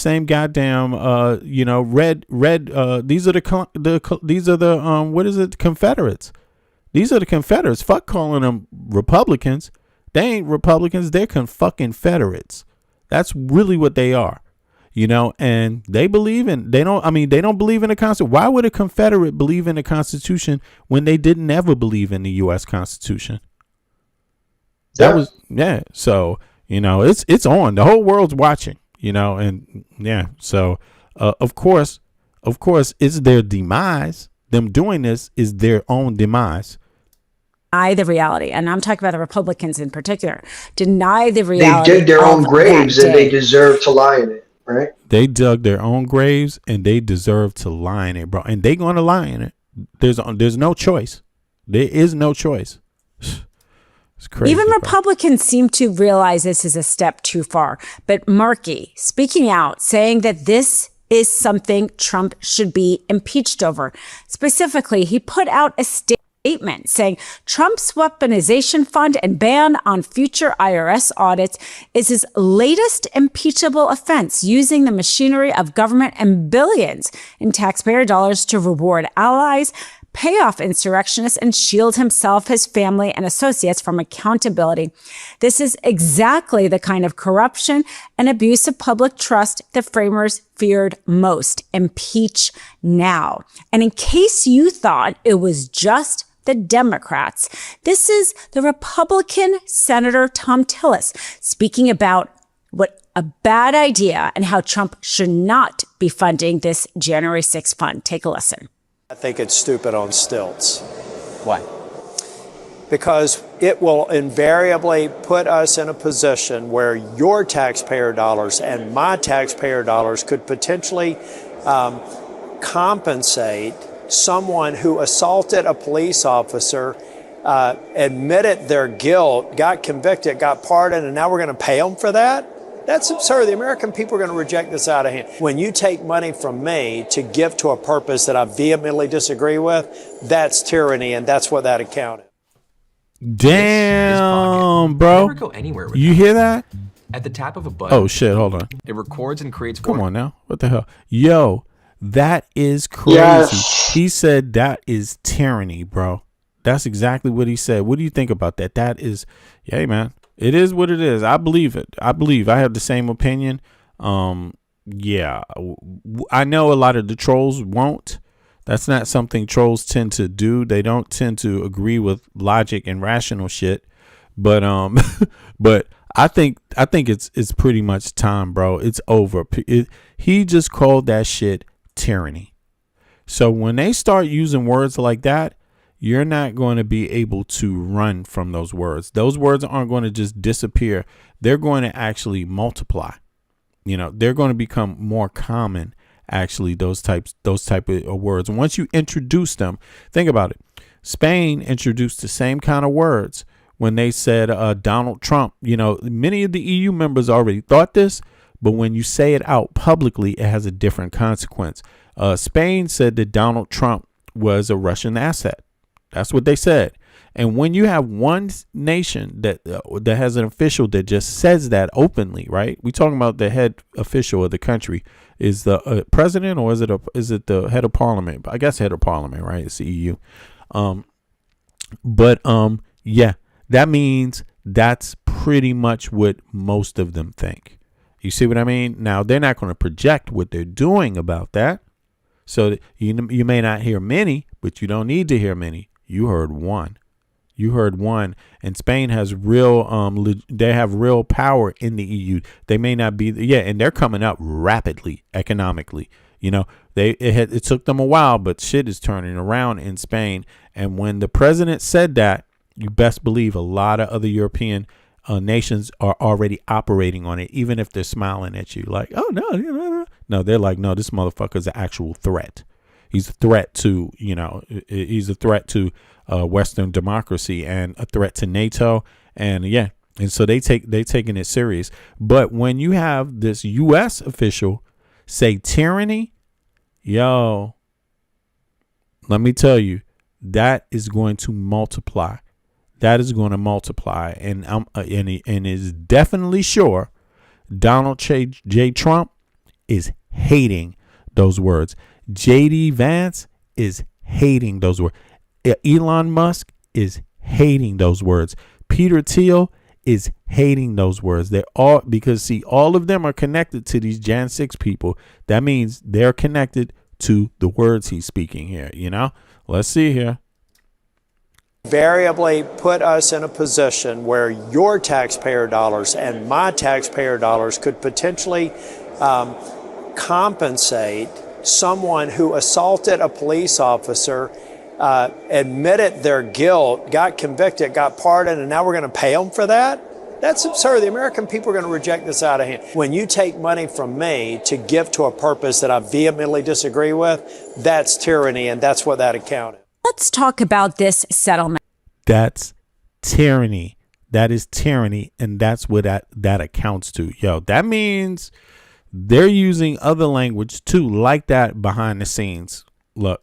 Fun. Of course, how it came about was the lawsuit, the Trump lawsuit against the IRS over the leaking of his tax returns. He was not the only one who had his tax returns leaked by the IRS. A similar person received a public apology as a result of it. Now, the DOJ decided to create this settlement fund. In fact, that's what their letterhead says, that it is a settlement fund for this nearly $1.8 billion. And of course, an agreement not to audit Trump and his associates. I'll get into that in a second.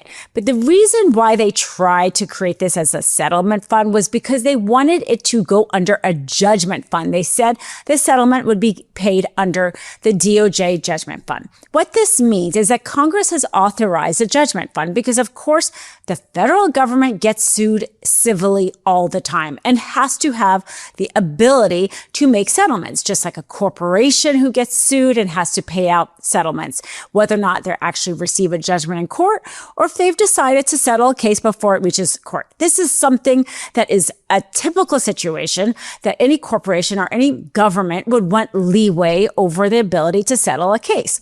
So Todd Blanche thought he was being all cute and decided that this fund was going to be created under the judgment fund, because then that would mean you wouldn't need congressional approval because they've already approved the ability of the federal government to enter into settlements. The problem, however, is because they did not enter this into the actual litigation as a settlement.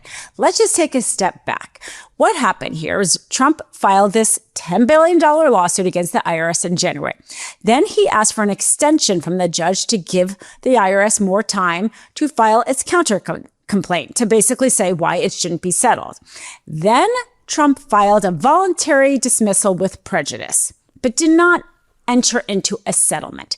In the interim, the judge said, I don't even know if I can take this case. This doesn't seem like a real case or controversy under Article 3 because you are essentially suing yourself. And she used Trump's own quote to the press where he said, I am essentially suing myself. This is why they rushed into what they are calling a settlement, because they had a May 20th deadline where the IRS was supposed to say essentially why this case should not move forward. And Todd Blanche was not going to do that. We know there was this memo that explained why they should not take the case, why the IRS should not take the case. They had a whole host of reasons. In addition to it not being a case in controversy, they had the fact that statute of limitations had run out. Never mind the fact that there wasn't even any negligence. So Todd Blanche either committed malpractice by agreeing to settle a case for $1.8 billion without filing one motion, not one motion in defense of his client, the American people. In addition, after receiving legal advice from the IRS for how to defend the case.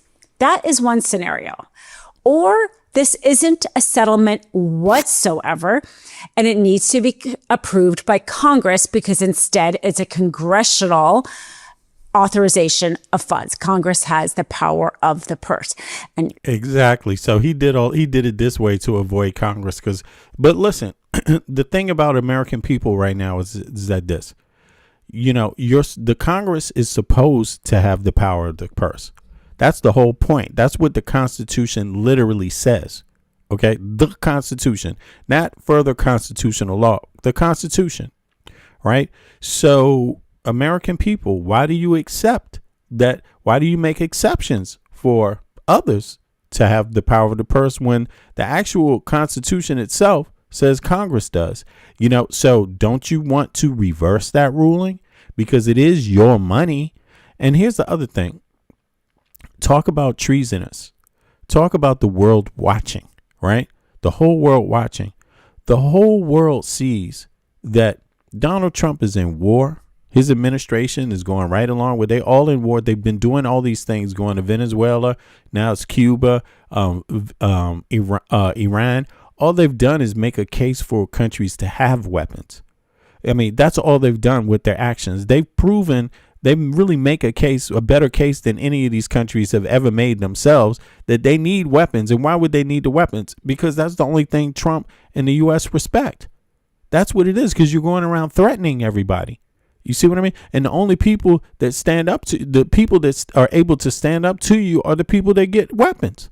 Listen, the Prime Minister of Denmark even said how you deal with, war, being threatened with war, is by having the ability to go on the offense anytime you want. I'm paraphrasing, to be able to defend yourself that way. That's how you get ahead of it. There's no other way. So even countries like Denmark, Norway, Germany, Sweden, they all know that. When you don't have the capacity to defend yourself, you respond differently. But you don't see them standing down. Nah, they responded. They responded even to the U.S. NATO did. But Iran responded to the United States of America. You see what I'm saying? But look, Cuba, is it fair? Does Cuba have that ability? Venezuela, you see what I mean? Does Venezuela really have that ability? Russia does, which is why, for some reason, Trump is not going after Russia. I mean, it just goes to show you that Trump is not doing what he's supposed to be doing, as a world leader or the American president. But here's the last thing. After all this shit, after all the things he's done, this man is still obsessed with grifting. He wants one more grift, and it's never going to stop until he is removed. He's not thinking about anyone else. He's not thinking about it. He doesn't care at all. It is pathetic. It is pathetic, and the whole world is watching him. Everyone in the rest of the Western world and in the rest of the world is watching this man be treasonous to the American people. And he's watching their Congress and their Senate allow it. That's what they're doing. So Donald Trump and these representatives in Congress and these representatives in the Senate and the Supreme Court, they have done more to harm the United States of America than any foreign adversary could have ever done. And the foreign adversaries are laughing about it. They're laughing about it. Yo, I'm out of here. Appreciate your time, Michael from Brooklyn. What's up? Everybody give Michael from Brooklyn a Thank big you, up, yo. guys. Yeah. It's been great having you up here, bro. I appreciate the information every time. You know, on point as always, bro. Appreciate you. Appreciate the chat. Appreciate the community. Yeah. Thank you, guys. Yeah, okay. Everybody, yo, what's your YouTube? What's your handle? Put your handle in the chat, bro. As a matter of fact, go to the chat right now. I need to make you a mod in there. As a matter of fact, then you can put your own information and you know what I'm saying. Let me see. I appreciate everybody for coming out too in the chat. Big up everybody. Yeah, I'm just gonna wait around. I appreciate everyone. Listen, subscribe, share the videos, right? And and do me a favor. Go and check out some of the information on the bio at the top of the page, you know, and check out some of the links there. All right. Let me see here. Now, where's Michael at? Oh, there you go, Mike. Let me see here.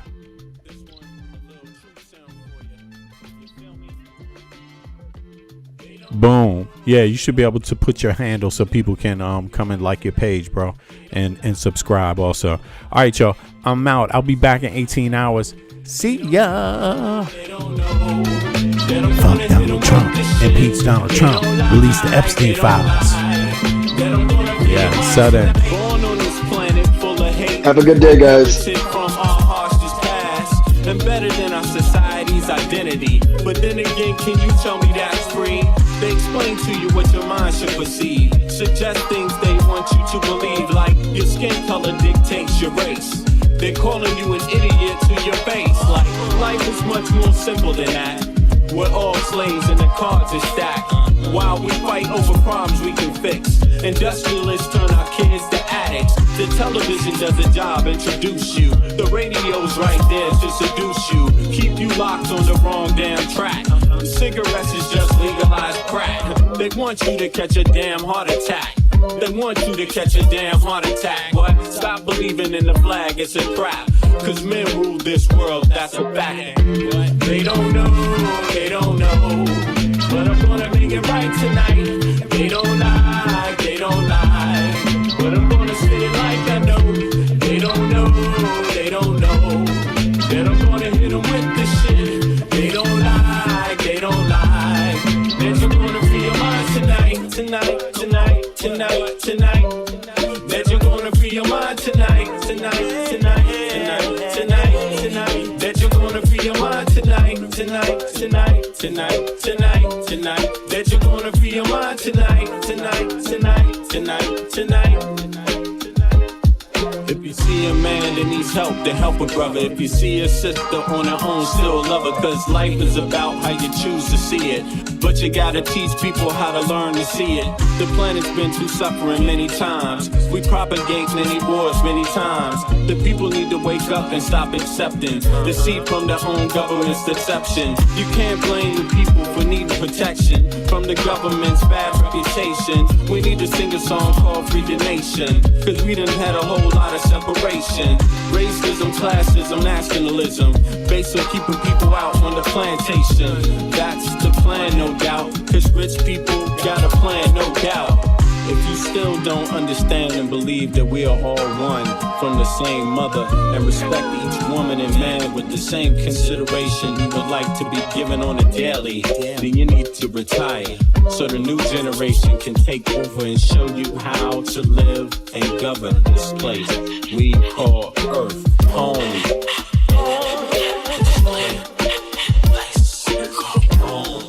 To the human bliss.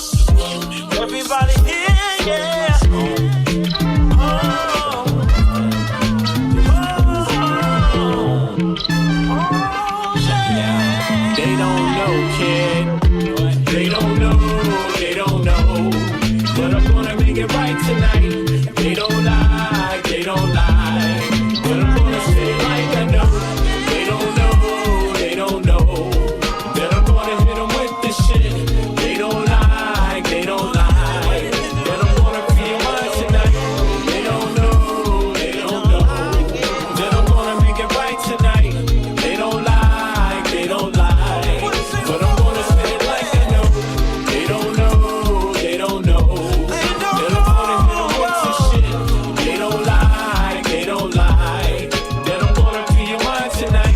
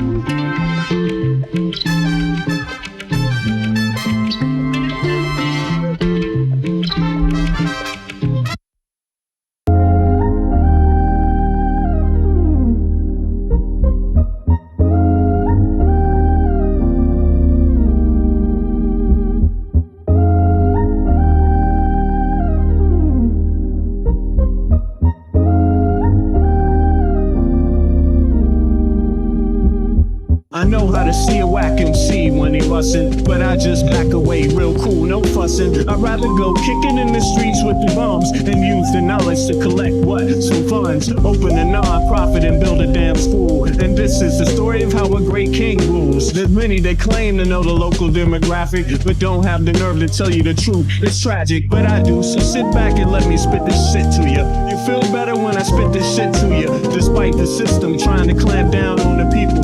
People will learn how to stand up to evil. Not evil that's across the globe, that's too far, but evil that lies in their own backyard. And fighting, it's not an option, they can't win. The government, it's not supposed to represent sin, but then again they do, and that's a problem. So let's go down and figure out how to solve them. It's not fun being a rapper that can't speak, but we do, yes, and plus we make fat beats. Yo, we smoke weed, break up trees. Listen, bringing fat beats, that is our mission. You wanted to see us, so boy, shut up and listen. Thelonious and Big Bennett, brother, check the vision. Mentalities of different realities. Enter the Star Trek room when you hear the boom. I be the Walkman with the super bass. Automatic stop, yes, stereo cassette player. With the delayer, freaky lyrical sprayer. Extraterrestrial rhyme sayer. I be the poetical VIC/master of the ceremony. Tenderoni, won't you come step with me? I'm on a historical journey, kinda like Sigourney. Implore me to represent the attorney that represents my niggas, go figure. It's the card, they call me Uncle Bigger. Niggas fuck your blunts, down your liquors. I be the parallel to the fiction. You're fixated on this brother's nature. Relaxed behavior, I might save your change. Flip it, rearrange the whole concept. Yo, it's good for all your brain. Insane, psychotic, neurotic, black onyx, and hooked on phonics. Just atomic, bees like a bonnet. Cut with the Asiatic, they all up on it. Rhyme static with the Bugatti type of skill. You wonder, is this nigga Vic really for real? It's still, but only necessary in the berry. I'm milk like dairy, they quite contrary. That's scary, but I'm a dog in the prairie. I scurry to grab my bones and just bury. Lyrical flurry, go get your secretary with impeccable diction. My style might vary, so get a hold of your own shit real fast. Fucking with us, we take it right out your ass. Prairie dogs chill while the other dogs howl. Too many dogs get sent to the pound. Back on the hill, me and my peeps just lounge. Prairie dogs, we keep it on the down. Splatter, don't like gun splatter. We try to climb the ladder, wicked men get better. They make it like splatter, but it really don't matter. Cause you know we coming back to our sons and our daughters. So follow him, the one who protects ya. And the mother, she will never neglect ya. Through divine nature, the people respect ya. And in this way I deliver my lecture.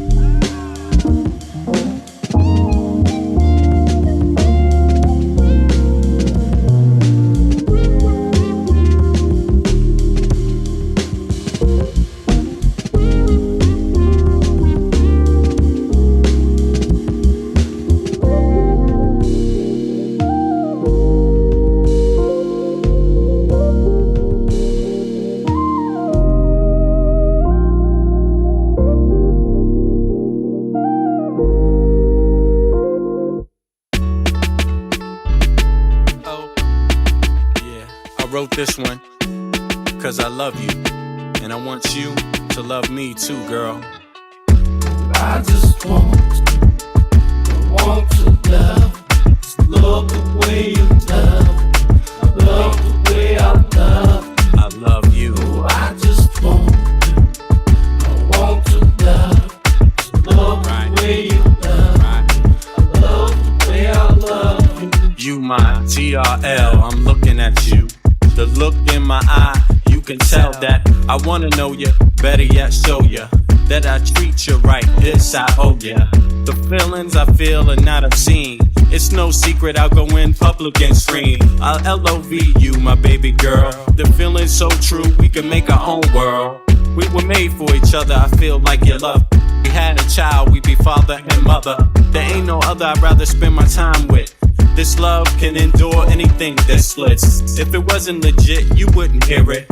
I could never be confused by your spirit. We just take it still or roll it, cause we both know what we do.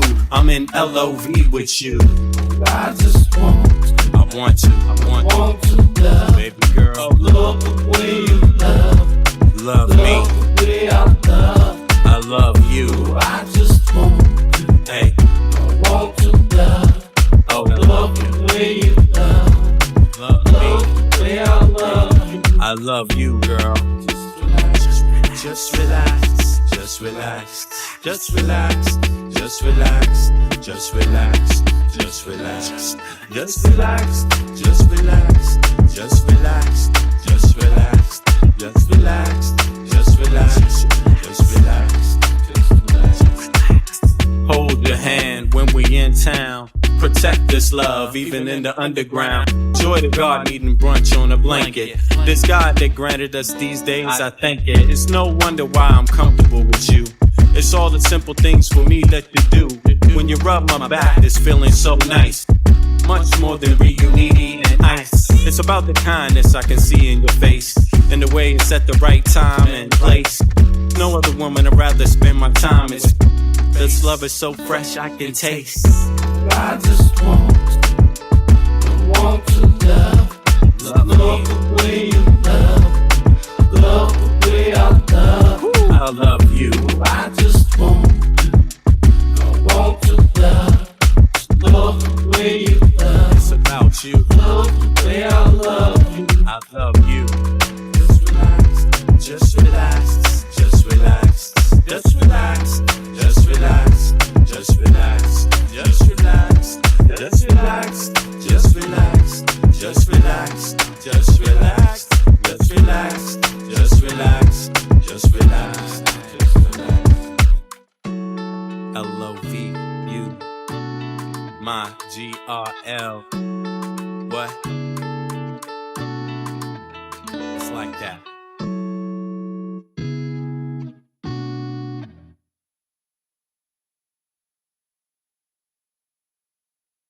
Ladies and gentlemen.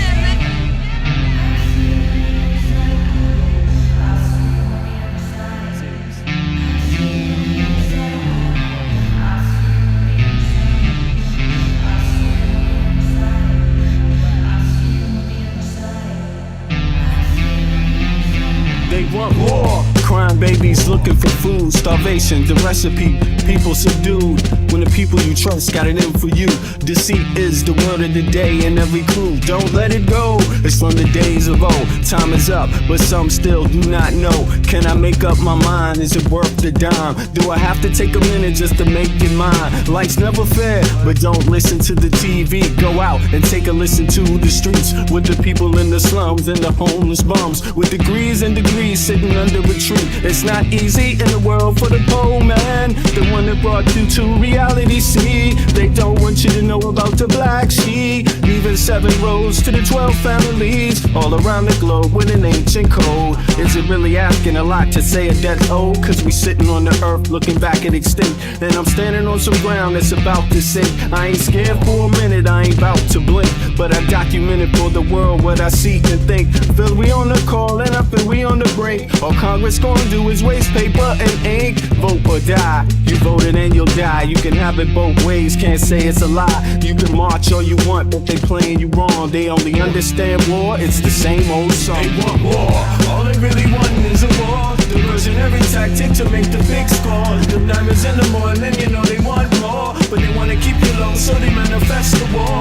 War, all they really want is a war. Diversionary tactic to make the big score. The diamonds in the morning, you know they want more. But they wanna keep you low, so they manifest the war. Like a lotus coming out of the mud with colors, I create envy in those with power but jealous. I unify the poor with my song, the hell with the others. Descended the way they treat indigenous brothers, cause I understand we link forever. They try to hate us even though that we keep it together. I'm not talking about controlling the air or the weather. I'm talking about maintaining the truth, the high endeavor. A rebel drops bombs in the midst of trouble. The free world counterattack and now there's double. But nature gets the shit in a way that's subtle. If you stop the machines for a minute you might hear, but they won't cause the TVs whisper in the ear. And capitalism has eyes that don't tear, and they cloud up and get crazy and won't stare. And like an ad, it's hard to get an ass to listen. Living like this is like living in prison. It's hard to keep hope when you're living in prison. The spiritual thoughts, so yes, the mental prison. The outside, yes, it's got to get through. Something's gotta die, so something here can live. Your life is nothing